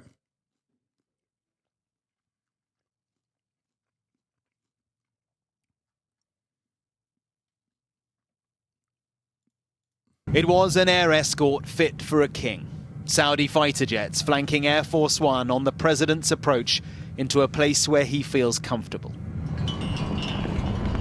If the Saudi-US relationship has had its ebbs, well, it feels now like it's flowing. Down to the tie with the carpet, there is a match between this president and the crown prince here to... Purple carpet is significant because it's the royal color. And they even gave him the highest honor that the kingdom can offer to anyone. Greet him. Just as he did in his last term, Donald Trump has chosen Saudi Arabia again for his first major foreign trip. Now, though, they are two leaders more confident, more powerful, more self-assured, and they see opportunities and money. This was the full Saudi welcome from a country transformed so fast, where change that took Western nations centuries has happened here in one generation. You got a 21 gun salute and shit, like...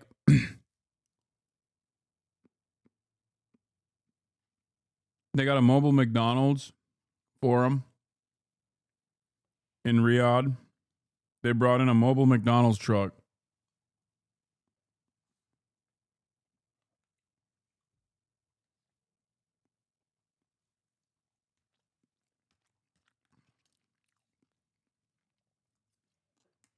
Bloody killers, all of them.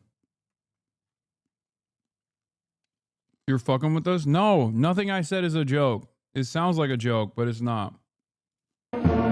Trump the president was here, but so too was Trump the businessman. In a gilded palace and with America's most successful CEOs with him, he must have felt quite at home. The so-called tech bros had traveled thousands of miles to be here. The richest man in the world, Elon Musk, and the man shaping AI, Sam Altman, among a long list of founders and CEOs from some of the world's biggest companies here for investment. Because symbiosis is what all this is about. It's about what America can offer Saudi Arabia, but now more than ever, it's about what the Saudis can do for America. And so the signing ceremony was the first order of the day, and the jewel in the crown, a $600 billion strategic economic partnership deal with the Saudis, including the largest defense sales agreement in history, we're told. This is, of course, a relationship that stretches back many, many decades through consecutive presidencies and one royal family. I'm not going to say what America deserved. I'm not going to say it.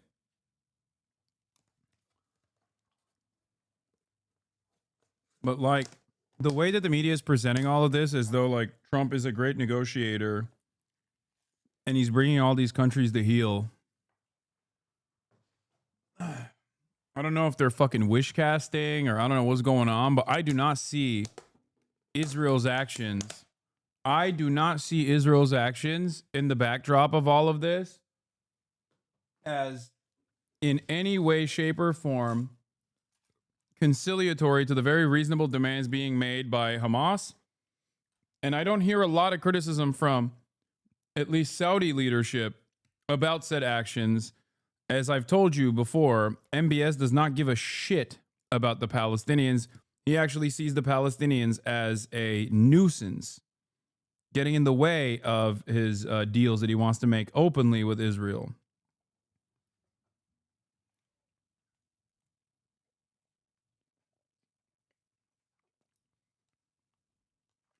Family, but it feels now to be more important and with more opportunity than ever before. The president got the trip down memory lane as he arrived at the investment forum. Inside, the soundtrack was his, playing now in Riyadh, and with a smattering of MAGA hats. The American cabinet, the Saudi royal court, and the billionaires' front row. You achieved a modern miracle, the Arabian way. That's a good way. For his speech of the day. And it's There's something so funny about Witkoff sitting there.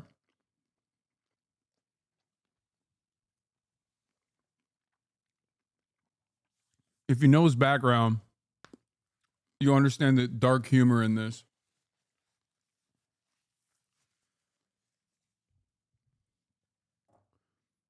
Virtually all of Witkoff's, or not Witkoff, sorry, fucking Lutnick. I said Witkoff, I apologize. I'm actually talking about Lutnick, Howard Lutnick. If you know anything about the background of Howard Lutnick, you know that the people, if you know anything about 9/11, or specifically about Howard Nutlick, the people in that room have direct involvement with virtually every single person that he knows dying on 9/11, including his brother.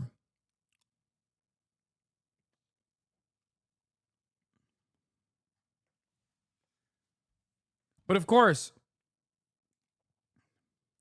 ever the great deal maker, Howard actually found a way to capitalize on the death and destruction that his the company that he was a part of, the company that he actually had seized control of, experienced, including his brother dying, and made a lot of money off of suing the airlines for allowing 9/11 to happen.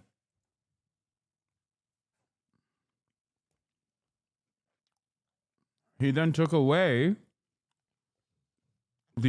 a big chunk of the trial awards away from people in his company that needed it and the family members that needed it.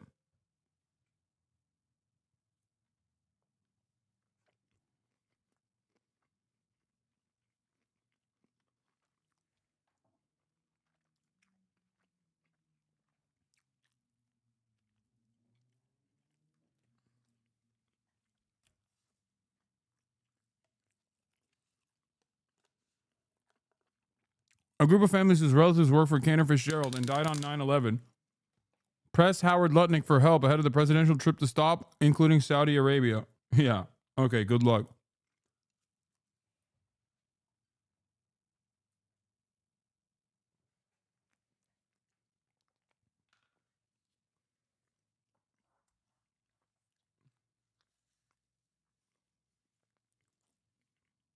Yeah, he's really doing that here.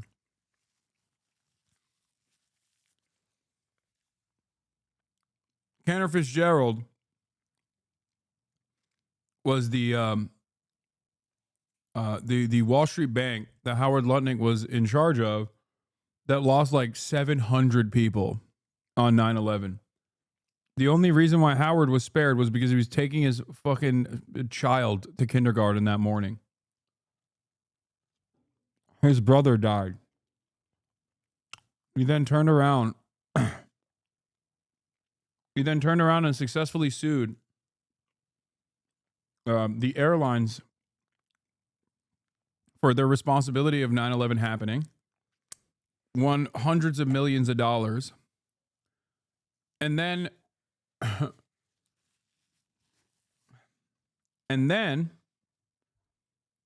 instead of distributing those resources, those dollars evenly with the rest of the families of the victims from Cantor Fitzgerald, he pocketed large chunks of it. He distributed the award. He distributed the awards from the said trial by share in the company.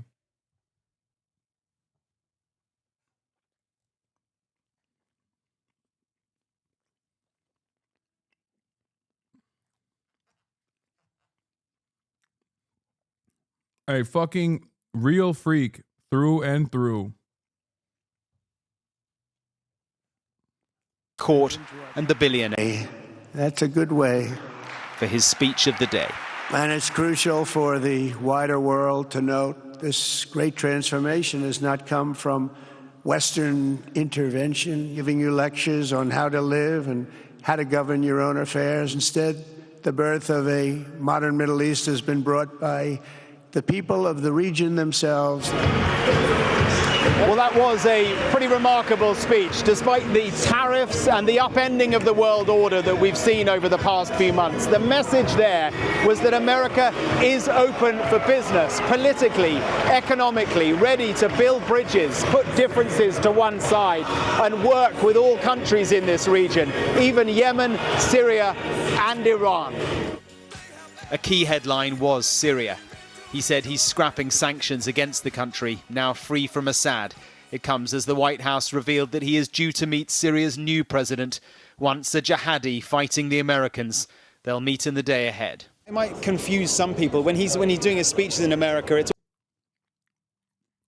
all about America first. We don't really care about the rest of the world, seems to be the vibe. And then here, it was a wholly different message, I felt. I think there's a misperception. I think the truth is that he obviously cares about peace around the world, and he spent his entire 4 or 5 months of his administration sending his emissaries around the world to create peace deals, right? We're strategic partners. They need us and we need them. I mean, that's just the way the ball rolls. The evening was the state banquet. The morning will bring the diplomacy. He'll meet key Arab leaders before travelling on to Qatar, where they will surely try to outdo the spectacle today. Mark Stone, Sky News. Yes, the mayor of Miami was there.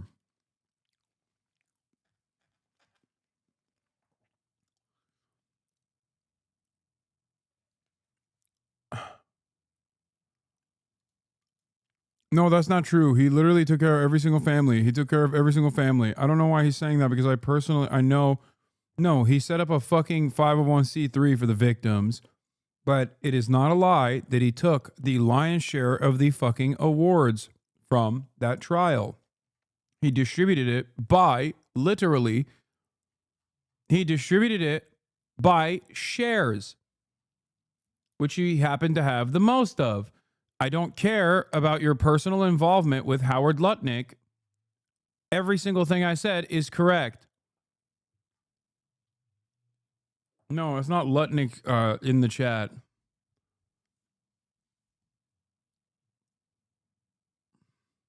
So what he lost the most too seems reasonable? That's hilarious. Okay, dude.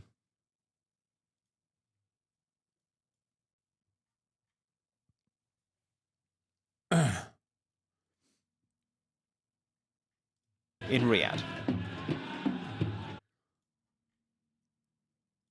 The latest now on President Trump arriving in Qatar this morning, the second stop of his 4-day trip to the Middle East, where he's mixing diplomacy with business deals. Chief White House correspondent Mary Bruce traveling with the president. Good morning, Mary.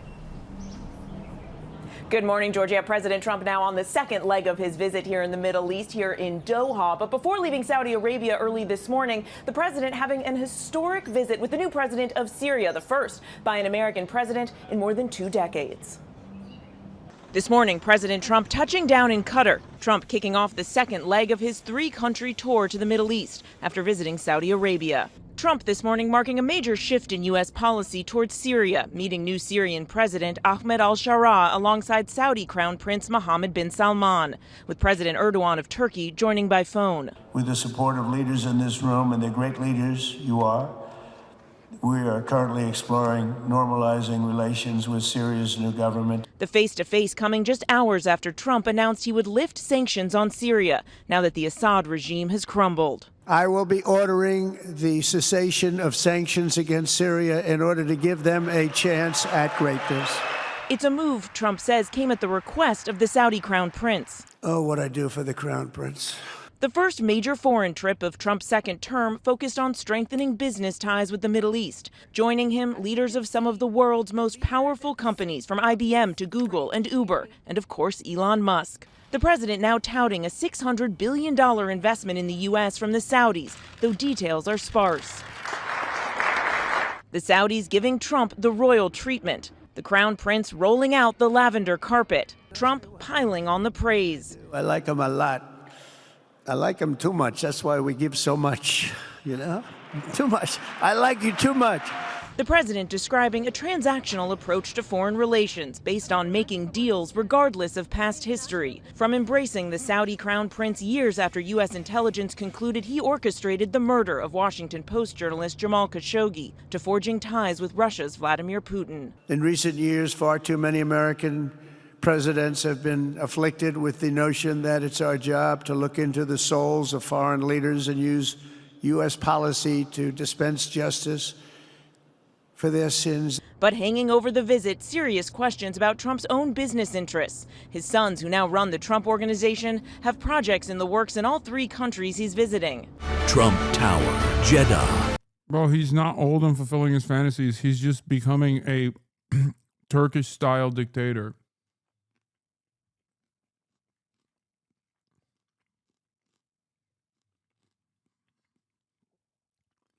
I don't think people understand. Everything he's doing for pure profit is people that are outside of America. If you grew up outside of America, you've already seen this. If you grew up in Latin America, if you grew up in Turkey, if you grew up in the fucking region, if you grew up in the Middle East, if you grew up outside of the West, okay, this is not even remotely unique.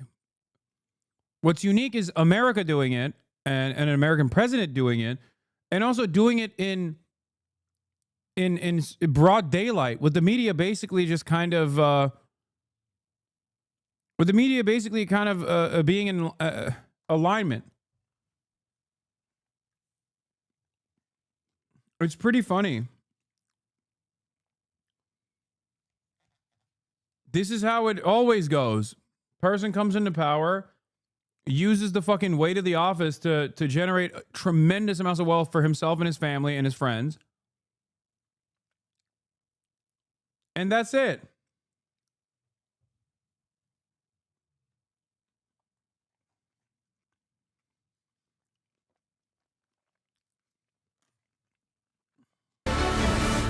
Coming soon. Trump now in Qatar, which he once called a funder of terrorism. But now he's poised to accept that extraordinary gift from the royal family, that $400 million luxury jet known as a flying palace, to be used as Air Force One before being transferred to his presidential library. The proposed deal raising serious questions about what it will cost American taxpayers to retrofit the jet to modify its security, and whether the gift violates the Constitution's ban on gifts from foreign heads of state.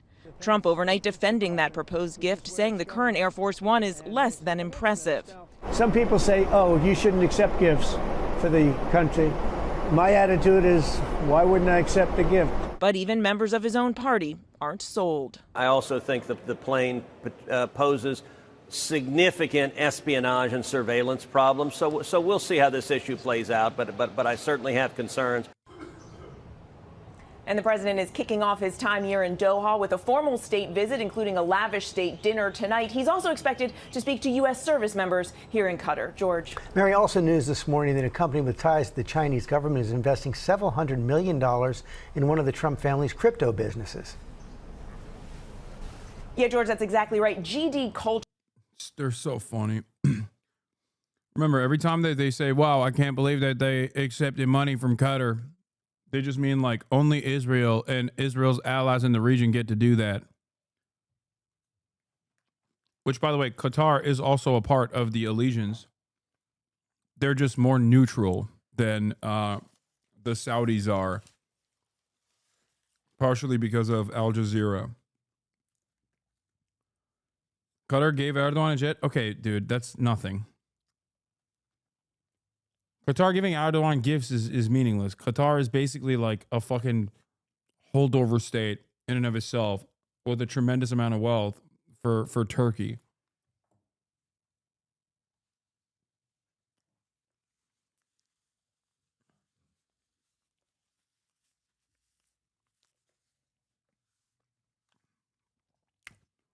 Accepting a plane from the people who did 9/11 is crazy. Yeah, except he didn't accept the plane from the Saudis. What the fuck? It's the Saudis that did 9/11, not Qatar. Classic American mind. Anyone but the Saudis are responsible for 9/11.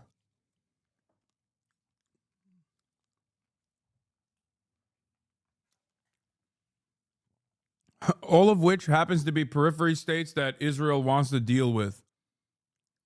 Suspiciously.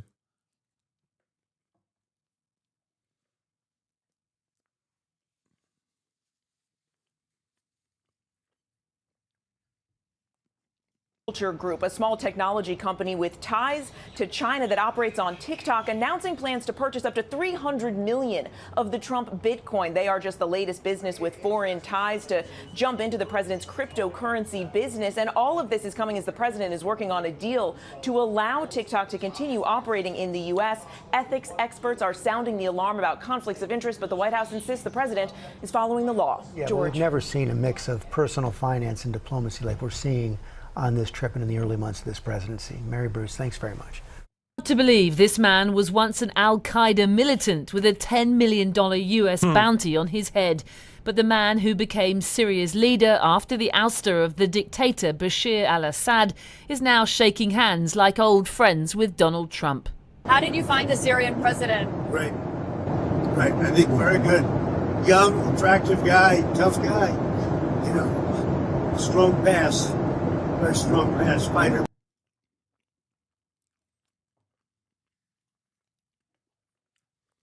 Hasan the Hunt chat effect on Dropsite News subscriber chart following Jeremy Scahill's interview today? Hell yeah.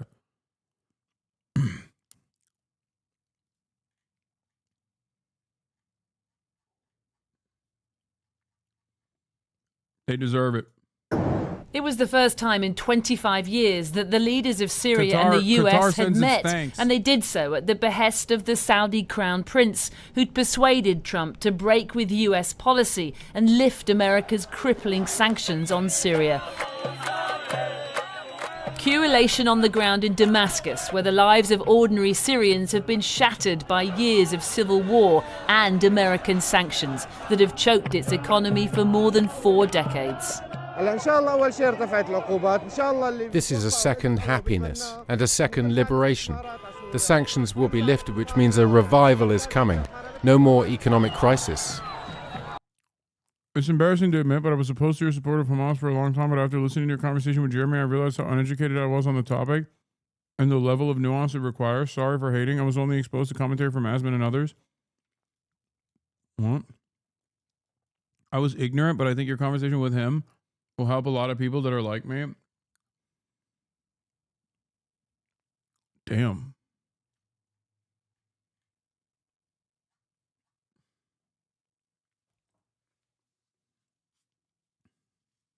Account created an hour ago.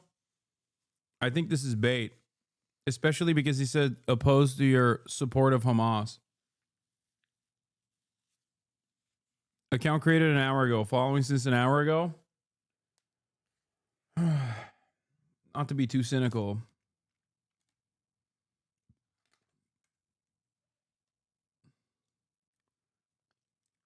But the fact that he says support for Hamas.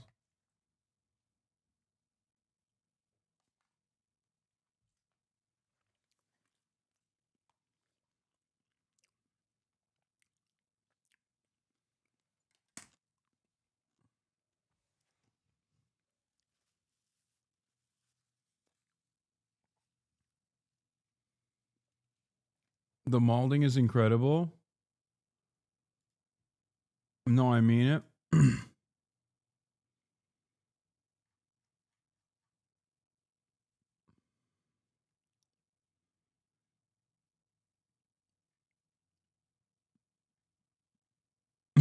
They're just like, they have one mode, dude. They have one mode, immediately populate. Like, do people not realize this kind of behavior is insane?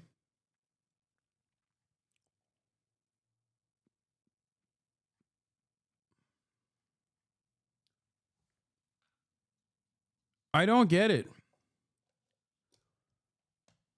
Do people not fucking realize that behaving this way, when you see someone that you don't like, that you don't agree with, and your first interaction is to, one, have a bunch of fucking like old ass videos of them that are either clipped out of context or been addressed a million times over from like a decade plus, like 12 years ago, that you've saved on your phone so you can immediately reply.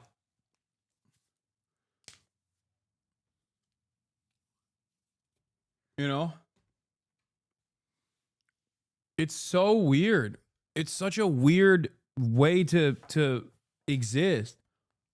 I genuinely don't understand it.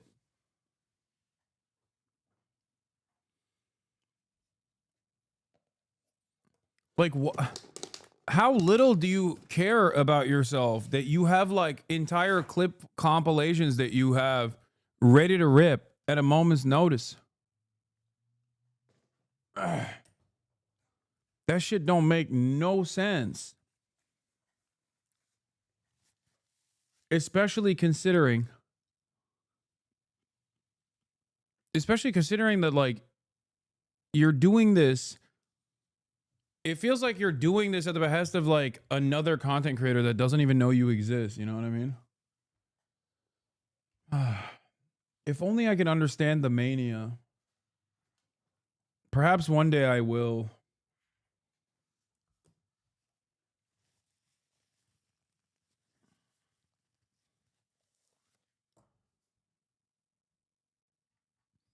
I genuinely don't fucking get it. I don't know. It's like Stan Twitter.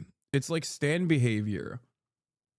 But like neither myself nor any of these other people that you orbit are even a fraction as talented as like BTS or Blackpink. You know what I mean? Like what the fuck is our output that creates this level of Stan behavior?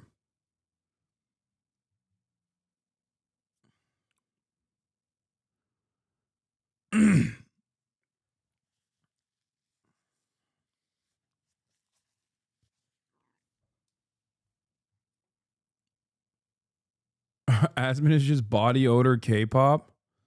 Yeah, but that's like, dude, like this level of dick riding for Israel, it doesn't make any sense. You know what I mean? It just doesn't. None of it makes sense to me. I don't fucking get it. Why would you be this loyal to another country, for example?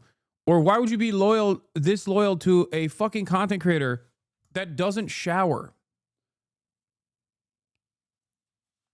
Like, how is this such a major motivator?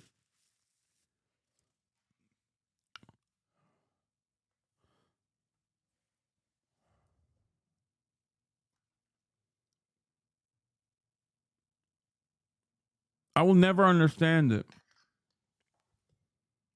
But Trump's move may throw America's relationship with Israel into crisis. As remember when this stuff was considered cyber stalking? Now it's just everywhere. I know. That's yet another clear-cut example of the 4chanification of the internet. Shit that would be previously considered cyber stalking and like antisocial behavior is now celebrated roundly and also creates a sense of like community, a sense of shared purpose for so many people. And people are unafraid to do it in broad daylight.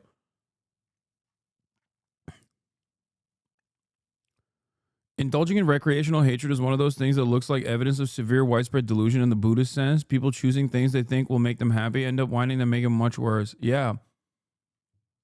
I think about this a little bit where I'm like Like, is there anything that I engage with this? Like, is there anyone that I consider to be an ideological enemy that I cared this much about? And I can't think of a single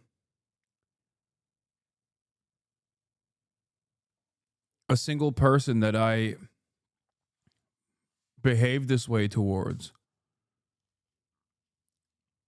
Like, I hate Bill Maher, but I'm not going to, like, here, I'll give you a great example of this. I despise Bill Maher for, I think, very good reasons. But I'm not going to fucking be like, if someone's like, hey, I like Bill Maher, I would just be like, I don't really like that guy. And I'd fucking move on. I wouldn't be like, in 1997, Bill Maher actually said something that I think you would find utterly unconscionable. Here's an actual long list of events that took place that are the reasons as to why you should hate Bill Maher. And even in this circumstance, like, Bill Maher's not even a good analog, because, like, most of the things that my haters hate me over are not real. They are imagined. You know what I mean? It's like that copy pasta about, what's his name? The guy that died, Bob Saget. Like, in 1997, Bob killed a prostitute and then ate the body or something. Like, you know the copy pasta I'm talking about? Like, it's basically like hating him because you believe that copy pasta.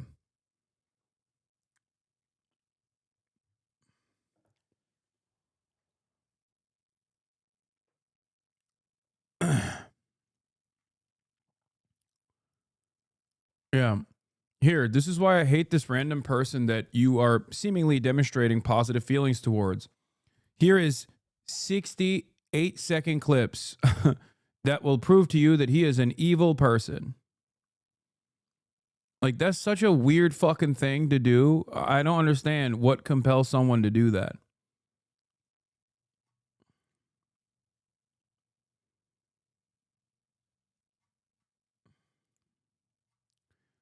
You have to apologize for Bob Essler. Yeah.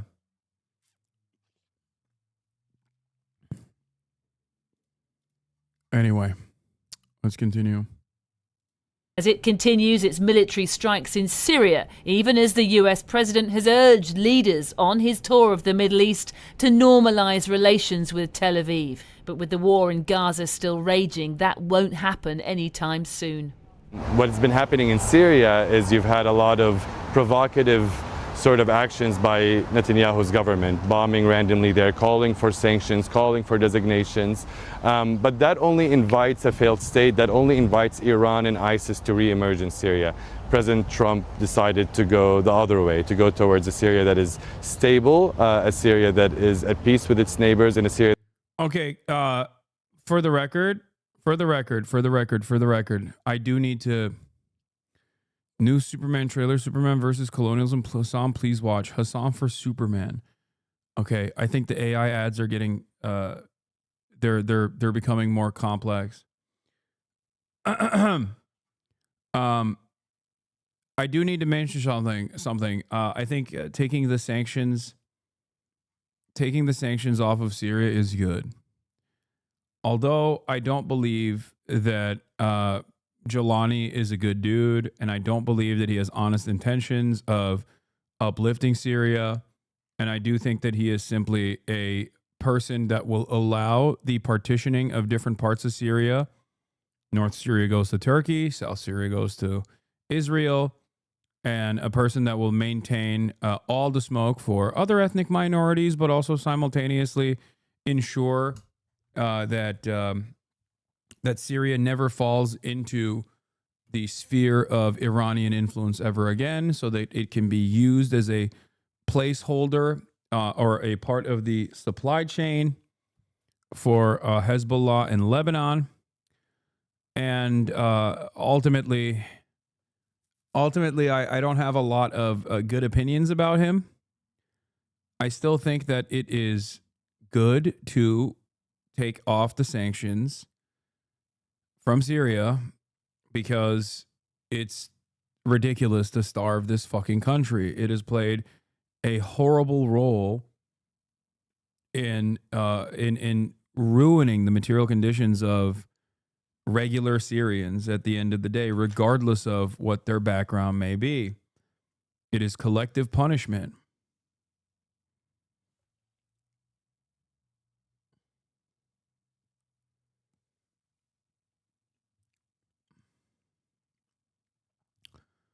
Why would he allow Iranian influence after being murdered by them?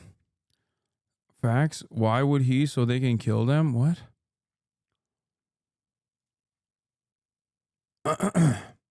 Dog.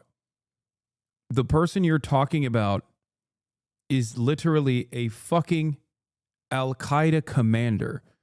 So are you trying to present Iran as the good guys in this conversation? Is that your position? Like when Iran was trying to kill him, he was literally a fucking Al-Qaeda commander. Yeah, no shit. Yeah, they were fighting ISIS too. This isn't to say that like the Iranian government is great, especially as it pertains to its domestic affairs.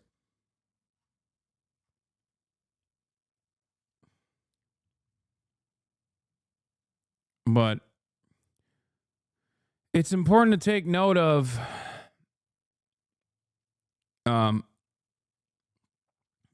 it's important to take note of who gets to survive and who gets to thrive in the region. Yeah, bourgeois compradors like Jelani do actually have usually have intentions they deem to be honest.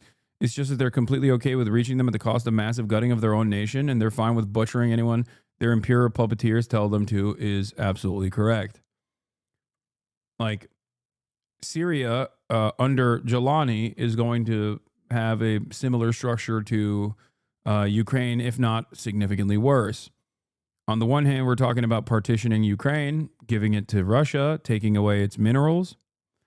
And the same thing is happening with Syria. Of course, Syria's conditions are so much worse than even Ukraine's conditions were that people even see that as a moment of liberation. Like, Assad was so fucking brutal that Syrians literally were like, oh, thank God we have the Al-Qaeda commander. I do not think all of the Syrians that say, oh, thank God we have Jelani, or are critical of Jelani, but still think like it might be better overall, are that way because they're fucking Salafists, okay? I don't think all Sunni Syrians are operating with Salafist tendencies.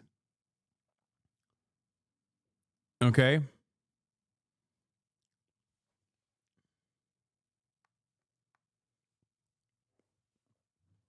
But the conditions were so horrible for everyday fucking Syrians that they literally are like, well, maybe the Al-Qaeda guy under the watchful gaze of America as a bourgeois comprador will be better than unlimited sanctions and a government that basically is occupying the country. Okay, I'm Syrian, and this billboard is crazy to see in Damascus. Yep.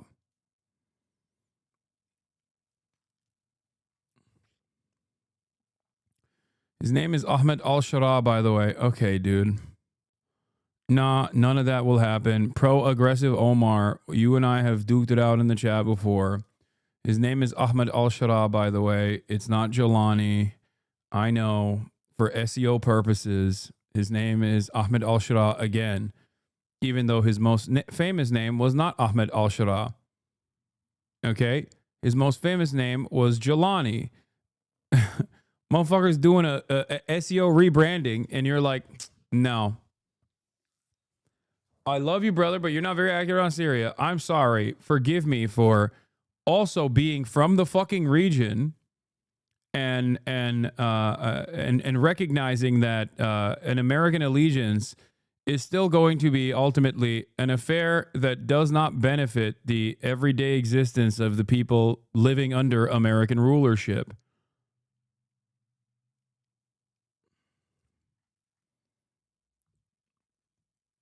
You know? I know. HTS was nearly wiped out by ISIS. They had sectarian infighting, and then they fought against one another.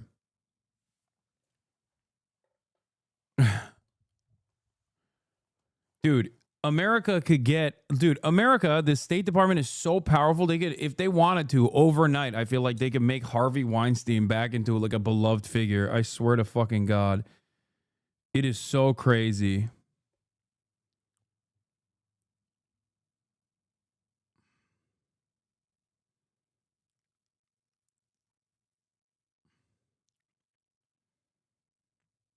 There's a lot of speculation happening about the new government and accusations about murdering minorities, which is total bullshit. First of all, that wasn't total bullshit.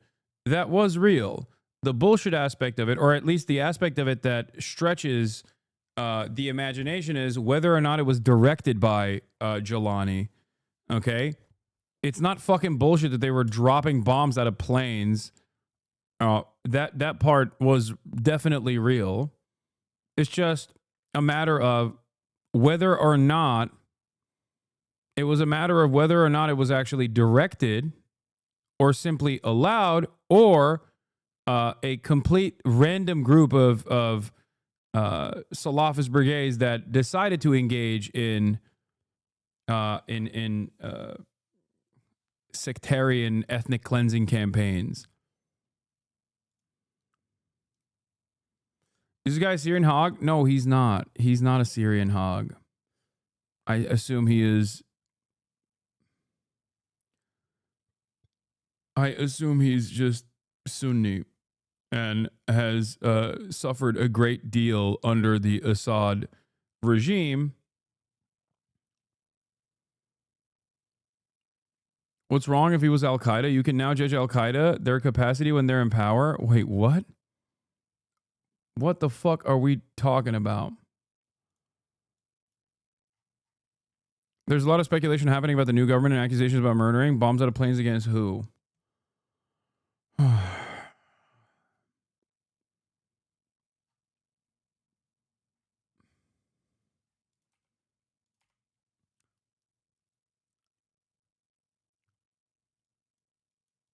I'm also Syrian, and what I don't like in your and other leftist take on this is that you're not willing to give al-Sharaa the same nuance and critical but fair lens you offer Islamist and anti-Israel groups. Yes, because al-Sharaa, okay, or formerly known as Jelani, is literally the fucking, like, first of all, as a Turkish person of Muslim background, excuse me for being critical of fucking ISIS and Al-Qaeda affiliates, okay? Whether they were a part of Al-Qaeda or ISIS, or whether they were a commander of Al-Qaeda or ISIS at any point in their fucking careers, okay, of terrorism, yeah, it's going to hit a little different, don't you think? Because half of my commentary revolves around, unironically, explaining to dumb fuck Westerners that no, Muslims are not like Al-Qaeda and ISIS, okay? How the fuck, what do you mean? Like, what does this take? You are making that comparison now. You're like, oh, well, you have a real critical lens on Al-Qaeda and you don't offer it grace. Sounds fucking insane, especially as you try to package, but in a progressive way, I guess, Al-Qaeda and fucking Hamas or Palestinian Islamic Jihad. Being Al-Qaeda in Syria is different than being Al-Qaeda on Turkey. Let's be real. No, being Al-Qaeda in Syria is the same as being Al-Qaeda everywhere. What the fuck are you talking about? I don't even agree with the Turkish involvement in Syria either. The fuck?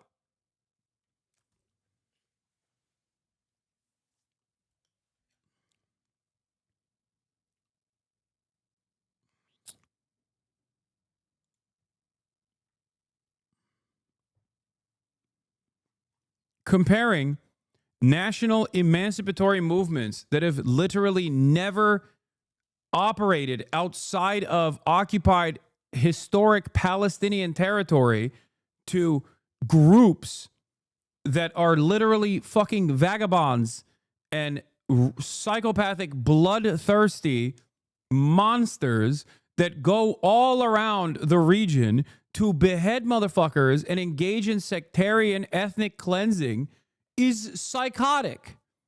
Okay? That is insane. What the fuck is going on? What is happening? It's the same shit with even the fucking Houthis. A lot of people love talking about Hezbollah and criticize it aggressively for its actions in Syria in cooperation with the Assad regime. Why is that a big deal? It's a big fucking deal, despite who the Hezbollah militancy was fighting against, which is usually Salafist brigades and ISIS and Al-Qaeda. The reason why it's a big deal is because Hezbollah is supposed to also be a national emancipatory movement, but they extended their reach outside of the borders of Lebanon. That was a major point of contention for a lot of fucking Sunni Muslims in the area. There's a big difference between being a national emancipatory movement that is dedicated to fighting against Western imperialism and a fucking group that just goes wherever suspiciously America's interests are represented perfectly. I saw someone on Twitter claim it's problematic to call the Uyghur foreign fighters in Syria Islamists. They are the most Islamists. What the fuck? They are. They literally, what are you talking about? All of the groups that the Turkish military trained, all the NATO trained groups are fucking straight up. They are like what you would consider to be jihadis, okay? That's what it is. When people say these guys are jihadis, they're talking about Al-Qaeda. They're talking about ISIS. They're talking about the motherfuckers that are under the Turkish banner. What the hell?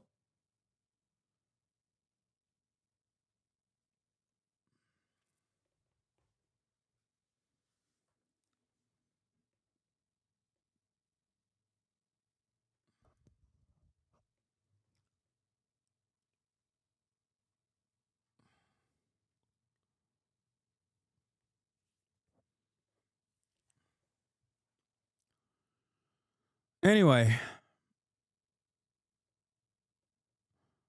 I do think, why do some leftists feel the need to have the hottest take possible? No. The hot take that actually comes from the leftist side in this is to offer firm and unconditional support to Assad, to make it seem like any kind of like Baathist in the region is actually a base secular, a fantastic leader that is dedicated to fighting till the very end against American empire. That's what the base leftists actually, the hot take that leftists have.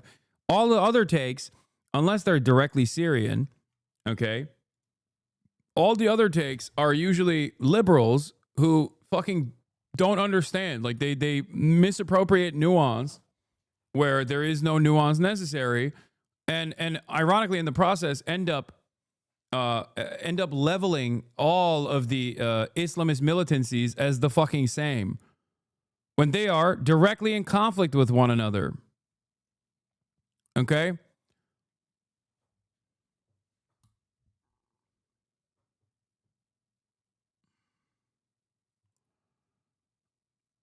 Where's Assad right now?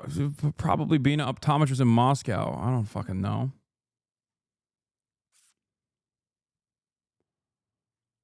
Meanwhile, while this is happening, in the backdrop, this very same friendly former ISIS leader is allowing Israel to fucking bomb every part of Syria that they choose to, and also illegally occupy further into Syrian territory, establishing military positions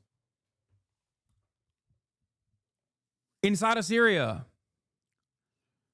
and also simultaneously allowing the very same to happen with the not permanent annexation or real annexation, but like a de facto annexation of northern Syria for Turkey.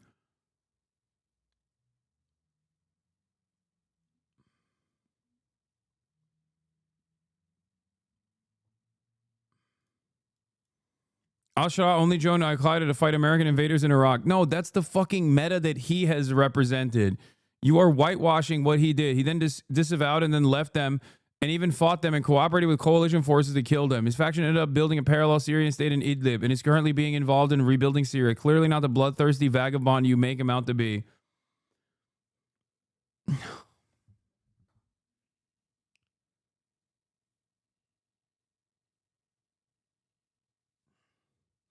Bro, you're not talking about a fucking misunderstood. You're referencing a guy who was a fucking Al Qaeda commander as a simple misunderstood figure that was actually anti-imperialist.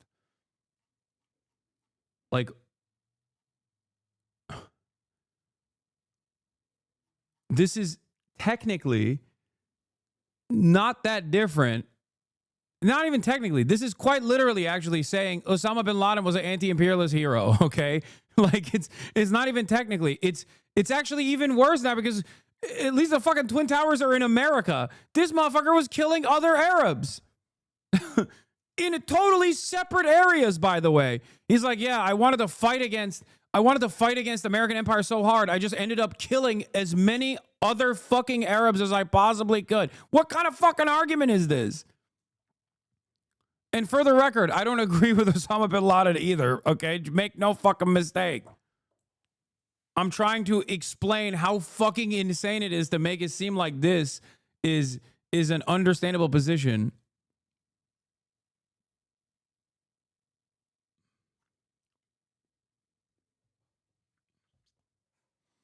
All of my dad's land in northern Syria is currently occupied by Turkish troops. What you were saying is correct. Yes. Okay. So Turkey's ambitions in the northern Syrian corridor, as a matter of national security, is to basically create muhtars, which is like a more rural governorship structure that exists in Turkey that are either Turkish aligned, Turkish adjacent, directly Turkish, or speaks Turkish fluently. So what they are going to do is create regional managers that are still associated with the Turkish government and repopulate. Yeah, no, it's okay. He was only Al Qaeda in Iraq. I just believed in him, in giving him a chance as a changed, less radicalized militiaman that ended up becoming the president of Syria. Now, whether you like it or not, dude, he did not become a less radicalized militiaman that ended up becoming the Syrian president. He was afforded that position. He was given that position by Western aligned and American forces.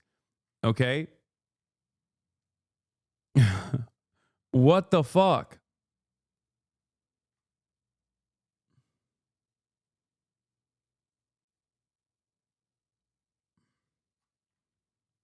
Yeah, we should have just made, we should have just made bin Laden the leader of Syria, I guess, you know?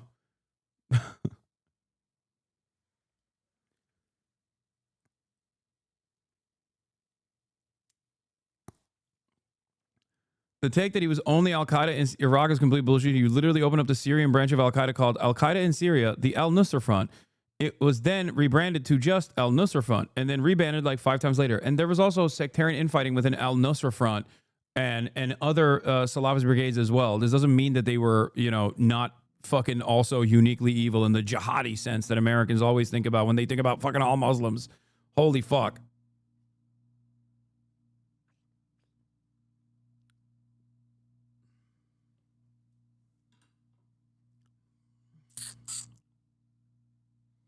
True, absolutely true. Now that he's here, what would you rather the U.S. and international community do? Also, there's literally no proof he was involved in any anti-civilian attacks in Iraq.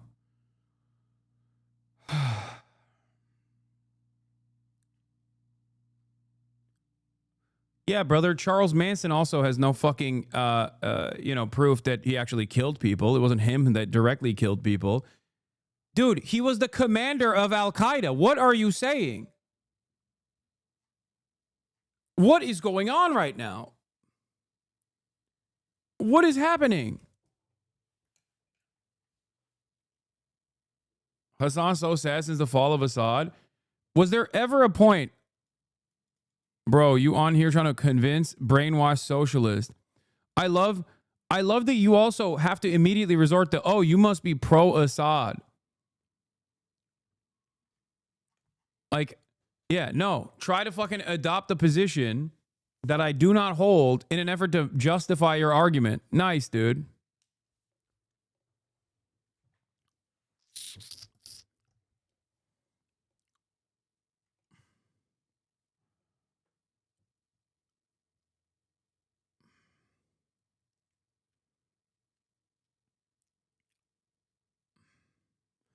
Why is Turkey supporting Pakistan against India? What's the ulterior motive? Turkey does what Turkey wants to do, okay? Don't question the Turkish government.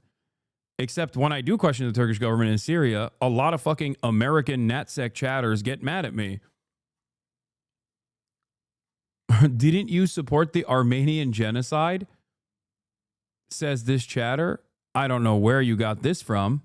Probably that you fantasized it. Funny joke.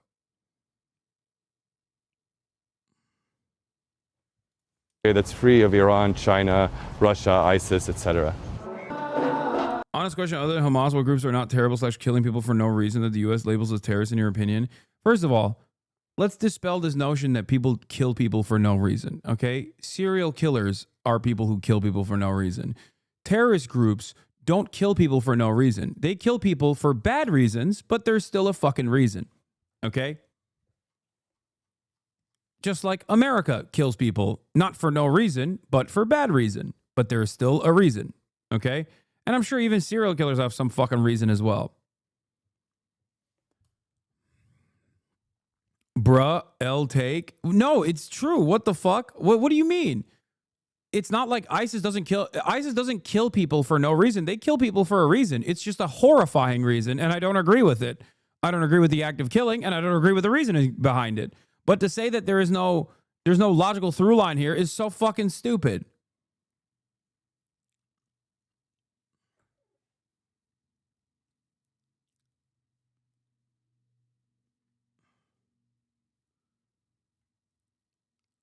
No one is learning anything from you, explaining with chat arguments. Okay.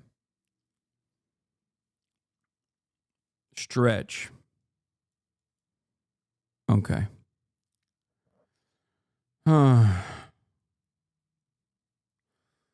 Sometimes terror groups kill civilians for, like I said, sectarian purposes. Other times they do it to create an environment of terror. Other times they do it for political purpose. Other times they do it as collateral damage in the process of killing military members. It depends.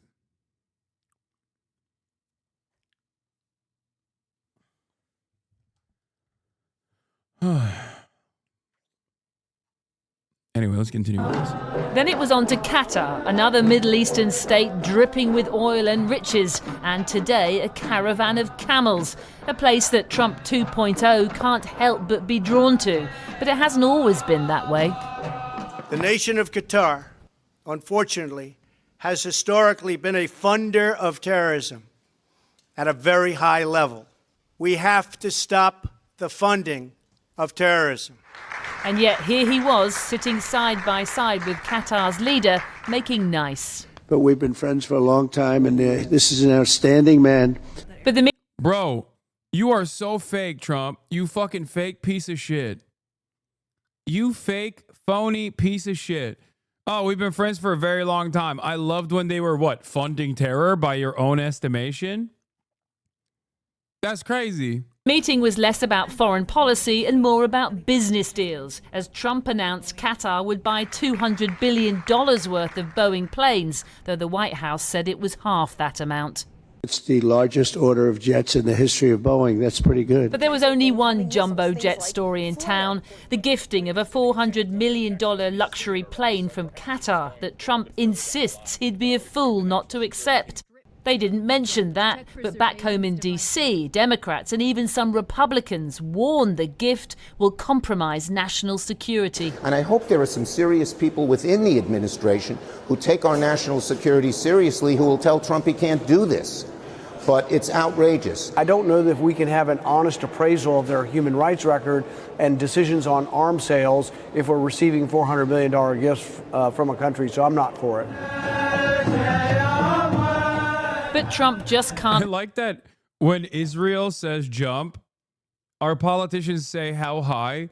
Like, by the end of this Middle Eastern tour, I feel like they're going to be like Qatar did October 7. Like, we must nuke Qatar. We must nuke Doha immediately. They were directly responsible. They did October 7. They were there. The fucking... The royals were there. I saw them. They were beheading babies and throwing them in ovens.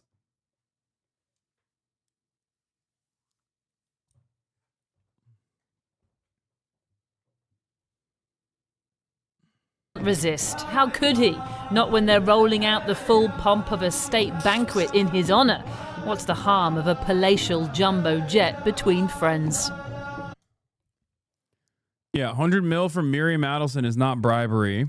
That's something different. 400 million from the Qatar is in the form of a fucking jumbo jet. That, on the other hand, that's the highest form of bribery. It's like, it's all bribery, dumbass. The fuck are you talking about?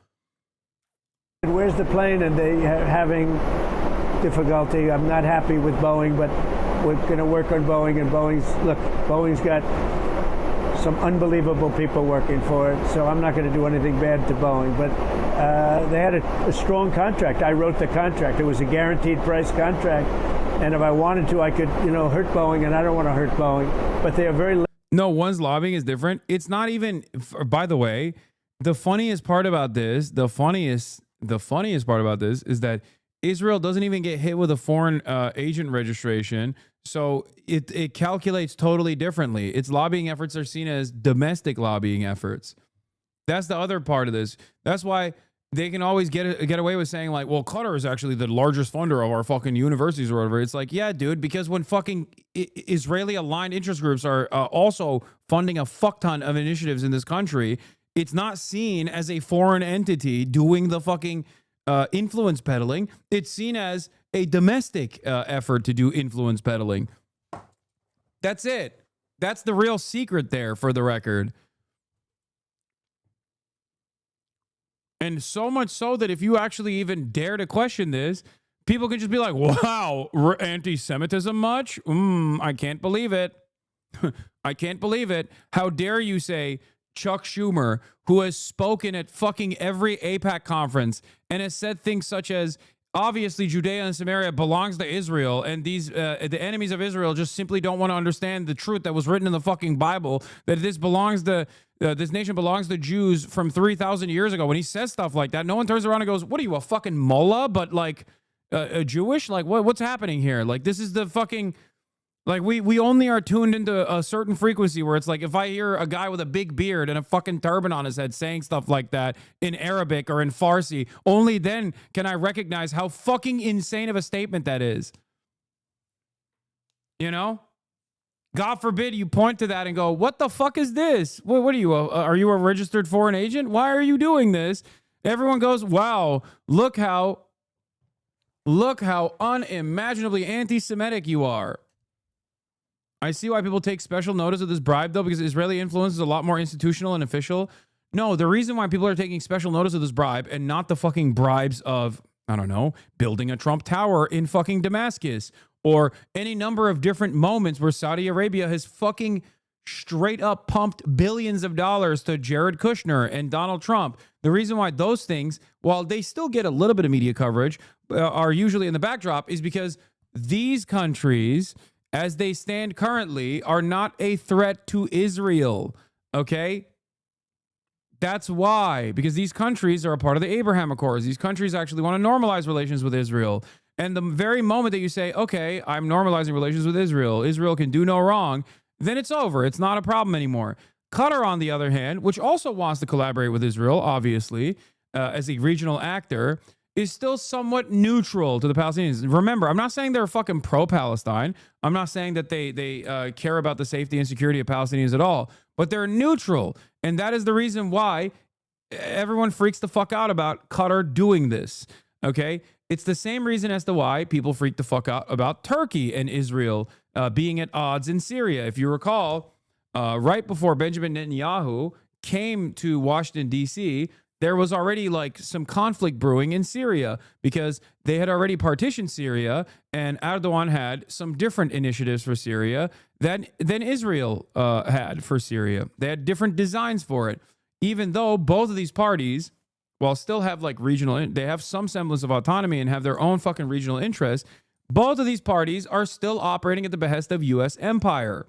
Okay, so when that happens, then obviously people start talking about, whoa, wait a minute, like you got to dial this back a little bit. Israel literally bombed a fucking airport that had Turkish engineers in it in Syria. It became a major problem. Then they quickly wrapped it up and we're like, all right, it's fine. And once America got the Kurdish militias to stand down, okay, once again, the ever-present pro-Kurdish in the United States of America, once again wrote them off, okay, and is trying to find a way to basically bring the Kurdish militias under the banner of HTS or the current Syrian government in a way that doesn't like offend Turkey's interest in the fucking region. Because their grand design revolves around just eliminating the threat of Syria being a logistical hub for Hezbollah between Iran and Hezbollah. Once they're done with that threat, it's over. It's no longer a problem. You can fucking partition the country whichever way you want to other regional actors because nobody fucking gives a shit about Syrian people. Anyway, once that took place. And Israel couldn't use Kurds as a ethnic group that they could sometimes launch against Turks if they felt the need to do so. They started talking about the Druze population. Bro's crying again? What? Some of you are unfortunately too stupid to understand political commentary or even human emotion. I am not crying. I'm just describing the events that have unfolded in Syria since the HTS takeover. But you have no way of reading anything outside of the lens of fucking drama. So you come in here and you go, oh, you must be crying. You're crying again. God damn. Anyway.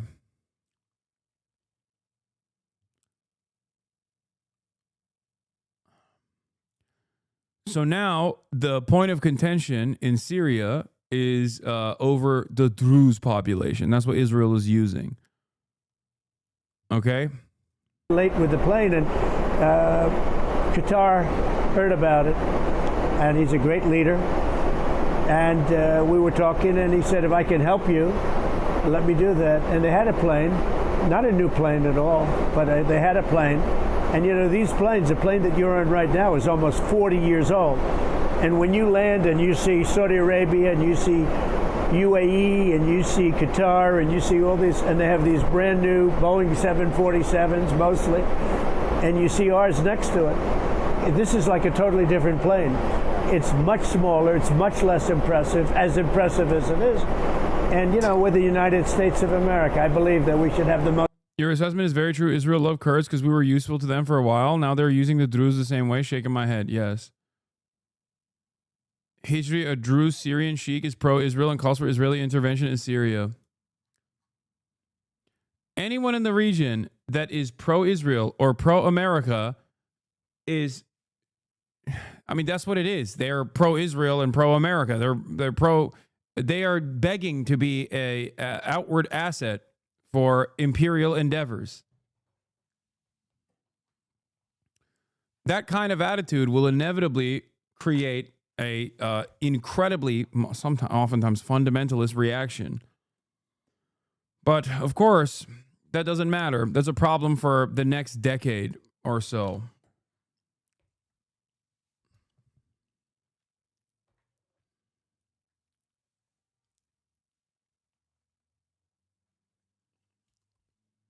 Most impressive plane. So anyway, so they said to me, we would like to, in effect, we would like to make a gift. You've done so many things, and we'd like to make a gift to the Defense Department, which is where it's going. And I said, well, that's nice. Now, some people say, oh, you shouldn't accept gifts for the country. My attitude is, why wouldn't I accept a gift? We're giving to everybody else. Why wouldn't I accept a gift? Because it's going to be a couple of years, I think, before the Boeings are finished.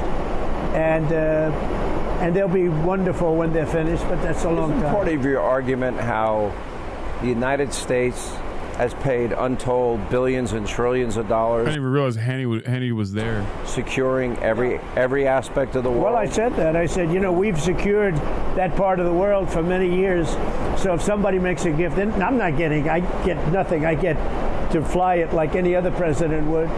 Ultimately, it'll be at the end of its lifetime or at the end of the term, because we're going to have the other ones in by that time. So the U.S. is kind of giving them gifts. It's called national defense. Yeah.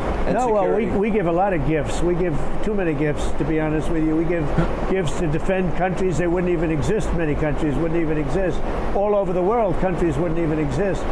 But I thought it was a beautiful gesture. Now, there are those that say we shouldn't be accepting gifts to the Defense Department. And I would say only a stupid person would say that. Why wouldn't we do that? And so it helps us out because we'll have a relatively new plane instead of having 40-year-old planes. These planes are 40 years old, and that's not representative of our country. Let me go to the other side, and that's the national security equation. And I know every one of these countries that we will be stopping at here and we'll be reporting on this show, every one of them is worried about one country, and that is Iran. #1 state sponsor of terror. And obviously the Iranians, you've been very, very clear. They can't get a nuke. Right. They can't enrich. According to published reports, they could be 3 to 6 months away from being a nuclear power. There won't be a nuclear power. Let me just explain. I'm all for Iran. I want them to have a wonderful country and make a lot of money. They have great oil reserves. But if you remember, when I was president, Iran was broke because I placed secondary sanctions, meaning you couldn't buy, if you bought oil, you couldn't deal with the United States. And people make a lot of money dealing with the United States. So basically, they weren't selling any oil to almost anybody. It was down to a trickle, almost nothing. And by the time it all came about after a couple of years. Is it the Air Force One has 40-year-old parts? No, he's not wrong. Yes, a lot of planes are old. A lot of planes that you actually fly in are old, and their parts are old too. Some of their parts are. He just doesn't. I don't think he likes the aesthetic of Air Force One. That's what it is. That's simply all this is. They were essentially, they had no money. And they didn't have money for Hamas. They didn't have money for Hezbollah. They didn't have any money at all. And we had no threat.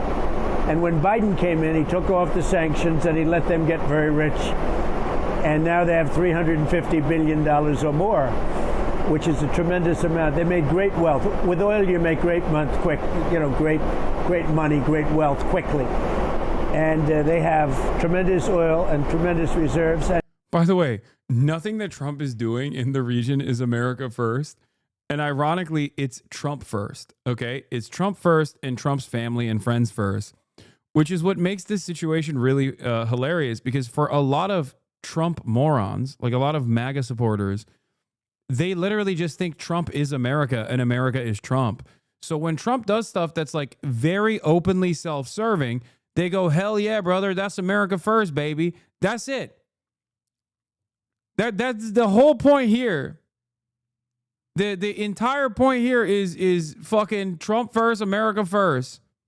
That's what this is. And Biden freed because they're peasants? Oh, absolutely. Abso-fucking-lutely. Them up from what I did. And coming up, Louisiana Senator, our favorite senator, John Kennedy, will join us with reaction. A federal judge has just ordered. We covered this already. Georgetown researcher detained college student detained by ICE following a mistaken traffic stop. My life is here. They're still talking about the Qatar controversy. That's crazy. Oh, here you have Jake Tapper engaging in a career reorientation as he makes it seem as though he didn't fucking actively play a role in refusing to address Joe Biden's mental decline. Biden and new questions being raised about his mental fitness before leaving office. A new book is outlined. That's not Jake Tapper, is it? No, the book is written by Jake Tapper and Alex Thompson. Now, I'm not super familiar with all of Alex Thompson's criticisms. We are Twitter moots after all. Maybe he was more critical of Biden's mental sanity. But Jake certainly was defending him until it was indefensible. New claims about former President Biden's physical and mental health. The book, Original Sin, claims Biden's health had become so severe that there were internal discussions about putting the president in a wheelchair after the election. They started putting aids around him as he walked to Marine One, the helicopter. That was to kind of hide from public view how bad his gait was, how bad his walking. Yeah, dog, this was September 26, 2024.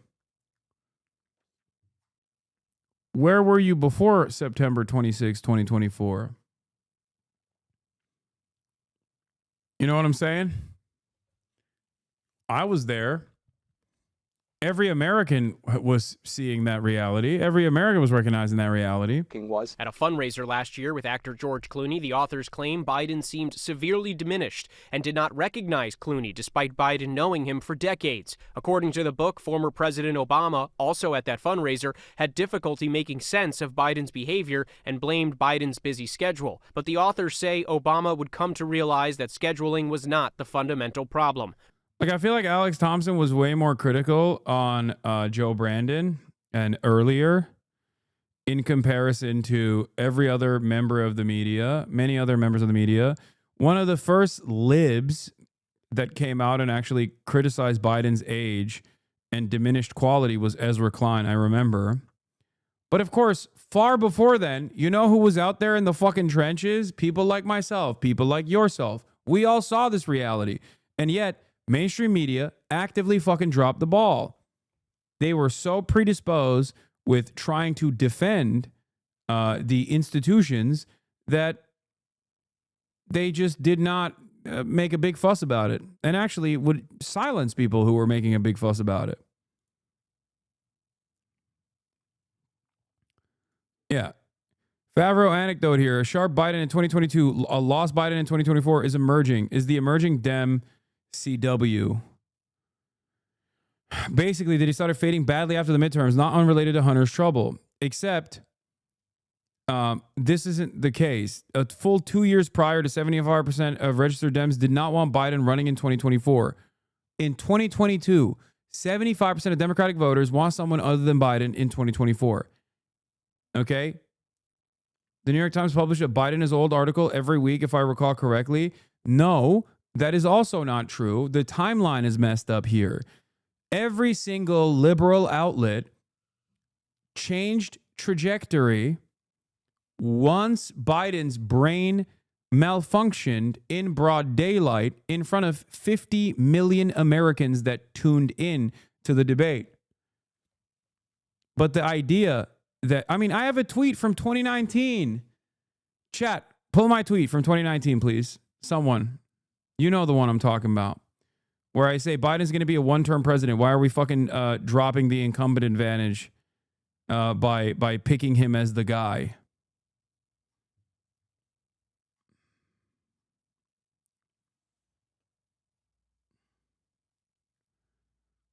Chat isn't Grok? Yes, that's why I'm relying on chat instead of fucking Grok. Thank you, Kilburn. Here it is. April 14, 2020, not 2019. One truly wild thing that we haven't really talked about is Biden's stated interest in being a single-term president. Like, we're just going to throw away our incumbent advantage because Joe's going to be a vegetable by the end of his presidency. Truly incredible stuff.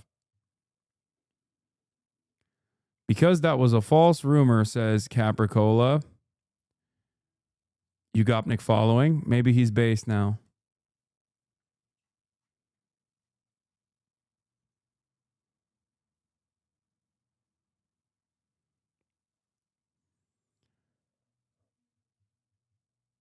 The unfortunate reality is that Biden's decline is different and in many ways less ignorable than Trump's. Trump's been on a slow decline so long, it's like boiling the frog. Yeah, I also remember duking it out with Libophonics and Fango Libs in the chat, where I was talking to both of them at a time when they were like, well, Trump is also mentally diminished too. And I kept telling them, yeah, except Trump's mental decline is representing itself in like erratic behavior and irrational behavior, but he's still more coherent than Biden is. Biden's mental decline makes him look like a doddering old man. Why did you lie about being detained?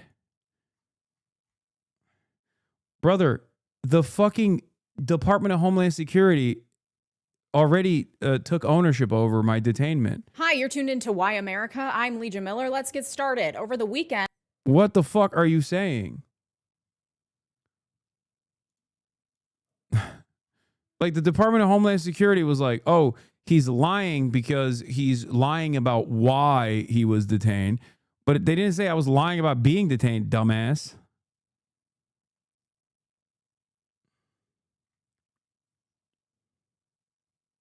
Yeah.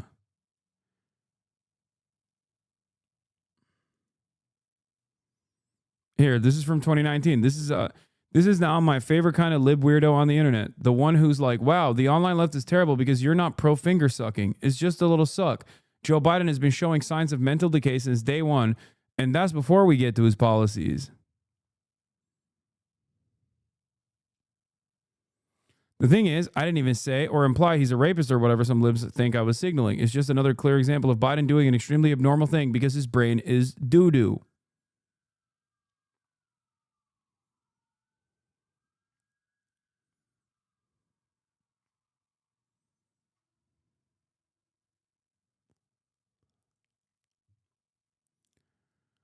Look at that.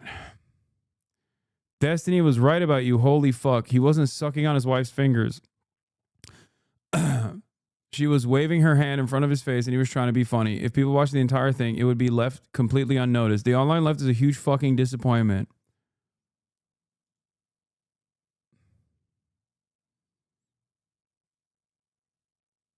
I guess they stopped posting after that embarrassing take. If you got mad even for a second about this new car meme on the internet, I own you. I'm living rent free inside your minds. You are predictable. Pulling the lever. What is this?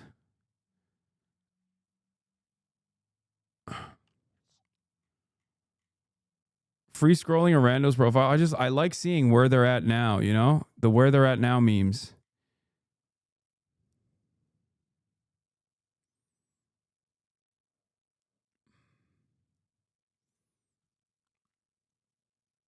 Yeah. Pulling the lever was switch the trolley. He's like, they left Twitter and have a job. They literally follow you. Yeah, they were following me and they were making very bad takes in the process of following me, like this one. Yes, I made a photo of Biden sucking his wife's finger look worse by posting the unedited photo. Thank God the people who trust zero info from me are these big brains. Also, love that you originally thought it was a Photoshop, then quickly moved on to it's just a little suck. Man, I used to fucking duke it out. I used to duke it out with fucking randos way more on Twitter. Sigh. Of course, it's on the Hun either intentionally made this look worse or didn't fact check it, so it makes it look much worse than it actually is. This is why I trust zero information from you.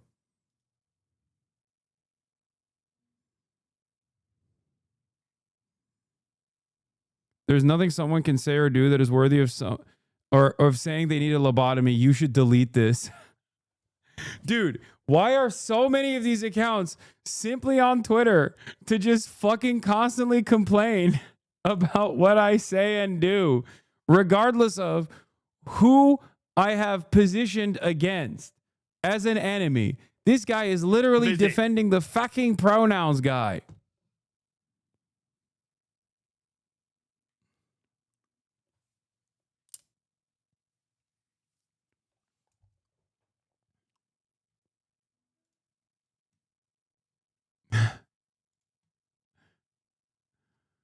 I swear this is mental illness. I swear this is a significant type of mental illness.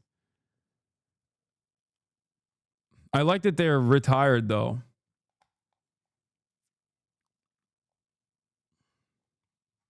Brother, it's 2025. No, I know. My point is, all of these guys that were questioning my analysis at that time were wrong, and I was fucking right, which is why you should be maybe a little bit more charitable when I say something that doesn't smell right at first. Okay? That's the point.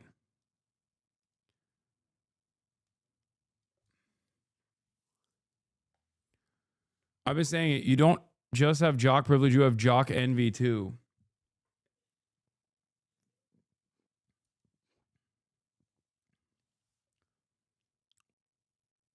Do you understand? At least these people realized what they were doing is so fucking stupid, they dropped it and instead cyber stalking you on other platforms, probably.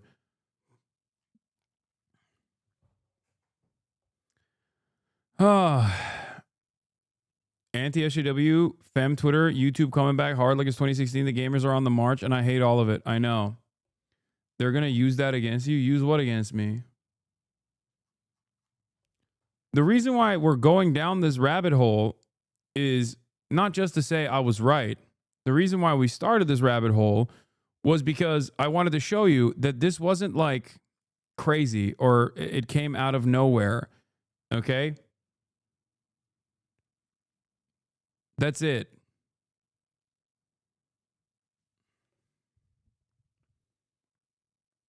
That was another take that I had, by the way, that once Biden became president, I was like, we're going to go back to Gamergate era politics.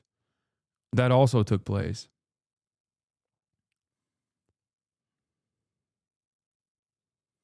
I already know you are right. I thought you were a center-left streamer with Radlib fans in 2020. I was introduced to you by Chapo Election Watch in 2020. Oh, nice.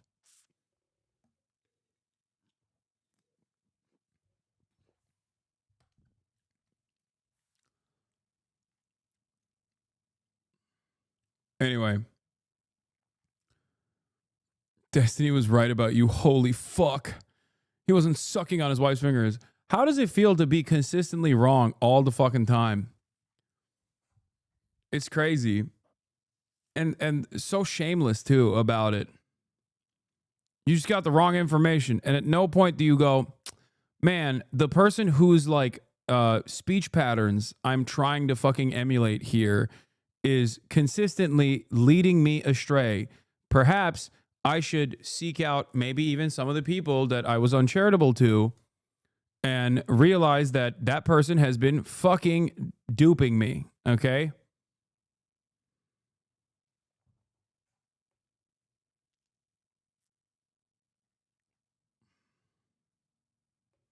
December 2019 was right after the N-word and private clip fallout with Destiny 2 Lamau. Yeah. And now in 2025, isn't his court trial tomorrow? They're pre-tweaking. No, actually, since the Destiny Sex Pest court cases that have popped up because of numerous victims coming out bravely, his community hasn't really been in here that much, or rather, they've taken a new shape, which is the H3H3 community.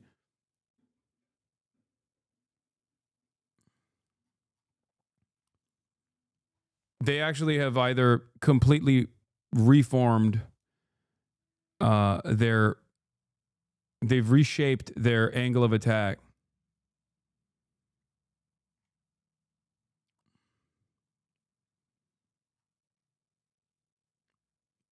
They've, engaged in metamorphosis.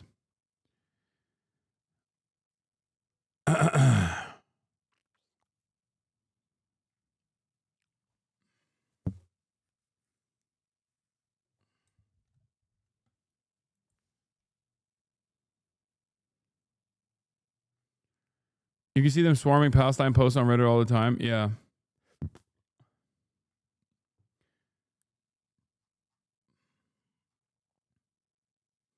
You made people get super mad about whether Joe Biden sucked on Jill's fingers. That's an insane thing to get mad at. Is it the dumbest thing you've gotten libs angry about? No. I'm sure there are way, way dumber things that have gotten libs angry over. Wait a minute. There's drama between you and H3? No. There's drama between H3 and his own mind.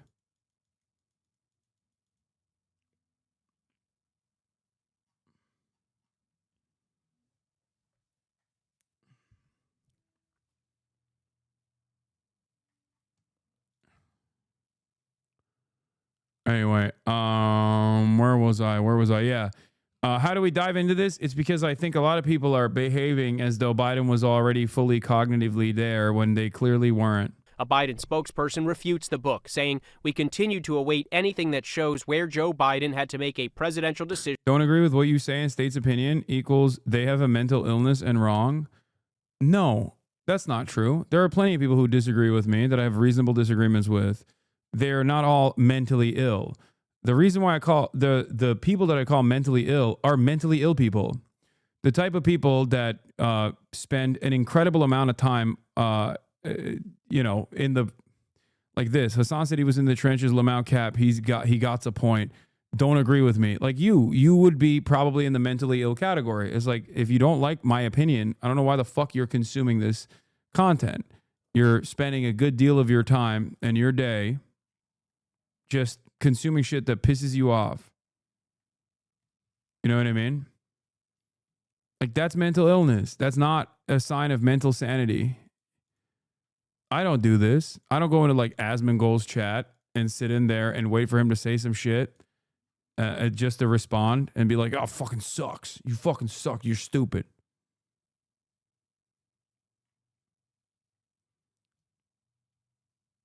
Feel me?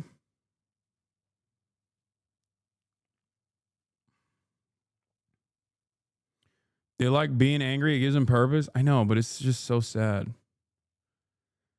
It's sad because people don't realize like what kind of impact that has on your own mental health.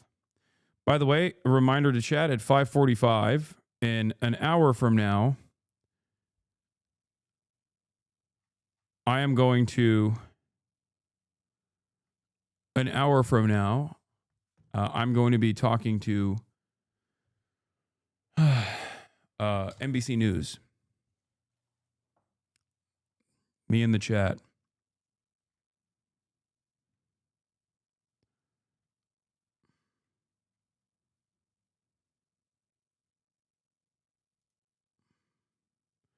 You do the same thing. Yes, dude. Asmongold fucking makes YouTube videos about me, demanding I get banned, constantly fucking chirping, constantly saying I'm a terrorist supporter, demanding I get banned from the platform, has demanded that I even maybe get arrested, and I'm the one who shouldn't ever react to that, or I'm doing the same fucking thing. Point to a single time where I've demanded for Asmongold to be banned, by the way. You can't, because it doesn't exist. Even after he said fucking Palestinians are inferior and deserve to be genocided, I was still charitable to him. Okay? No, we don't do the same thing.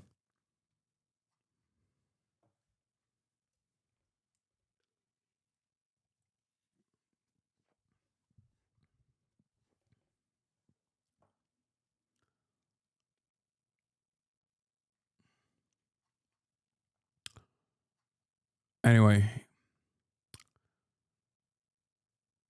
his subreddit was literally making memes where they edit your name into an assassination contract in Oblivion. Yeah, okay, whatever. Or where national security was threatened, or where he was unable to do his job. In fact, the evidence points to the opposite. He was a very effective president. Last week, Biden and the former First Lady pushed back against a slate of new books, claiming he was dealing with cognitive decline at the end of his presidency. They are wrong. There's nothing to sustain that. The people who wrote those books were not in the White House with us, and they didn't see how hard Joe worked every single day. A Biden spokesperson says the authors did not fact-check the book with them. In my assessment, a move that was that unprecedented, having a brand new nominee 90 days before a presidential election against a nominee that AOC defends wanting Biden to stay in the 2024 presidential contest. Oh my God, AOC, what are you doing? Every moment that you spend on this is a moment where you're not actually endorsing Zohran Mamdani for New York mayor. Come on, please. had been running for 4 years straight was a major risk. And so, like, I think regardless of what the situation was, it was such an unprecedented move that, you know, I think everyone in so much uncertainty, everyone had their own opinions on the matter. And we saw, you know, what happened. Vice President Harris ran an excellent campaign, but it was 90 or so days. And I think it was very, very hard I think it's very challenging for the American people to assess a new nominee 90 days out from an election. We're back with former President Joe Biden. He's going to be joined now by the woman who's devoted her life to initiatives that make education accessible for everyone, a fierce advocate for women's rights, and a devoted wife of 47 years. Please welcome back former First Lady. Oh my God, bro, he looks like shit. Dr. Jill Biden.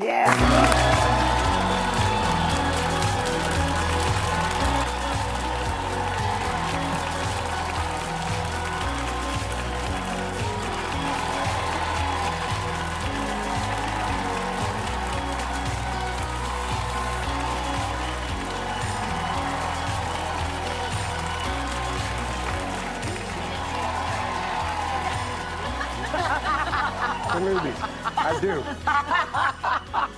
So, Sonny, you have the first question.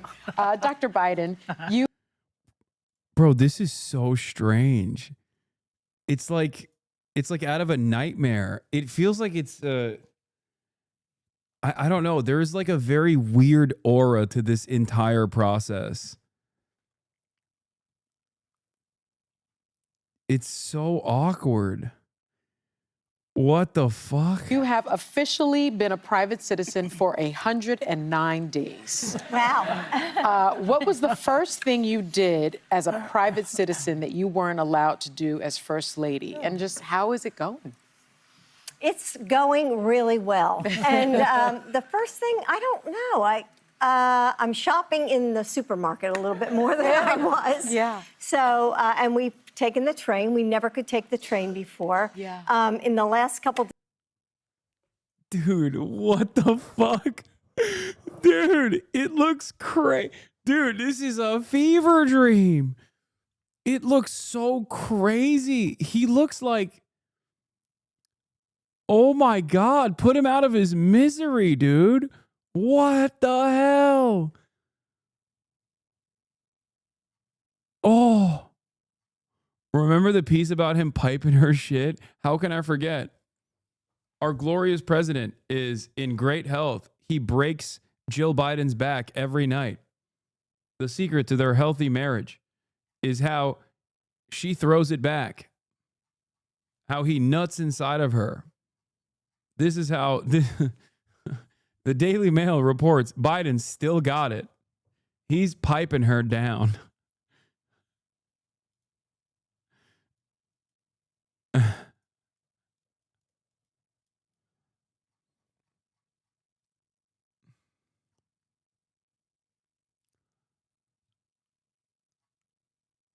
Stop. I will not stop. This is real journalism. Days I've been on a lot of airplanes. So I've been in LA and New York and DC. So, so doing a lot of traveling, getting But a you lot still done. have Secret Service. That's Yeah. that's the benefit. Yeah. But it also means you're not. Anyway. Of course. You can't be too out there. Yeah. Mr. President, since you left office, there have been a number of books that have come out, deeply sourced from Democratic sources, that claim in your final year. Bro, he hit the anyway 12 seconds in. I don't think he looks bad. Chatter, are you a mortician? Fuck you mean he doesn't look bad? Do you work in the morgue, dude? He looks like a dapper 150. Show older pics. Like, as in photos of people that are still alive but older. The only one I can point to is like those random AI generated videos of like, this guy in India is 250 years old and it's just like a cadaver that's like barely standing up. That's an older picture. A picture of an older person, you know? Jimmy Carter comes to mind before he died when his mouth was unable to close. I'm being serious. There was a dramatic decline in your cognitive abilities in the final year of your presidency. What is your response to these allegations, or are these sources wrong? They are wrong. There's nothing to sustain that. Number one. Number two, you know, think of what we were left with. We were left with a circumstance where we had an insurrection when I started. Not since the Civil War. We had a circumstance where we were in a position that the pandemic, because of the incompetence of the last outfit, end up over 1 million people dying. 1 million people dying. And we're also in a situation where we found ourselves unable to deal with a lot of just basic issues. Anyway. Which I won't go into. Your most base take is that January 6th is funny. It is. It was so funny. It was funny because it was like the most incompetent insurrection of all time. It was the most American thing. You will never get me not to laugh at a bunch of fucking diabetic, heart diseased HVAC business owners trying to climb over the fucking rotunda. Okay. it was fucking hilarious. To do what, mind you? To stop a process, a symbolic process from taking place.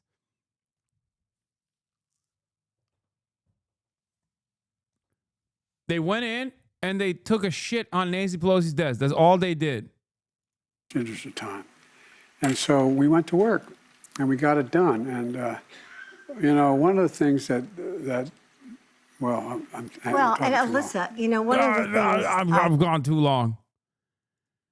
Also, fun reminder for everybody, this man literally was so fucking incompetent and so unimaginably self-interested and so invested in the continuation of Israel's live-streamed Holocaust with his go-ahead and his weapons that he basically threw the election away and handed the goddamn government to this also incompetent fascist administration, which he also was caught smiling alongside of. Like, remember, he's like, oh, I ran in office because Trump is a fascist, Jack. He's a Nazi. And then by the end of his presidency, he's fucking doing ass grabs with Donald Trump's side of the White House. How the fuck did that happen?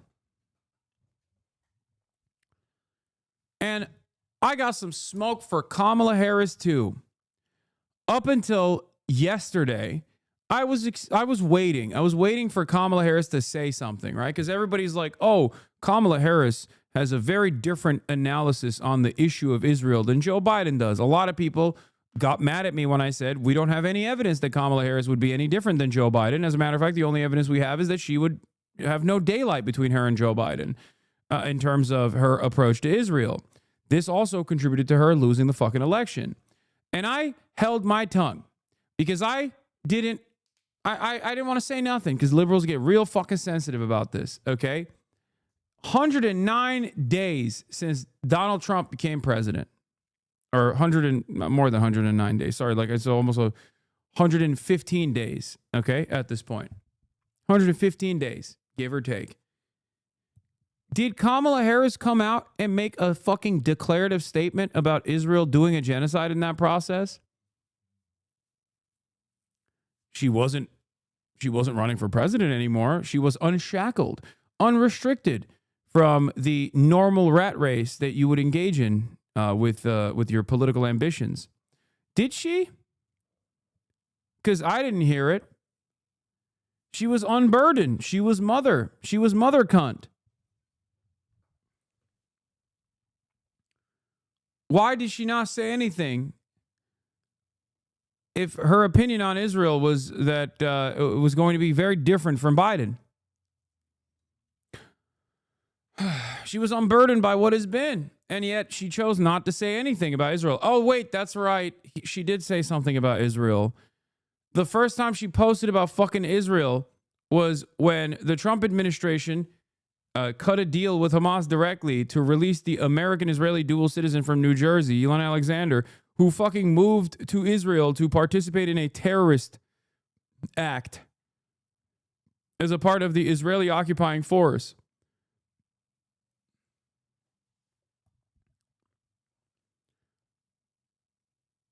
When the Trump administration went and released Alexander, she posted about it. That's the one time. And I believe since then she has actually said something about, what do you call it? And that's what you say to all the annoying liberals online saying Kamala would be better. Ask, where is she? Nowhere. She doesn't give a fuck. Exactly. Exactly. She does not give a fuck. She does not give a fuck. Yeah, I still can't stop thinking about this. Imagine if an American went to German-occupied Poland in the 40s to enlist as a Nazi concentration camp guard, got himself captured as a POW, and then the Democrats celebrated his release. The moral route is incredible. After 584 days in Hamas captivity, Kamala Harris says, American citizen Edon Alexander is finally reunited with his family. From my meetings with the Alexander family, I've long admired their strength and courage, and Doug and I join all Edon's loved ones in celebrating his safe return. Kamala Harris and Jill Stein are fucking, operatives of the same wavelength here. Except at least Jill Stein, performative or not, doesn't matter, literally was anti-genocide,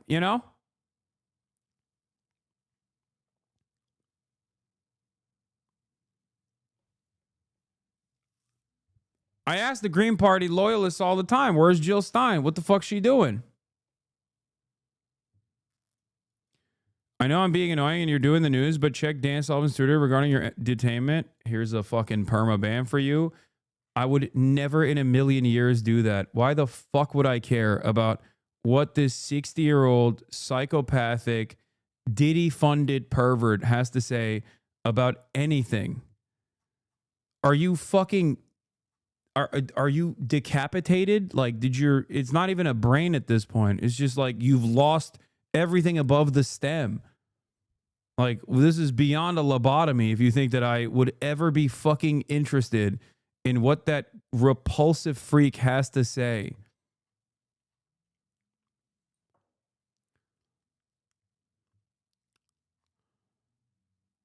Anyway, let's continue.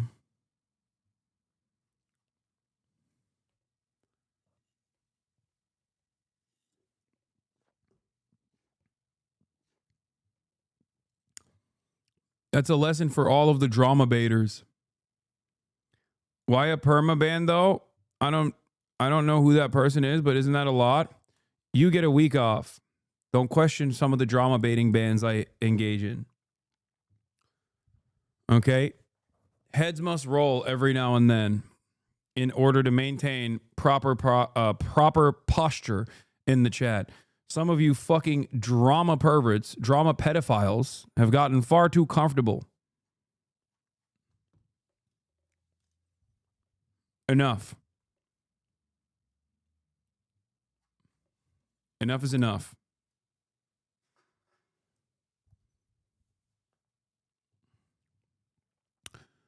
Anyway, getting back to Kamala Harris.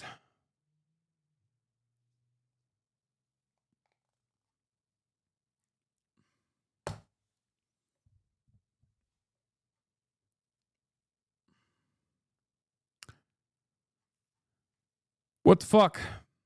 This is her first take about Israel-Palestine? Why hasn't she come out and spoken out against the Trump administration? It's not like the genocide has exchanged hands. The genocide is now under the ownership of the Trump administration. You can engage in reverse polarization. You can position this from a partisan angle. Where the fuck is this?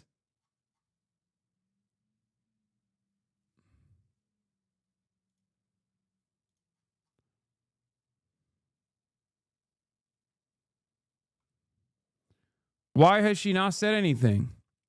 Doesn't seem like she was actually tirelessly working around the clock for a ceasefire, which we know though wasn't the case. Why hasn't she said anything? Why is it that the only time she chirps is when talking about a dude who literally joined the Israeli occupying force and was taken as a prisoner of war? Not a hostage, not a civilian, a fucking prisoner of war in an occupying army. What are we doing here? I think is that the people who wrote those books were not. Why is still trying to act like she's relevant? No, this is a message to the fucking liberals that chirp about this stuff. Yeah. 4 months in the Trump administration, the only thing Kamala Harris has said about Gaza was about Israeli hostages. So no, I don't think she would be risking things like directly negotiating with Hamas as Trump is, and progress on the war would be even worse. I don't know if Trump will get to an actual resolution on this. No, I don't think, I don't even agree. I think Donald Trump is a fucking piece of shit too. I think they're both one and the same when it comes to foreign policy. Trump's behavior is erratic, and he's also incredibly narcissistic. That might work to at least like detangle some of the undying loyalty that the American government demonstrates to Israel's ethnic cleansing campaign. But having said that, outside of that, it's still very much the same.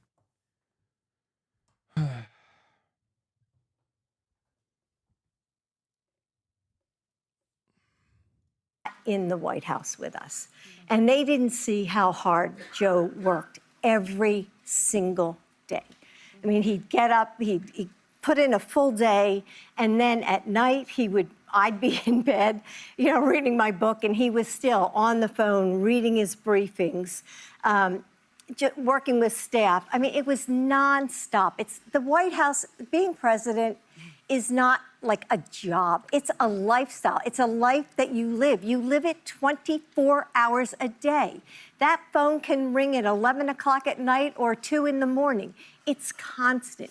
You never leave it. And Joe worked really hard. I think he was a great president. And if you look at things today... He was a genocidaire and a ginormous piece of shit and incredibly selfish. And not only that, but also his brain is doo-doo.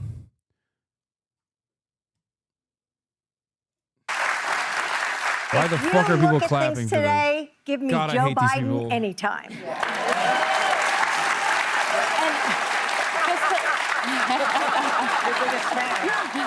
That's worth the invitation to come to the show. And Mr. President, just to follow up on this, some of the reporting is that people like the former president you served under, Barack Obama, George Clooney, a longtime supporter of yours, major Democratic donor, Chuck Schumer, your dear friend Nancy Pelosi, also had expressed concerns about your ability to do the job for 4 more years. Can I ask what your relationship is with President Obama and how you address those concerns that they raised? Well, look, I think that the only reason I got out of the race was because I didn't want to have a divided Democratic Party. It was a simple proposition. And so that's why I got out of the race. I thought it was better to put the country ahead of my interest, my personal interest. I'm not being facetious. I'm being deadly earnest about that. Yeah, we know. And I think that, we still, but put it this way, I had 6 more months. I did a pretty good job in 6 months. Yeah.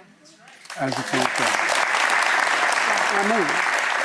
I was doing the G20 in Brazil in November. I was meeting with Xi. There's nothing that changed in terms of my work ethic or the success we had with foreign policy or domestic policy.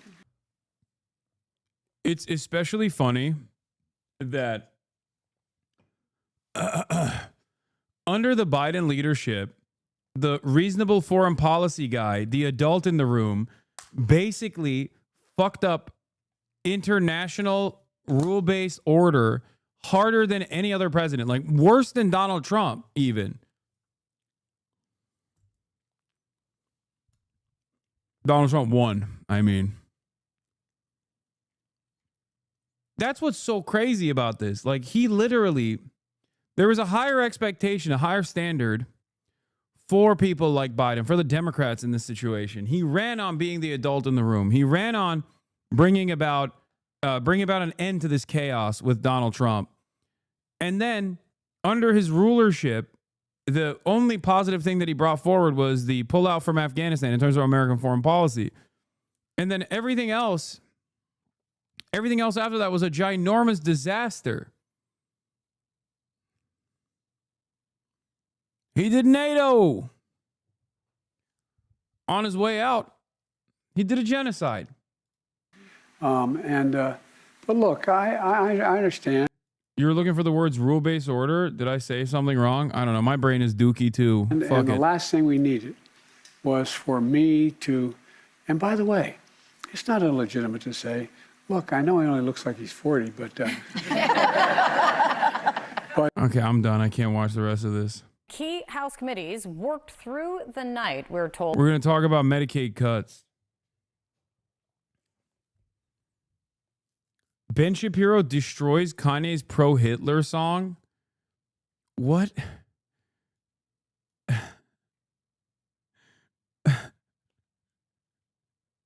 What the fuck is this, bro?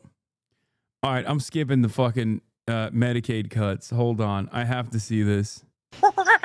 First of all, reacting to Kanye's new song that was banned from streaming. Joe Rogan Experience. Speaking of the Jews, have you seen fucking Kanye's new song? Bro. What? Here's the thing. What? My First of all, kind of catchy. Well, that's the problem with it. That's the problem. Is like the guy from production, Like he's never lost a step. He can make a beat. He can he's so talented. He's a genius. He's a talent. I don't even agree with that. Like I under normal circumstances, maybe. I'm not saying this because this song is about Adolf Hitler. Okay. But like, no, his production quality has like dropped off the goddamn map. The song is ass. The worst part about it is that the hook is like, it causes earworms. So when you even listen to it accidentally, it just gets stuck in your head. And then you're like literally fucking thinking those lyrics in your mind, and it's not good. Okay. So I guess in a weird way, it's like brain poison. If your goal is to get a bunch of people to fucking think in their minds the words Heil Hitler and the N-word, then yeah, it succeeded.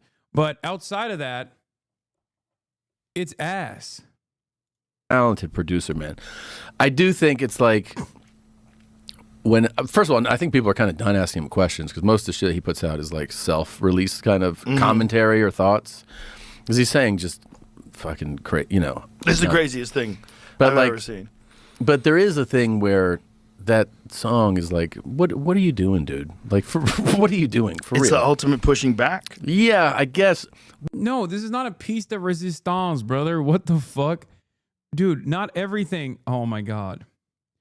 Not everything that people are doing to be like, ooh, edgy is like, sometimes you're just mentally ill, dude.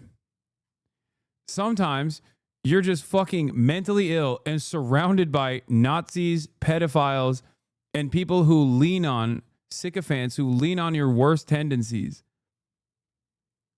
But there is like I think I have a pretty, let things go kind of vibe to me. Right? Obviously. Yeah. Your fucking right? Like, show. Yeah. Your show's ridiculous. Like, he pushing back against what, dude? Fucking Jews? Like, what are we doing? What is he pushing back against? Like, it's ridiculous show. And I've always been like, yeah, say whatever you're going to say. But I do think like making a catchy song about that, I'm like, what are you doing, man? Like you're just getting, at a minimum, you're just going to get more people that think it's cool to say Heil Hitler. Like that's at the minimum. I mean, that's the goal, I think. Well, I think that's part of the program. I think it's part of what he's trying to do. But I mean, is that cool to do? I guess if you're like, well, it's fun to troll the masses and get them to do that. Okay.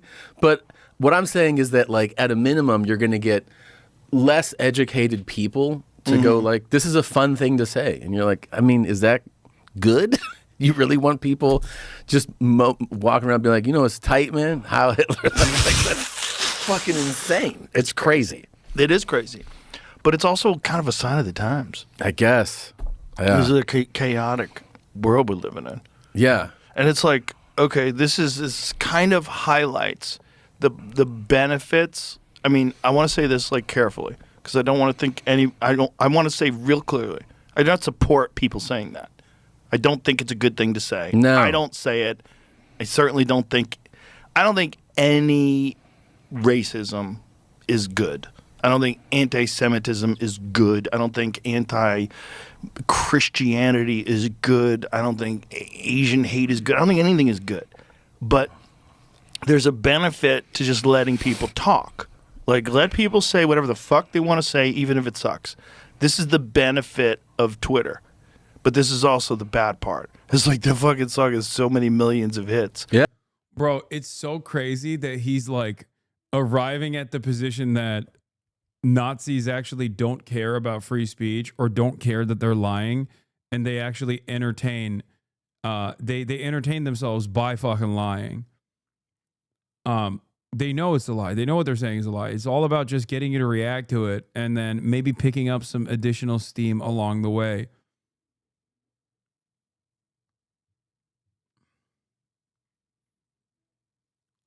Yeah. On Twitter. It's been banned from every platform. Yeah.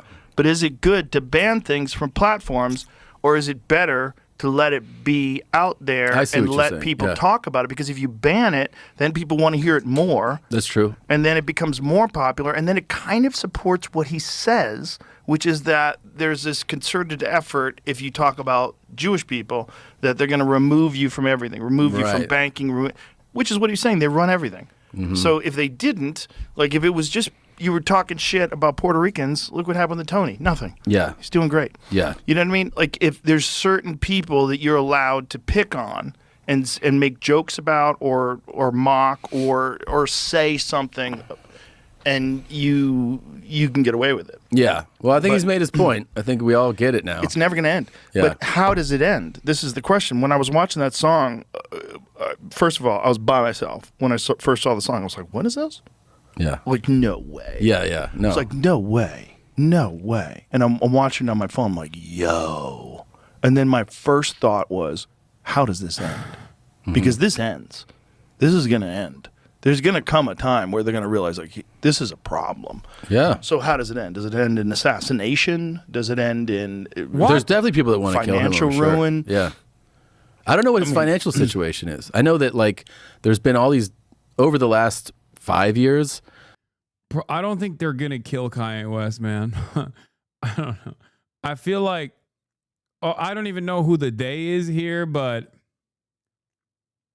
if anything, Kanye West spending the last fucking 4 years talking about how Adolf Hitler invented the microphone and how much he loves him, only to finally, for the first time ever, say free Gaza after they banned his song from like all these fucking platforms, is perhaps the best thing that he could have done for people who are pro-Israel.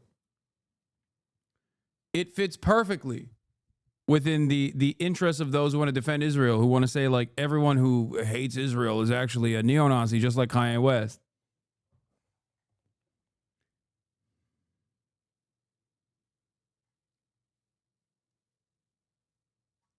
That's what's going on here.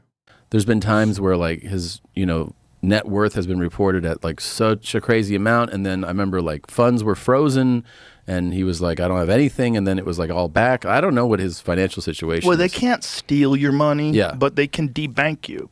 Yeah, where no one will bank with you. Right. Basically. So it's like, how does that work? Like, where do you get your ATM card? Yeah. Is it from the Bank of fucking Portugal? Like, what do you have to do?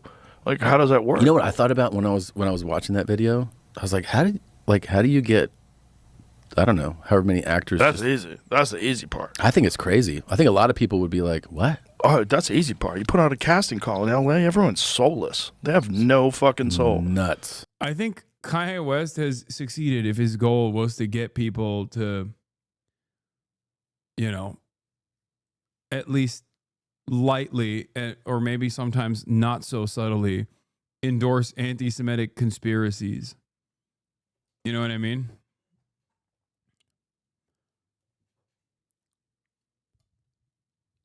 Look at Joe Rogan on the fucking largest platform doing it right now. They just want to get famous. You're going to Yeah. do a project with Kanye? Okay, Yeah. All let's right. go. What do I Let's have do to it. say? Also, I'm just acting. Just Yeah. like that guy in Inglourious Basterds wasn't really a Nazi. Right. I'm not really a Nazi. Listen, It's- man, I got to do what I got to do. I got kids to feed. Yeah. It's nuts. It's pretty nuts. He's super talented, man. One of my thoughts after hearing that song was like, man, I wish he would release this song with like a different, you know what I mean? With a different hook. Like, yeah, it's not personally, going to happen. No, I know he's not. The rest of the song is about him being a cuck and also not being able to see his children. Not going to, but that's what one of my thoughts was. I was like, man, I wish he would. It's so crazy. It's so crazy because his last album before that was a banger. It's like he came out of the gate. No, it wasn't. Showing people that like he still got it. Like, yeah, you might have pulled me off all these platforms. You might have debanked. No, it was Dookie. The one song was fucking, I guess, Carnival, and even that got stale super quick. What the fuck? Like, think about Jesus Walks and then think about anything that Kanye West has done in like the past 6-7 years. Like, how can you how could you even compare anything in the last 10 years? Yeah, Life of Pablo came out in 2016. Compare that to whatever the fuck he has released.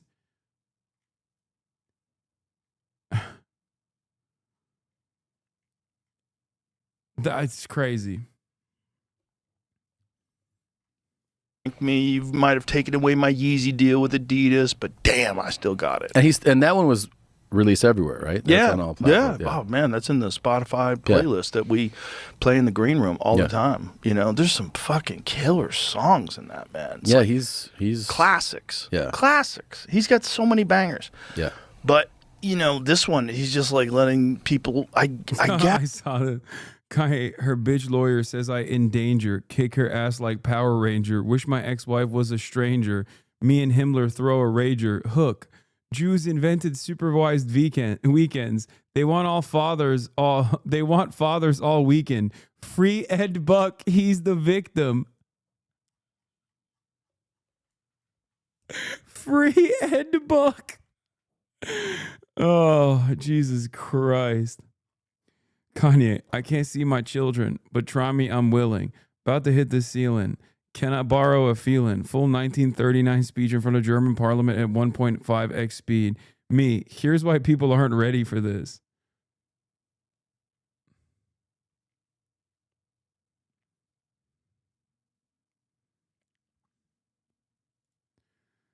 It's the single most authentically transgressive thing an artist has done in my lifetime, and the result speaks for itself. I like that these guys are basically like, yeah, you see, I fucking pissed and shit in my diapers.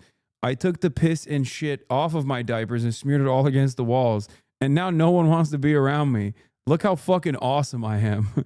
Look at how transgressive this is. Oh, Elon Musk. We should never forgive him. This is more Elon Musk than it is Kanye, okay?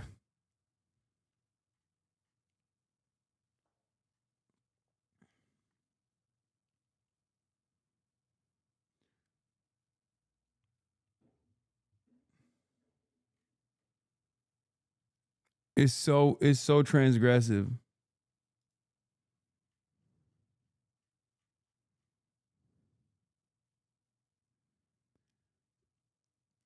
Ay.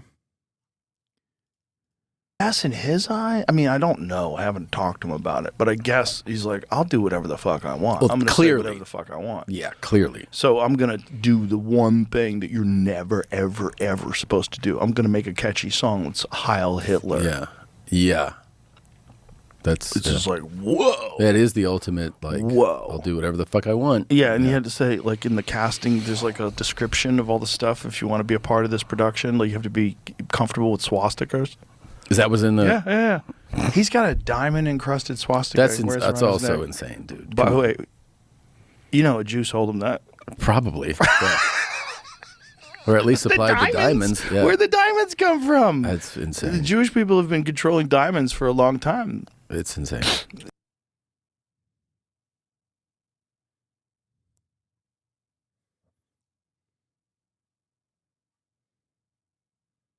I'm so glad that our pop culture has moved in this wonderful, wonderful direction. Exciting stuff. Kanye West has a new music video, and I feel that we should probably comment on it. So, oh my God, he's fallen off so hard. Holy fuck. Ben Shapiro destroys Kanye West pro-Hitler song. 99,000 views 2 days ago. Oh my God, the downfall of Ben Shabibo. I never thought I would fucking see the day, dude. Oh, wow. I can't believe it's happening. I can't believe it's happening at a time when, like, his replacement is so much fucking worse. Not so much worse, but just, like, smellier overall.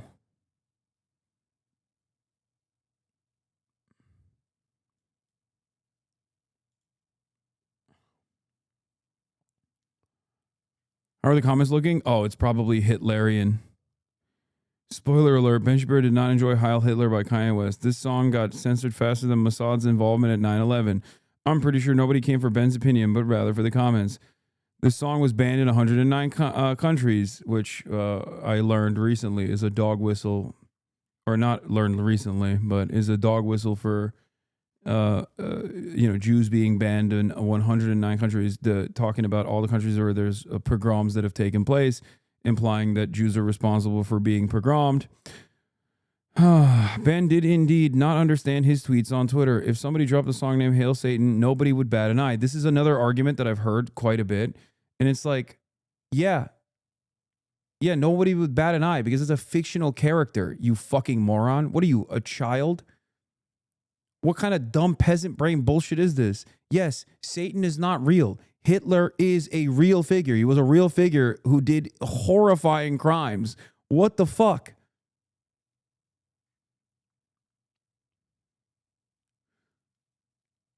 Like, a better argument here would probably be to say, like, oh, no one would care if someone dropped a song named Hail Stalin or something, or Hail, that's still not a good argument, but for the record. I'm just saying that, like, that would be an argument that at least, like, makes more sense to a larger number of fucking dumbasses. Okay? Or if someone was like, nobody cares if you make a song called Hail Genghis Khan. You know what I mean? Kanye doesn't care about your feelings. I went on a bender last weekend and got kicked out of 109 bars. It wasn't my fault. 109 countries for a reason. This song even got Israelis dancing. Ben Shapiro destroys nothing. He couldn't destroy a Lego mock-up of the USS Liberty. He's a pioneer of free speech. If you don't like it, Ben, then leave the country. He's a pioneer of free speech. On a scale of 1 to 271,000, the song gets 6 million. 271,000 is another dog whistle, implying that the number of Jews that were killed in the concentration camps was actually 271,000 as opposed to the 6 million figure, which is so crazy because it's another version of this like weird ass Holocaust revisionism where it's like, well, that would still be really fucked up. I mean, it's additionally fucked up that you're lying and claiming it's the 6 million figures are undercount. But like, what's the argument that it would be fine if it was 271,000 Jews that were killed? Like, what? I don't even understand that. That's like such a weird way to do Holocaust revisionism. And yes, I was right. It's all fucking Nazis in the comments. Oy vey, you are only supposed to sing about murder and drugs. The comments under Asman's reaction are legit Hitlerian. Ben Shapiro crashes out. For a lot of young guys, it's not about racism. It's about escaping this HR nightmare regime. No, it's a lot about racism. China has been a month from collapse and Iran 2 weeks away from getting a nuke since I entered high school in this year in 2000. Okay, that one actually is like surprisingly smart comment under Asman Gold's comment section. What the fuck? Inside of your two wolves, one is Ben Shapiro, one is Kanye West. The guy has fought against identity politics for so long and is fully embracing identity politics the exact same way too. Ben must be one of those few people who actually take Kanye seriously. I don't even think Kanye takes himself as seriously as he does.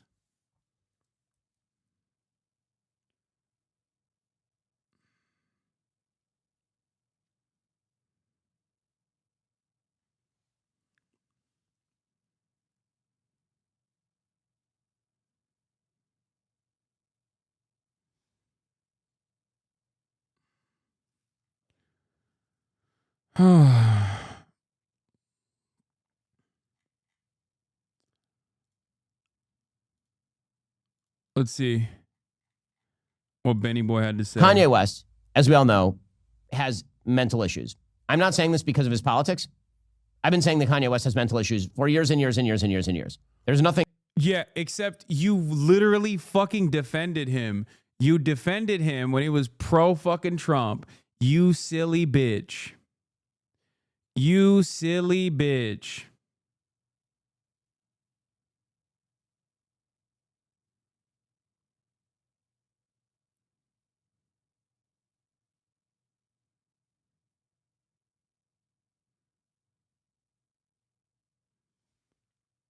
Nothing new here. Years and years ago, when Kanye West was making inroads with the first Trump administration, I tweeted famously, live by the Kanye, die by the Kanye, because he's nuts. And Kanye's mental issues continue to contribute, I assume, to his bizarre fixation with the Jews So he now has a new song titled Heil Hitler. So just in case you were still pretending that Kanye West doesn't hate Jews, I'm pretty sure he hates the Jews. I mean, two things can be true at once. Who's pretending that Kanye doesn't hate the Jews, man? No, people celebrate that he hates the Jews. That's where we're at. This is officially where we are at now. And by the way, you want to know why we're there? For those of you who don't know why we're there, this isn't just about Kanye. This is 100% about Elon Musk and his Twitter takeover. Elon Musk's Twitter takeover, I said over and over and over again, was going to lead to this fucking neo-Nazi shithole. The Twitter, the entirety of Twitter turning into a neo-Nazi breeding ground. And guess who fucking loves Elon Musk? Ben Shapiro. Okay? Elon Musk, major Trump booster. Elon Musk doing great things at Doge. Elon Musk, also a fucking Nazi.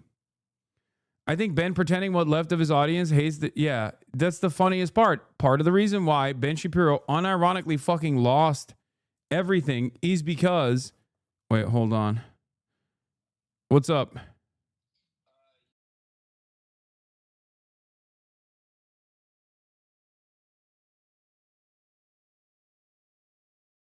Sorry, my manager called me. My NBC TV spot is about to begin. And I gotta join the Zoom call.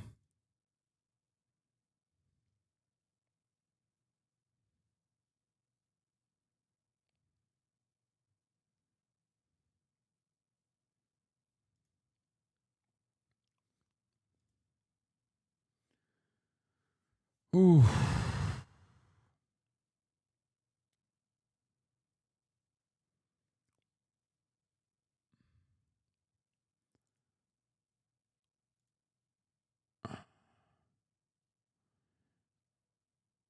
Hold on.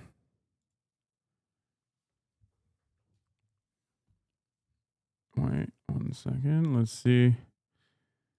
Maybe this is better.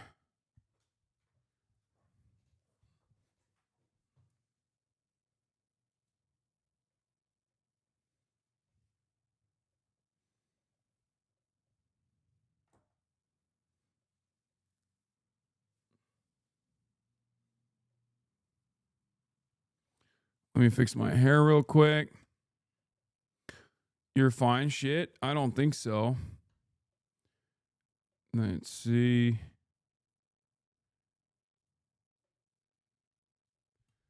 Okay, this is fine.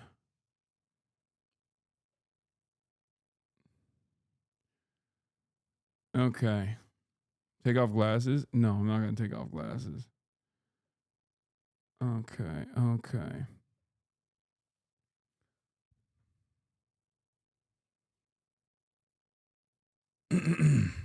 Take off shirt? Sure.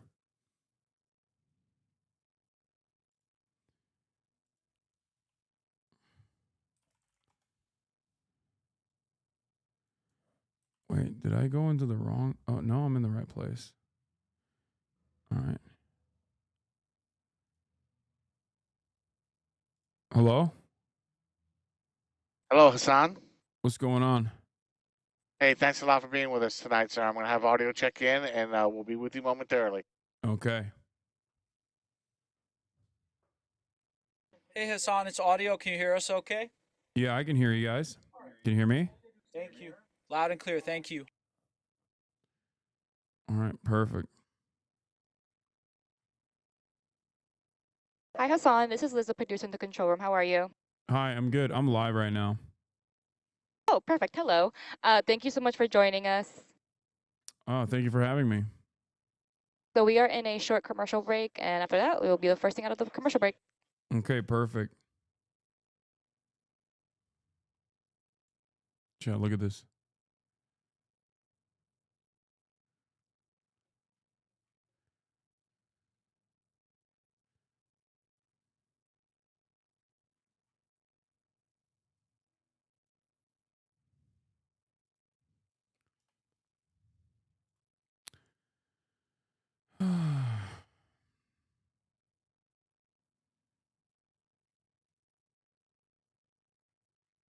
behind the scenes. Can they see your comments? No, they can't see your comments.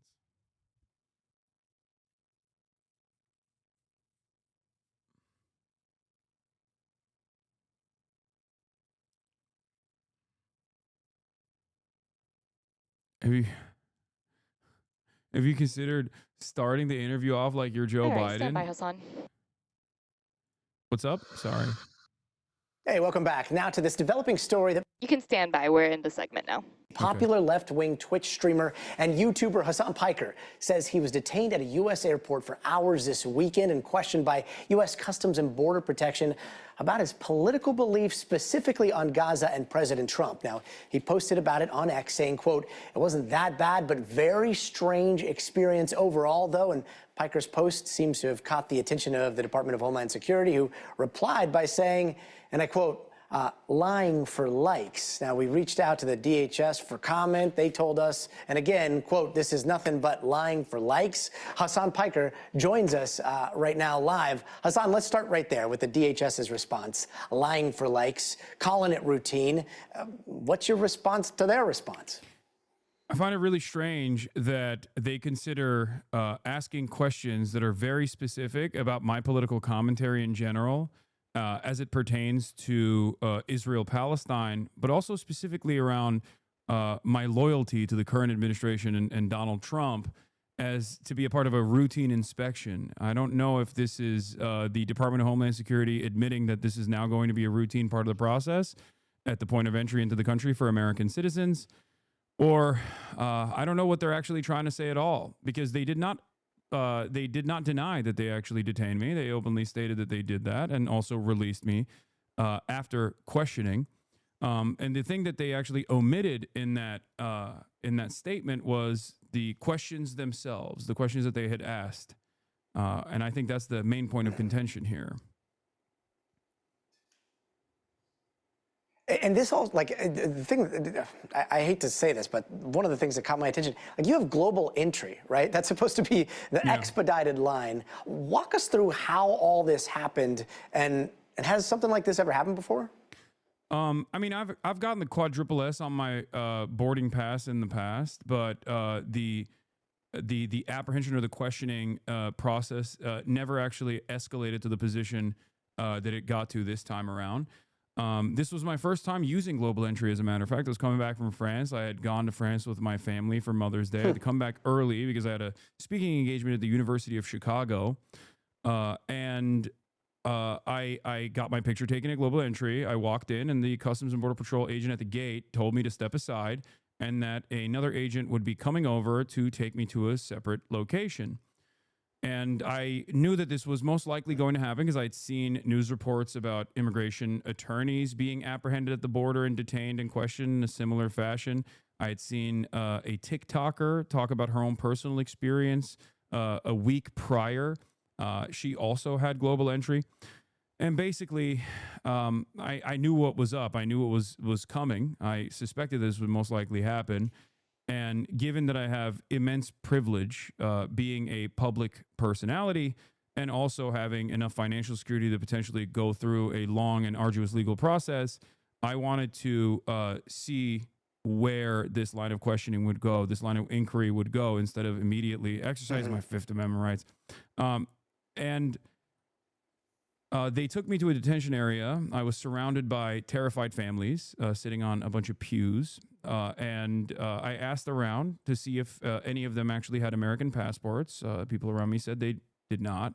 There was an old lady in a wheelchair, and agents coming in and out of this other room with passports in hand, telling the people slowly but surely that they could leave, that they were cleared to leave. And then another agent came out and said my name. They walked me into this back room with these two metal stools. Everything was bolted down. I sat down on the chair that I assume is normally reserved for the lawyer on the corner. And in the process, they started asking me a bunch of questions. It was obvious. It felt like they knew who I was, given the line of questioning was very specific. It started off with like, what are you doing in Chicago? Things of that nature, pretty basic, boring stuff.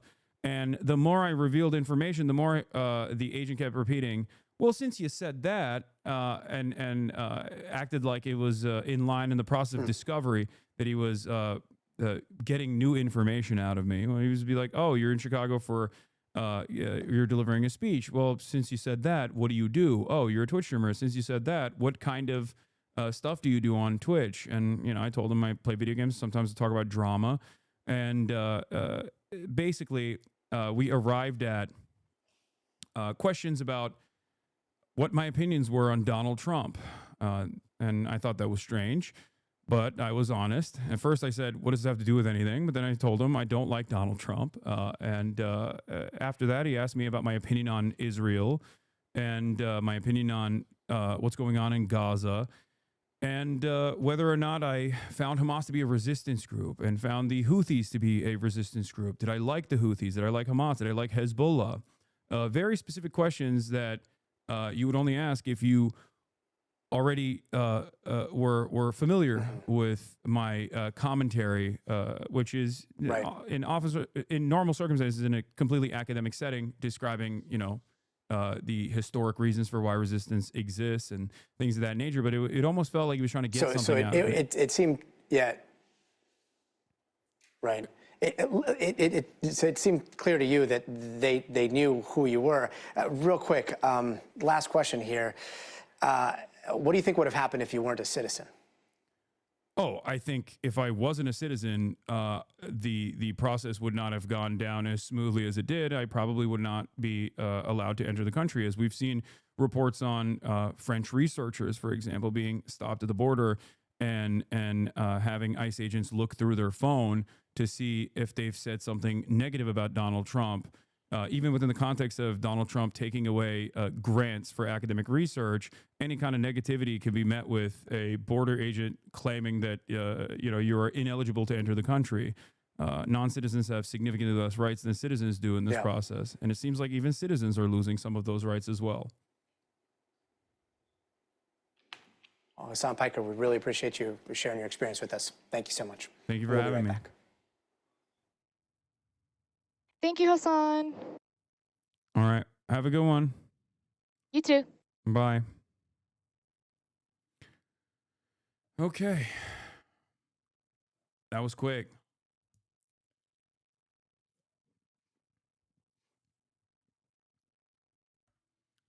Airtime maxing? Yeah.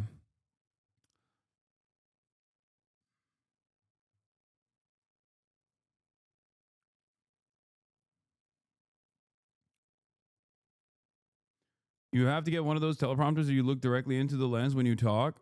No.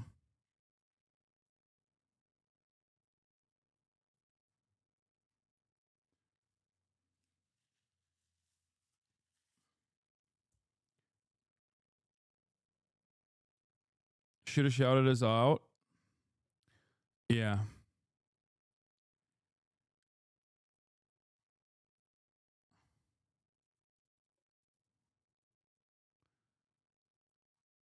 Thank God Ethan mainstreamed me so you can get into NBC, bro. Yeah. It looked like a hostage video, lol. You should have shouted me out. You're right, I should have. All right, let's get back to Ben Shabibo.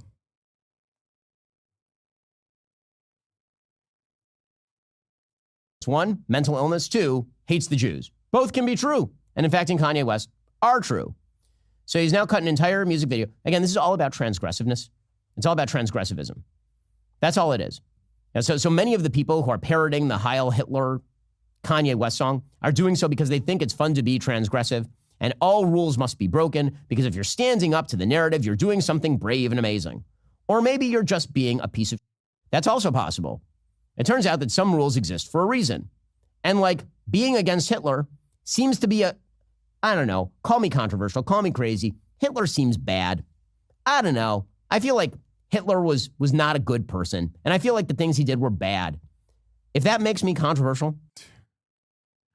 Twitch streamer Hasan Piker says he will never do gaming on a stream again. That's true. I did say that.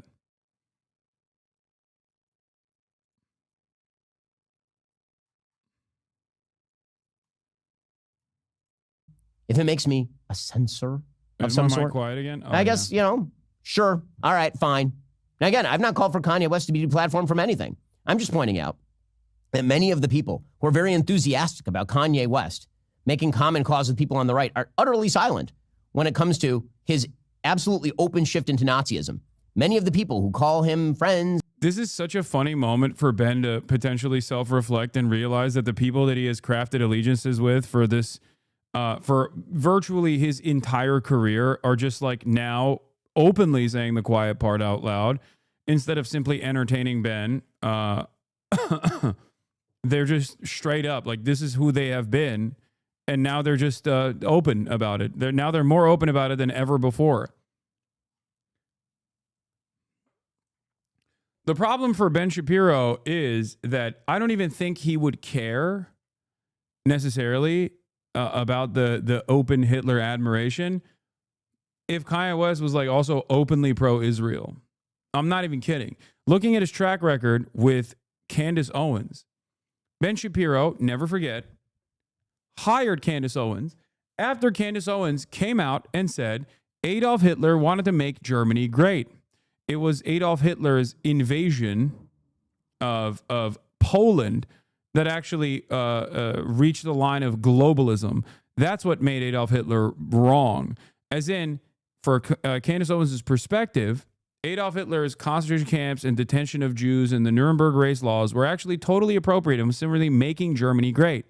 Now, Ben, knowing all of that, still hired Candace Owens to the Daily Wire. Okay? He hired her. What's interesting is that Candace Owens was still very much anti-Semitic the entire time, except something changed. After October 7, Candace Owens became anti-Israel. That is when Ben Shapiro was like, this is a bridge too far. You misunderstood her? What? No, I never misunderstood her. Candace Owens was always anti-Semitic. She just wasn't as overt in her anti-Semitism. And not only that, but also she was never anti-Israel. As a matter of fact, she was pro-Israel. If you look back, don't ever question my fucking knowledge on this stuff, okay? I am a goddamn right-wing reactionary historian. Just like I told you, when Ben Shapiro defended Kanye West with his whole ass chest on October 7, 2022, 1 year before October 7, 2023.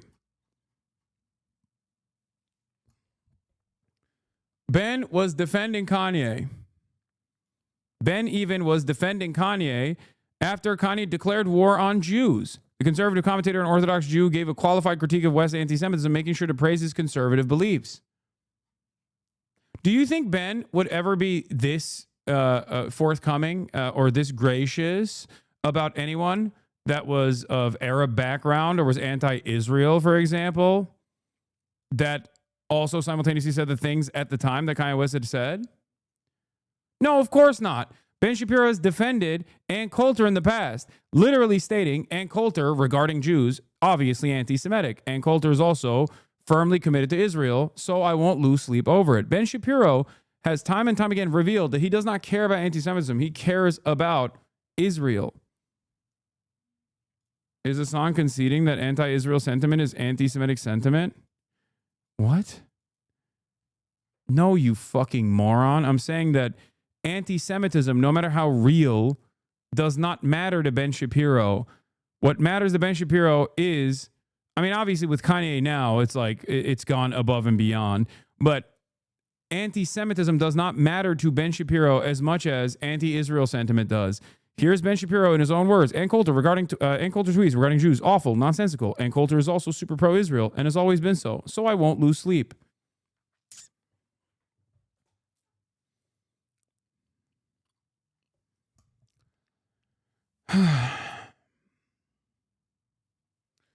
Matt Walsh is also anti-Semitic. He constantly pushes the white genocide conspiracy. Matt Walsh is trying to do as much white supremacist takes as possible to maintain his audience, because a lot of his audience is also anti-Ben. If you look at Matt Walsh's comments, everyone is begging for him to leave the Daily Wire, saying it's like the Daily Israel Wire. It's the Daily Jew Wire, whatever the fuck, like a bunch of insanely anti-Semitic comments in Matt Walsh's responses.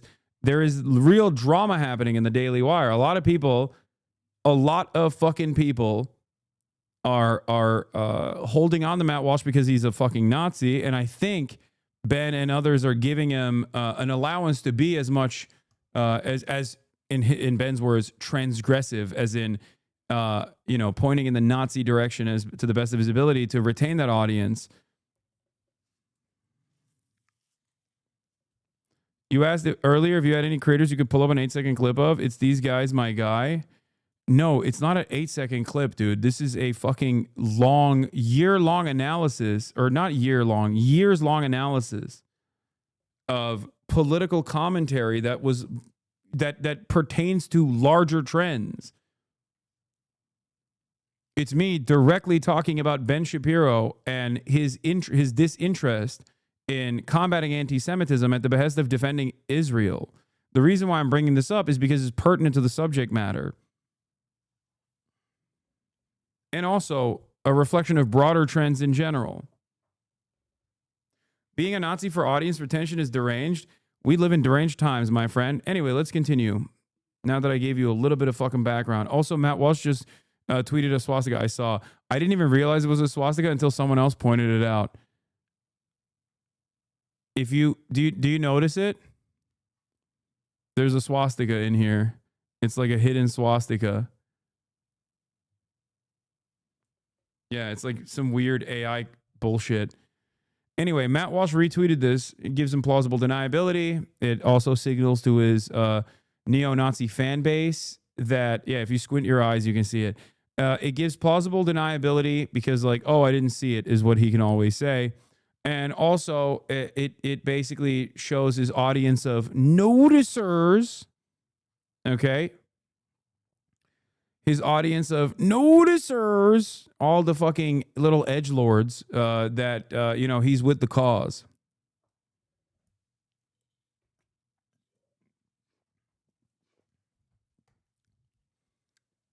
Meanwhile, his entire fan base is like, Matt, we love how transphobic and how racist you are. Can you please stop working for the Jewish Daily Wire? And acquaintances and people, like, where are they? Do they have anything to say about this or no? It's still about the Jews. Pretty amazing stuff. So here is Kanye West's song, Heil Hitler. Is he going to play it? I'm the villain. I hate... Dude, no. It's going to be stuck in my head again. God damn it. Dude! Fuck you, Ben. Oh, no.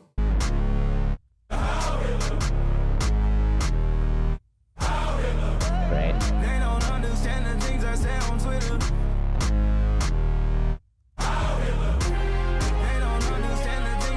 So the actual line is N-word Heil Hitler. Okay, but it's a hard R with Hitler and it's a no R with the N-word, is the way this works. If, by the way, you say the reverse, that means you're a racist and you're banned from polite society. If you say the N-word that ends with an A, but you say Heil Hitler with the hard R, then that means that you're good.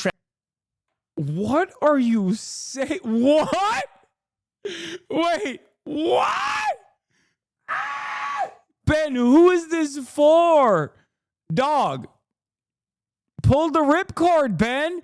It's over. You can't keep entertaining. You can't do identity politics just specifically around anti-Semitism while simultaneously still literally trying to keep your fan base that wants to be white guys that say the N-word. Society has moved on. The white guys that love saying the N-word also openly love saying Heil Hitler now, Ben.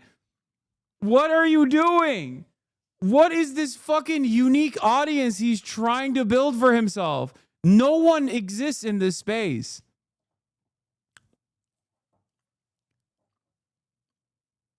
That is amazing. Who would this argument be for? White guys who hate Adolf Hitler and anti-Semitism, but also love anti-black racism? is just for Ben, I guess, because all of those white guys also love Adolf Hitler now. It's over. Transgressive and interesting to a wide variety of people, apparently, on both right and left. So that's exciting stuff. I'm glad that we've decided to do this as a society. We'll get to more on this in just a moment. First. No, listen. He's trying to, I get he's being facetious, but the overarching ideological perspective there is that, like, oh, society fucking hates it when people say the N-word with a hard R. Like, do you not understand what he's saying? Oh my God, this is mostly just an ad.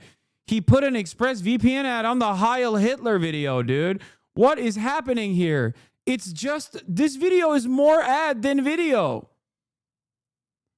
And Shapiro show. And social media, of course, has exacerbated all of this because transgressive behavior gets clicks, it gets attention. That, of course, is why Andrew Tate, one of the most vile people in social media, decided that, you know, he's constantly piggybacking on the social media attention whoredom of others. So here he was jumping in a fancy car in UAE, I believe this is, while playing the Kanye West song, because all the best people are of a piece.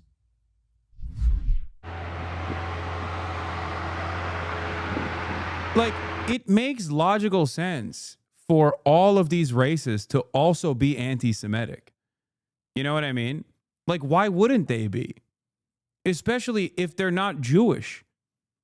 Like, why wouldn't they also be anti-Semitic, Ben? Like, what is the angle here is so stupid where he's like, no.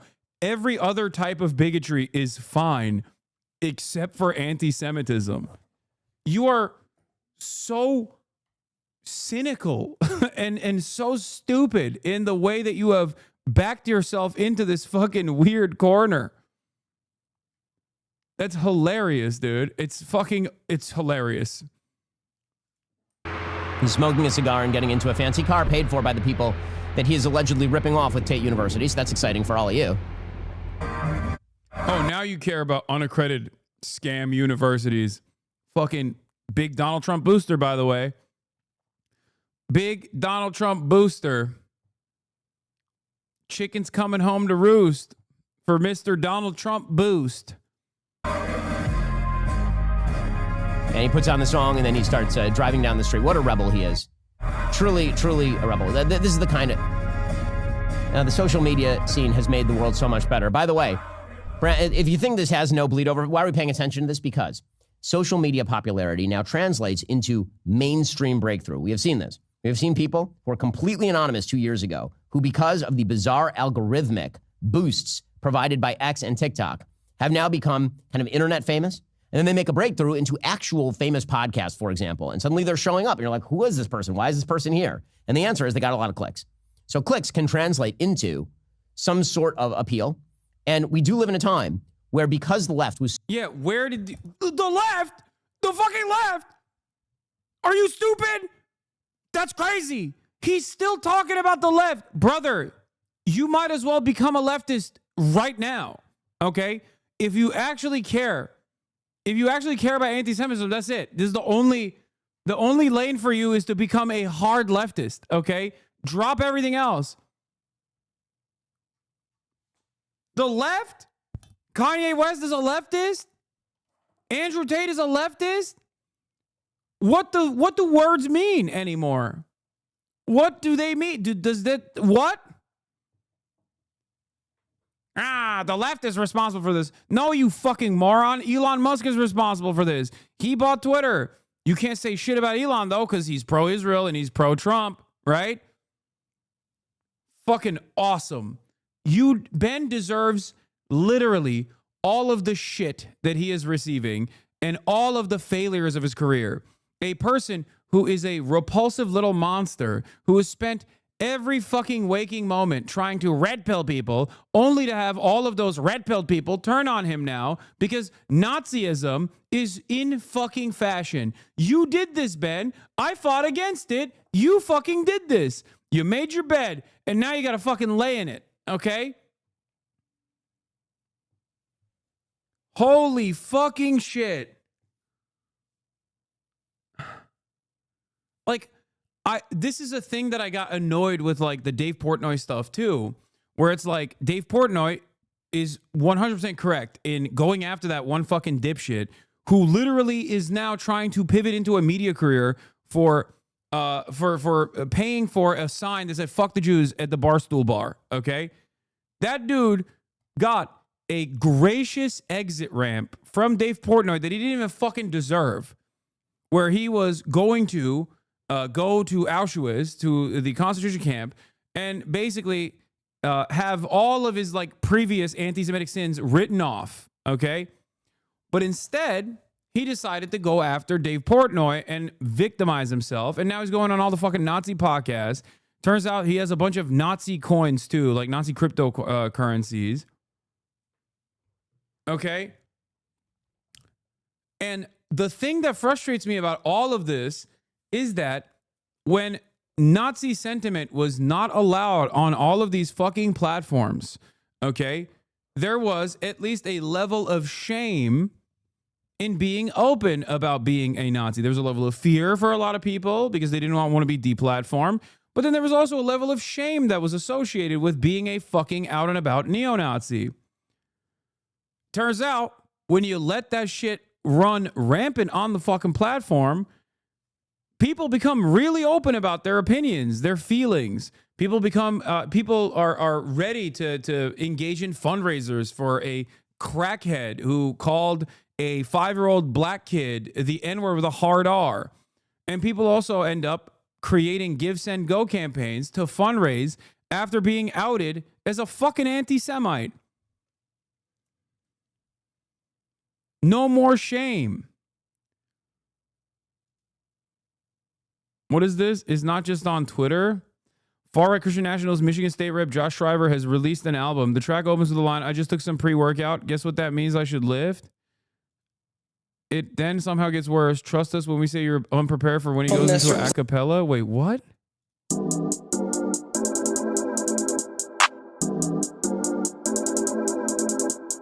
I just took some pre-workout. I guess that means that I should lift. Faithfulness replaces doubt.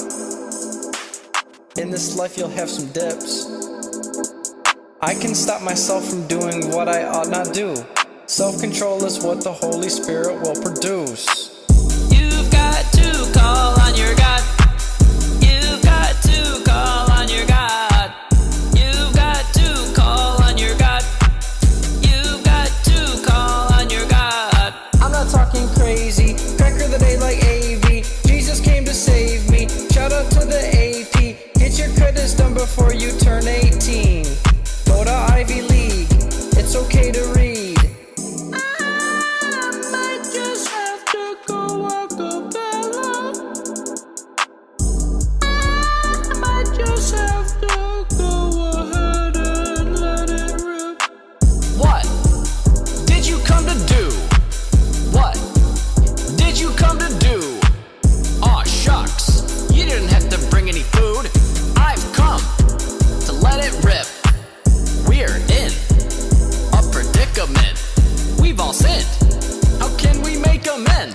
Jesus died, then he rose again. It's not a lie, it's good news, my friend. The good news is the gospel, and the gospel is Jesus Christ. He came and he died and he rose again. If you don't... You know he thought this was on his Kendrick shit right here. You know, bro, that's crazy. Dude, white people, no matter how racist, are so fucking... They just love trying to... raw black culture, but this one is so impossibly bad that, like, obviously it takes a experienced ear to understand what he was trying to do there.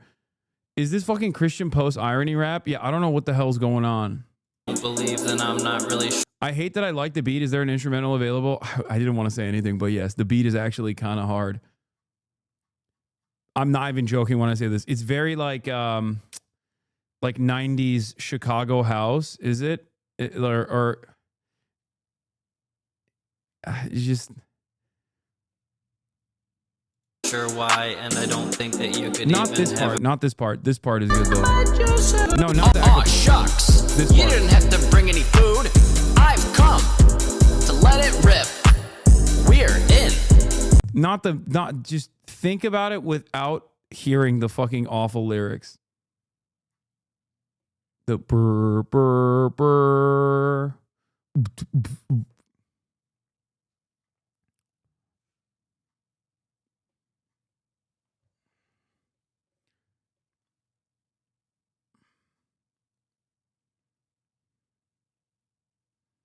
Starting to think the Taliban might be right about declaring music haram. Yes. Brother, the spirit of jihad lives in all of ours, in all of us, in all of our minds, hearts, and souls, okay?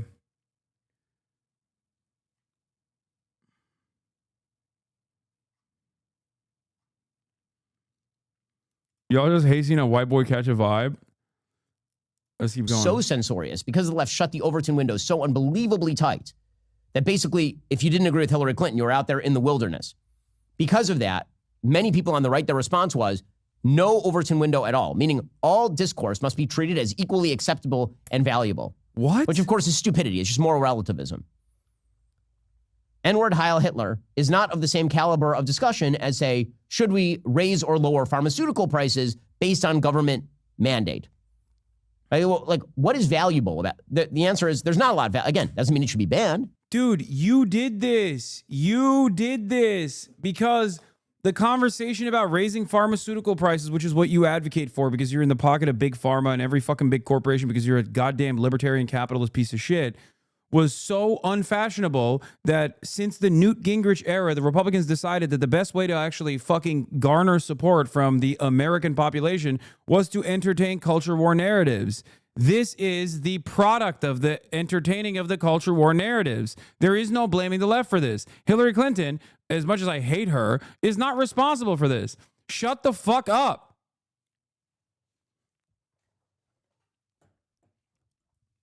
That is crazy. What the fuck is he saying? Yeah, also, what is wild about it is that Ben hates black people so much he has a harsher take on wet-ass pussy than he has for Heil Hitler. He still somehow found a way to make this the left. The left did this. The left did wet-ass pussy, which Ben hates more than the Heil Hitler song, by the way. And now the left has also caused the Heil Hitler song to come out.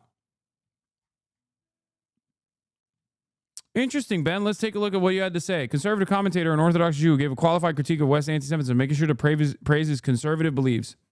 This is from a friend of the show, Nikki Ramirez. Let's take a look. Let's do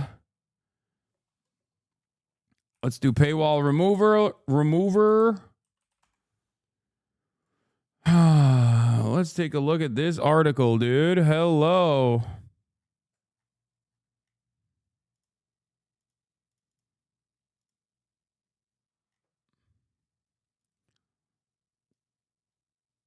God damn it. Okay.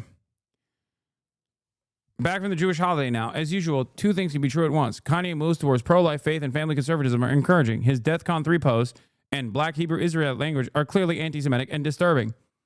In response to controversy at Paris Fashion Week, West sat down in a two-part interview with white nationalism's loudest primetime promoter, Tucker Carlson. On Tuesday, a leak of outtakes from the interview obtained by Vice revealed that Carlson's production team cut a variety of bizarre conspiratorial and anti-Semitic statements made by West from the final version of the interview. The removed portions included West stating that he'd rather have his kids learn about Hanukkah before Kwanzaa because at least it will come with some financial engineering.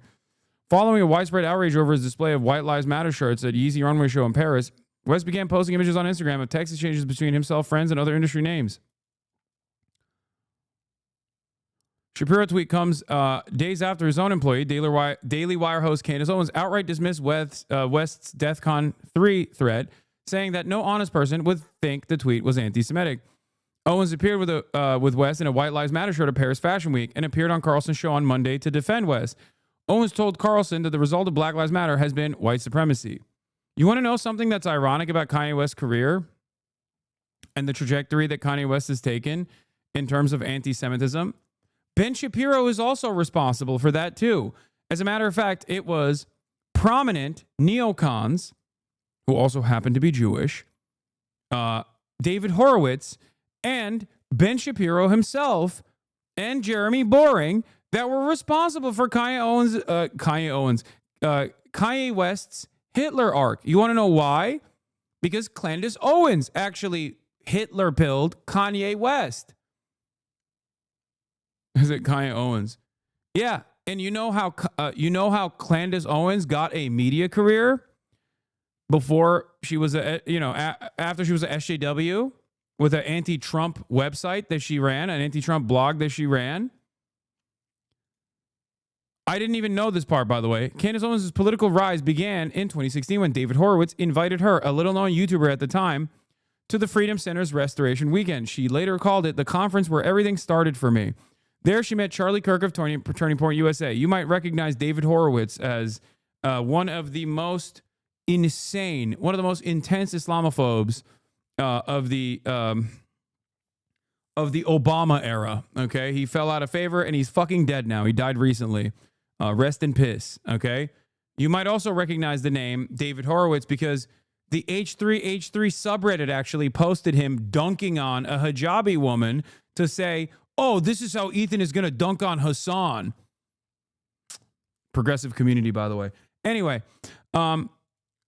she later called it a conference where everything started for me. There she met Charlie Kirk of Turning Point USA, which helped launch her to national fame. The Freedom Center supported her for years, hosting her at events and giving her a Courage Award in 2018. But by 2023, the relationship fell apart after Owens made controversial statements about Israel.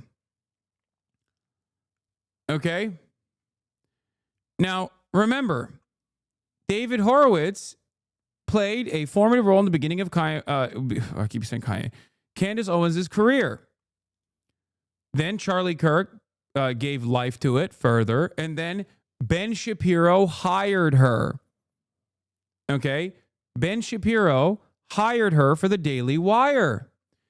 Ben Shapiro hired Candace Owens for the Daily Wire after it was known that Candace Owens was definitely an anti-Semite. But at that time, up until as late as 2018, Candace Owens was still very much pro-Israel. There are tweets of Candace up until 2018 where she's like doing the classic Zionist Hasbara lines, okay? Talking about like what apartheid or whatever the fuck. Someone I'm sure can find it. So it wasn't a problem for Ben. Then, after October 7, Candace greatly elevated the anti-Semitic statements and also did the final thing that no one in the conservative media sphere is appreciative of. She became anti-Israel. In the process, she also was responsible for Kanye's Hitler arc.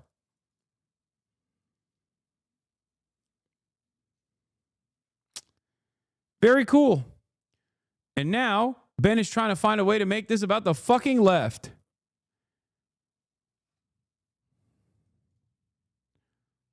With Taylor Swift, their response is, "Oh, that's amusing and not crazy at all." The minute he Let's says see he's what Ben pro-life, had to say back when Kanye was on the beginning part of his Hitler arc. that guy's crazy.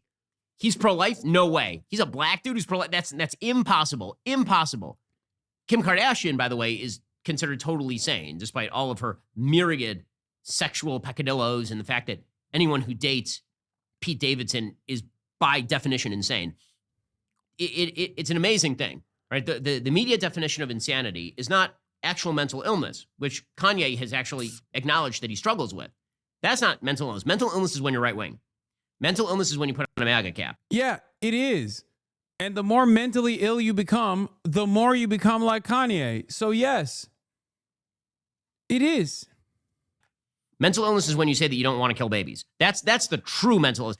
The pathologizing of right-wing viewpoints goes back a long way. It goes actually back to a book by Theodore Adorno called The Authoritarian Mind. The suggestion was that there was a pathological drive in capitalist societies. By the way, look at his numbers back then. Oh boy. Oh buddy. 959,000 views, 34,000 likes. Oh, what a trip down memory lane this has been. You know who gets those numbers now? This guy. That's right. 21 hours ago, 698,000 likes, baby. That's right. Sorry. Smoking on the Ben pack. Woo! Sheesh. Anyway. Where'd those views go, Ben? Where'd those views go? Doesn't mean it should be censored. It does mean that a rational, decent people would not be spending an awful lot of time.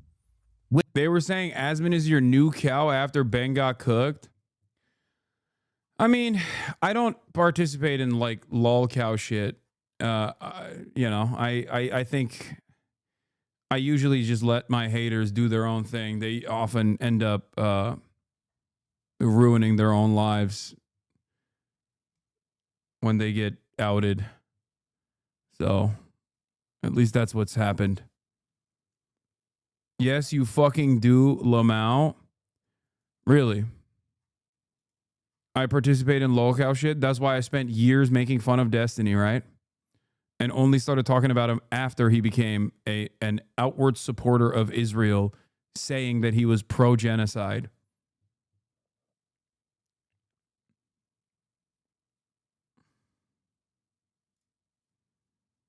But why would anybody hate you? There's plenty of fucking reasons. Are you kidding me? People's understanding of the world is that in order to be a socialist, you must actually live like a vagrant.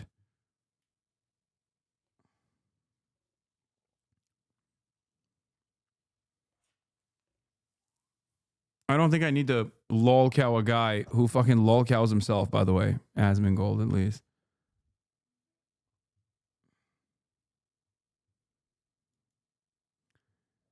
Oh, she probably deleted her other fucking Israel tweets. Oh my God. Amazingly, not a single elected Democrat is here to celebrate this historic event in Jerusalem, a bona fide signal that they do not stand with Israel. This snub will not soon be forgotten, not in America or abroad. Hashtag U.S. Embassy in Jerusalem. Hashtag promises made. Hashtag promises kept. Now, I can't retweet this because Clandis blocked me a very long time ago, but I certainly can fucking take a screenshot of this. Feel me? Yeah, she deleted all of her pro-Israel tweets, but this one doesn't say Israel in it, and she's a fucking moron. So she didn't actually delete this one because this says only Jerusalem in it. So she probably forgot to delete this. But she had a shit ton of tweets about Israel. Of course she did. She's a fucking Republican hack.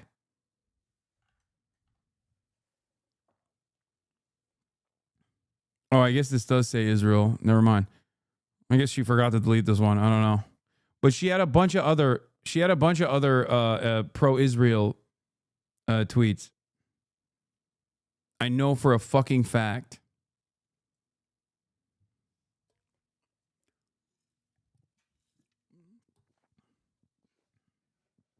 Boom, caught you grifter twat.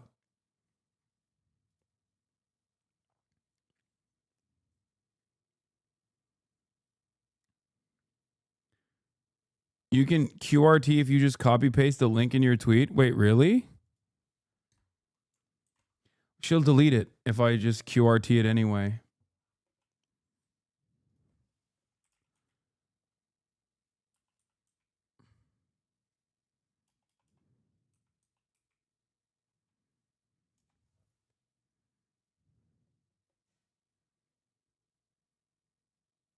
She also unblocked you? No, she didn't.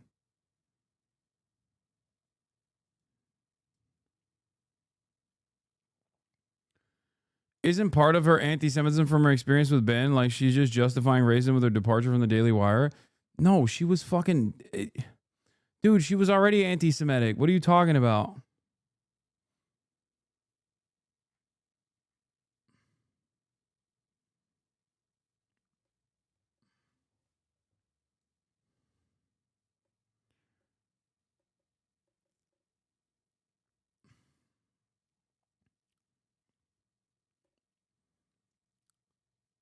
She was praising Adolf Hitler, associating Adolf Hitler positively with the Trump administration in an effort to defend nationalism.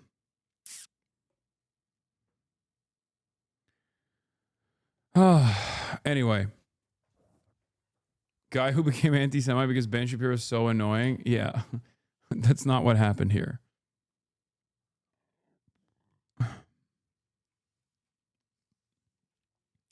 The reason why I'm stressing this is because it's important to understand that a lot of these guys are just fucking straight up charlatans. They don't give a shit. They do not care. Back from Jewish holiday, as usual, two things can be true at once. Kanye moves towards pro-life. Faith and family conservatism are encouraging. His DEFCON 3 posts in Black Hebrew Israelite language are clearly anti-Semitic and disturbing. Ilhan Omar is an anti-Semite. Rashida Tlaib is an anti-Semite. AOC's fine with that. Just as she's fine with Jeremy Corbyn's anti-Semitism. Intersectional leftists are happy to let all three off the hook. This isn't complex. 4. Jewish belief and practice should make it more difficult to vote for a party that celebrates and champions Jew haters like Rashida Tlaib and Ilhan Omar.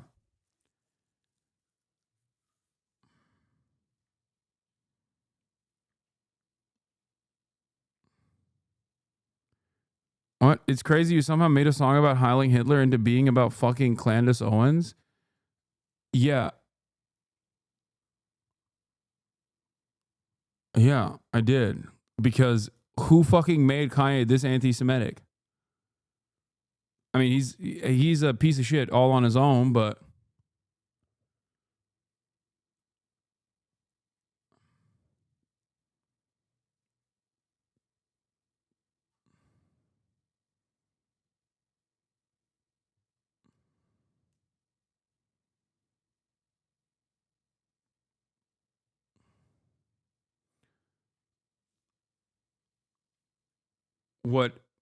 what took place, why did Candace block you many years ago?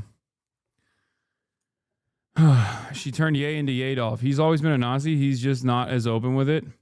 No, I know for a fact from background information that Candace Owens played a formative role in Kanye West becoming a right-wing, Kanye West developing right-wing politics. Okay? She played a formative role in a weak moment in his life when he was isolated in becoming a right-wing person, and then and also anti-Semitic as well. But she played a even larger role in pushing him in that direction. He was the one who was doing White Lives Matter. There is not that much of a fucking guys. And I think it was Rick Rubin who introduced Kanye West to Candace Owens. Is the speculation on background. That's what people think, but.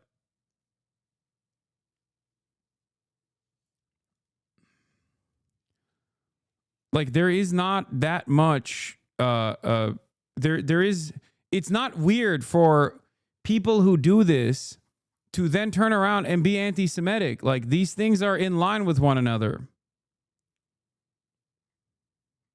Okay? And yes, that Ben Shapiro this Ben Shapiro video is from that 1 week where Kanye West was like super fucking right-wing and then was starting to openly be more pro-Hitler. Okay? And then in that week-long sequence, he went on Alex Jones and was like talking about how Adolf Hitler invented the radio. You can't say shit like that. At most, she had an influence, but he's a full fucking adult. He did what he did. I'm not taking away the responsibility from Kanye West for his own Nazi bullshit. Okay? But she was a prominent influence in his life. That is just the truth. Okay?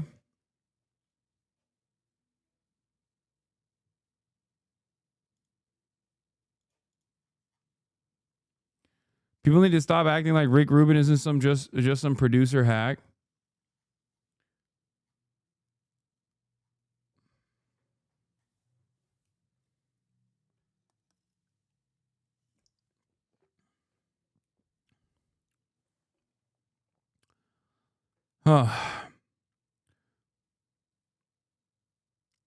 Anyway. So yeah. Back to Ben. With those sorts of folks promoting that sort of trash. But once it starts mainstreaming via social media, then all the bad ideas of the past get to come back. So that's exciting. According to a brand new poll out of JL Partners, this is from October of last year, so it's not brand new. According to a poll from October 7th of 2024, people who say Hitler had some good ideas, people who are 18 to 29 years old, 21%. People who are 65 plus, 5%. Why? Well, a few reasons. One, older people are not spending nearly as much time on social media. Two, older people actually do have some wisdom. They're not as stupid as people who are 18 to 29 years old very often. there is an interesting racial breakdown. Black Americans, over a fifth of them say Hitler had some good ideas. Presumably Kanye is in that category. 19% of Hispanic Americans said the same. Just 9% of white Americans said the same. So I don't know, put me on the side of people who say Hitler actually did not have good ideas. His ideas were trash. And the people who support them today are trash. And the people who invoke them today as some sort of progressive strike against the leftist machine. There are so many ways to oppose leftist censorship. Bro, my fucking haters are losing their goddamn minds, dude. They can't even... I never thought it would get to this point. But like, they are unironically... Bro, dude, this is like just mental illness, okay? Hamas, Diddy, Bin Laden, Adolf Epstein, Piker. How F does Hasan Piker search on YouTube? They just keep...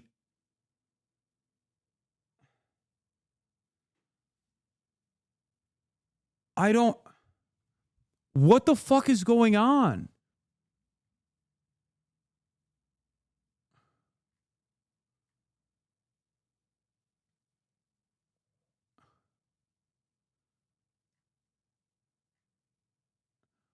Bro, is this like... Are people's brains just actually fucking melting? What's happening? People are losing their goddamn minds, dude. They're getting dumber and dumber. I can't believe I welcome a time when, like, at least my haters had, like, a coherent, a way to just deliver normal speech that is decipherable. They've gotten dumber and dumber. How is this happening?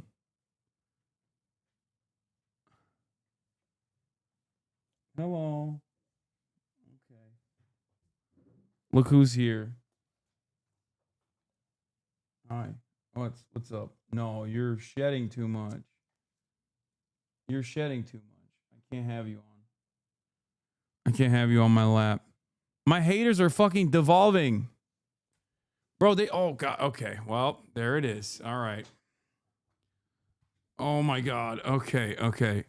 What the fuck is dude. They used to be able to put together coherent sentences. I don't know what is... I'm sad. I'm saddened by the state of society. Valuable ways to oppose leftist censorship. There are so many things that can be said that the left doesn't want you to say that actually have inherent, real value. And then there are mentally ill people warbling into a microphone using autotune. By the way, I hope that whatever Kanye is making off his songs, he's paying a percentage to autotune. Because my goodness, autotune is basically writing his songs for him at this point. I'm so glad that our pop culture has moved in this wonderful direction. Exciting stuff. The news moves fast. Bad news moves fastest of all. Every day it gets harder to tell what's real, what's manufactured, to control and discourage us. The world doesn't need more noise. It needs more facts. That's why starting today, we are giving you more of the Ben Shapiro Show. Oh, yeah. I can't wait to get more of the Ben Shapiro Show. Yeah, ain't nobody's fucking subscribing to your shit-ass website, Ben. You fucking failure. Jesus Christ. Yeah, speaking of failed artists, Adolf Hitler, Ben Shapiro. I'm not going to watch the Leisha Miller video. Thought he was going to hit the ground news ad. There's no way that statistic is true, by the way. There must be some severe data manipulation, misconstruing going on. Positive opinions about Hitler is definitely more common among WASP than black people. The vast majority of neo-Nazis are white, not black. I know. I saw that poll as well. I don't think that poll is good. I don't think that's a real poll. This is not copium. I do think that there's an alarming rate of neo-Nazi sentiment amongst Gen Z for sure. There's multiple different reasons for it, but why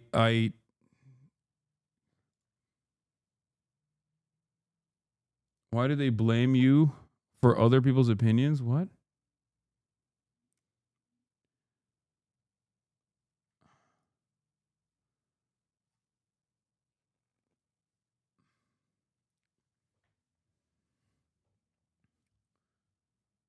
Oh, I think most Gen Z are fascists or LARPers. It don't fucking matter, dude. Are you kidding me? It's still happening regardless.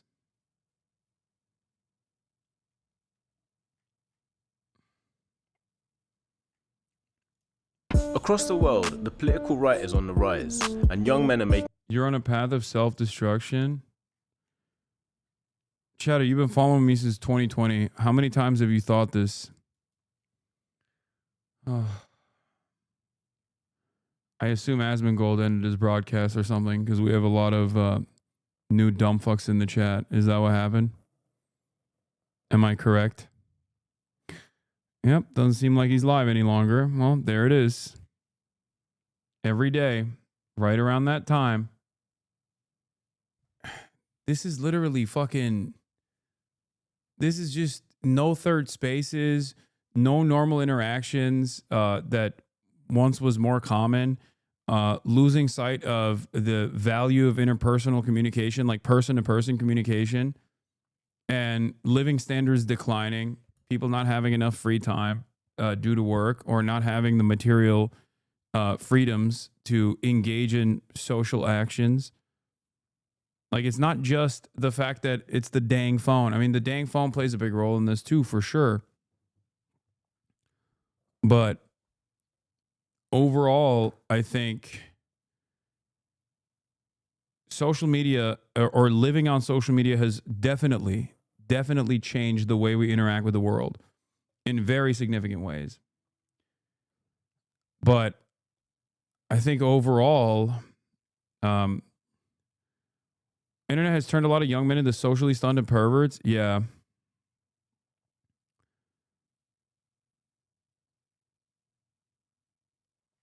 If you can't afford shit, if you have no free time, and also you spend all of the free time that you have on something that is free and immediately accessible, your phone, because all the other stuff costs money, you develop a tendency not to want to go outside. You become less social.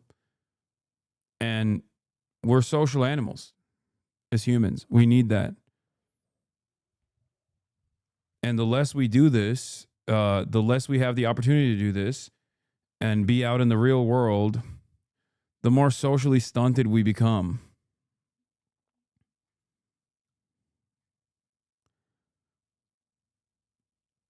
That's it. A lot of racist and misogynistic porn. Yeah, that's not the reason. Everybody has, I think, their own personal...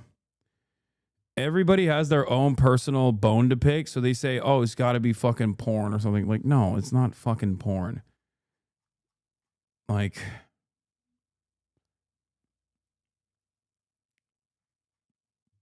I mean, I don't know what readily available pornographic material does to the adolescent mind. I can't speak on that. I don't know. But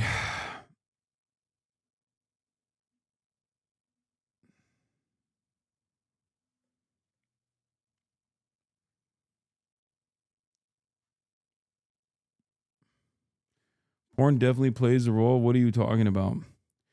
There's nothing funnier than assuming that like misogyny is attributed to pornographic material and its wide availability when society was infinitely more misogynistic 100 years ago or 200 years ago when fucking pornographic material was very hard to come by. What the fuck kind of stupid take is this? Yeah, you think women had an easier go at it before porn was readily accessible? What are you, fucking dumb? Like, you're so laser focused on porn that you end up missing the forest for the trees. You're so fucking laser focused on porn, you're forgetting that there was like, not that long ago, women were not allowed to be in the workplace. I hate how defensive you get over this stuff. No, because I'm defending the fucking truth. It's a stupid assessment to make.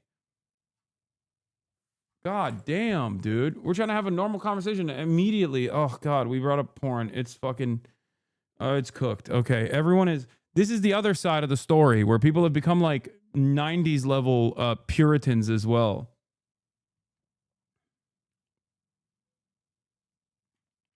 I know. The wokes are concerned with porn as well as the right-wingers are too.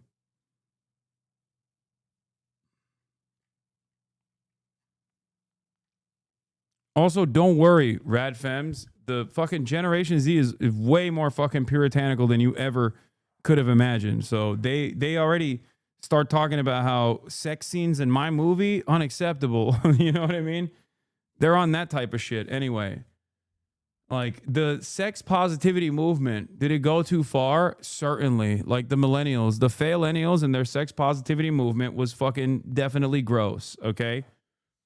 Like there needs to be a balance to presenting your kinks in fucking broad daylight as a matter of sex positivity. It fucking flipped on the opposite direction in a really aggressive manner, and now the pendulum is swinging in the other direction in a fucking really stupid manner too.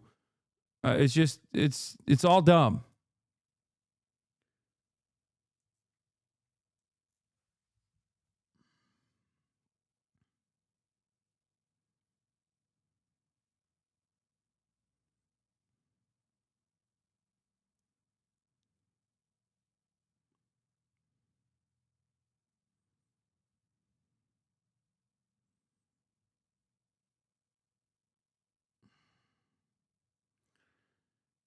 Oh, fuck.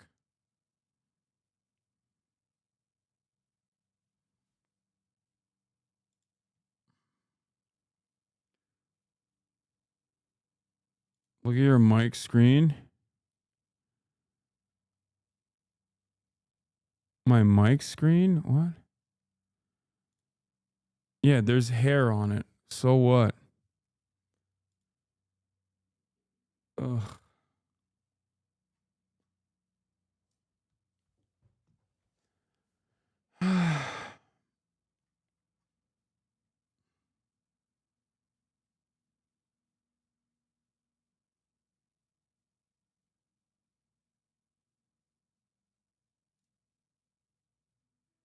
Smack some ass consensually, then get back to me. Ope. I am spent. Are you rage quitting the video now? Yeah, I'm tired. I'm rage quitting. I still have a fucking long night ahead of me because we have to shoot the podcast super late because everyone else has like weird schedules this week. I think this issue is another example of your charitability. Problem with most insults is fucking entitlement. Men are not owed a wife. It is not your birthright. It's simple. Be fucking normal and decent and you'll do fine. Women have struggles too. But you don't see insane social media coverage about why women are XYZ. These issues affect everyone, but only sad, insecure men seem to get in their fifis. I 100% agree with you. Having said that, it has gotten to a point where it is literally an issue. So we have to identify what the fuck's going on.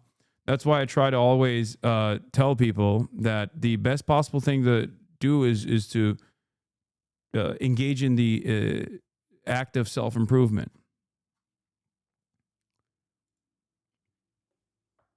Yeah, I have to shoot the pod later tonight because we don't have fucking...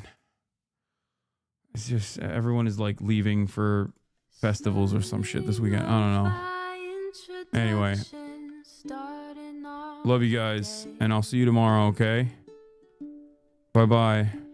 All the shadows trickling in has helped people hate. Sunny Los Angeles, California, says Hasan.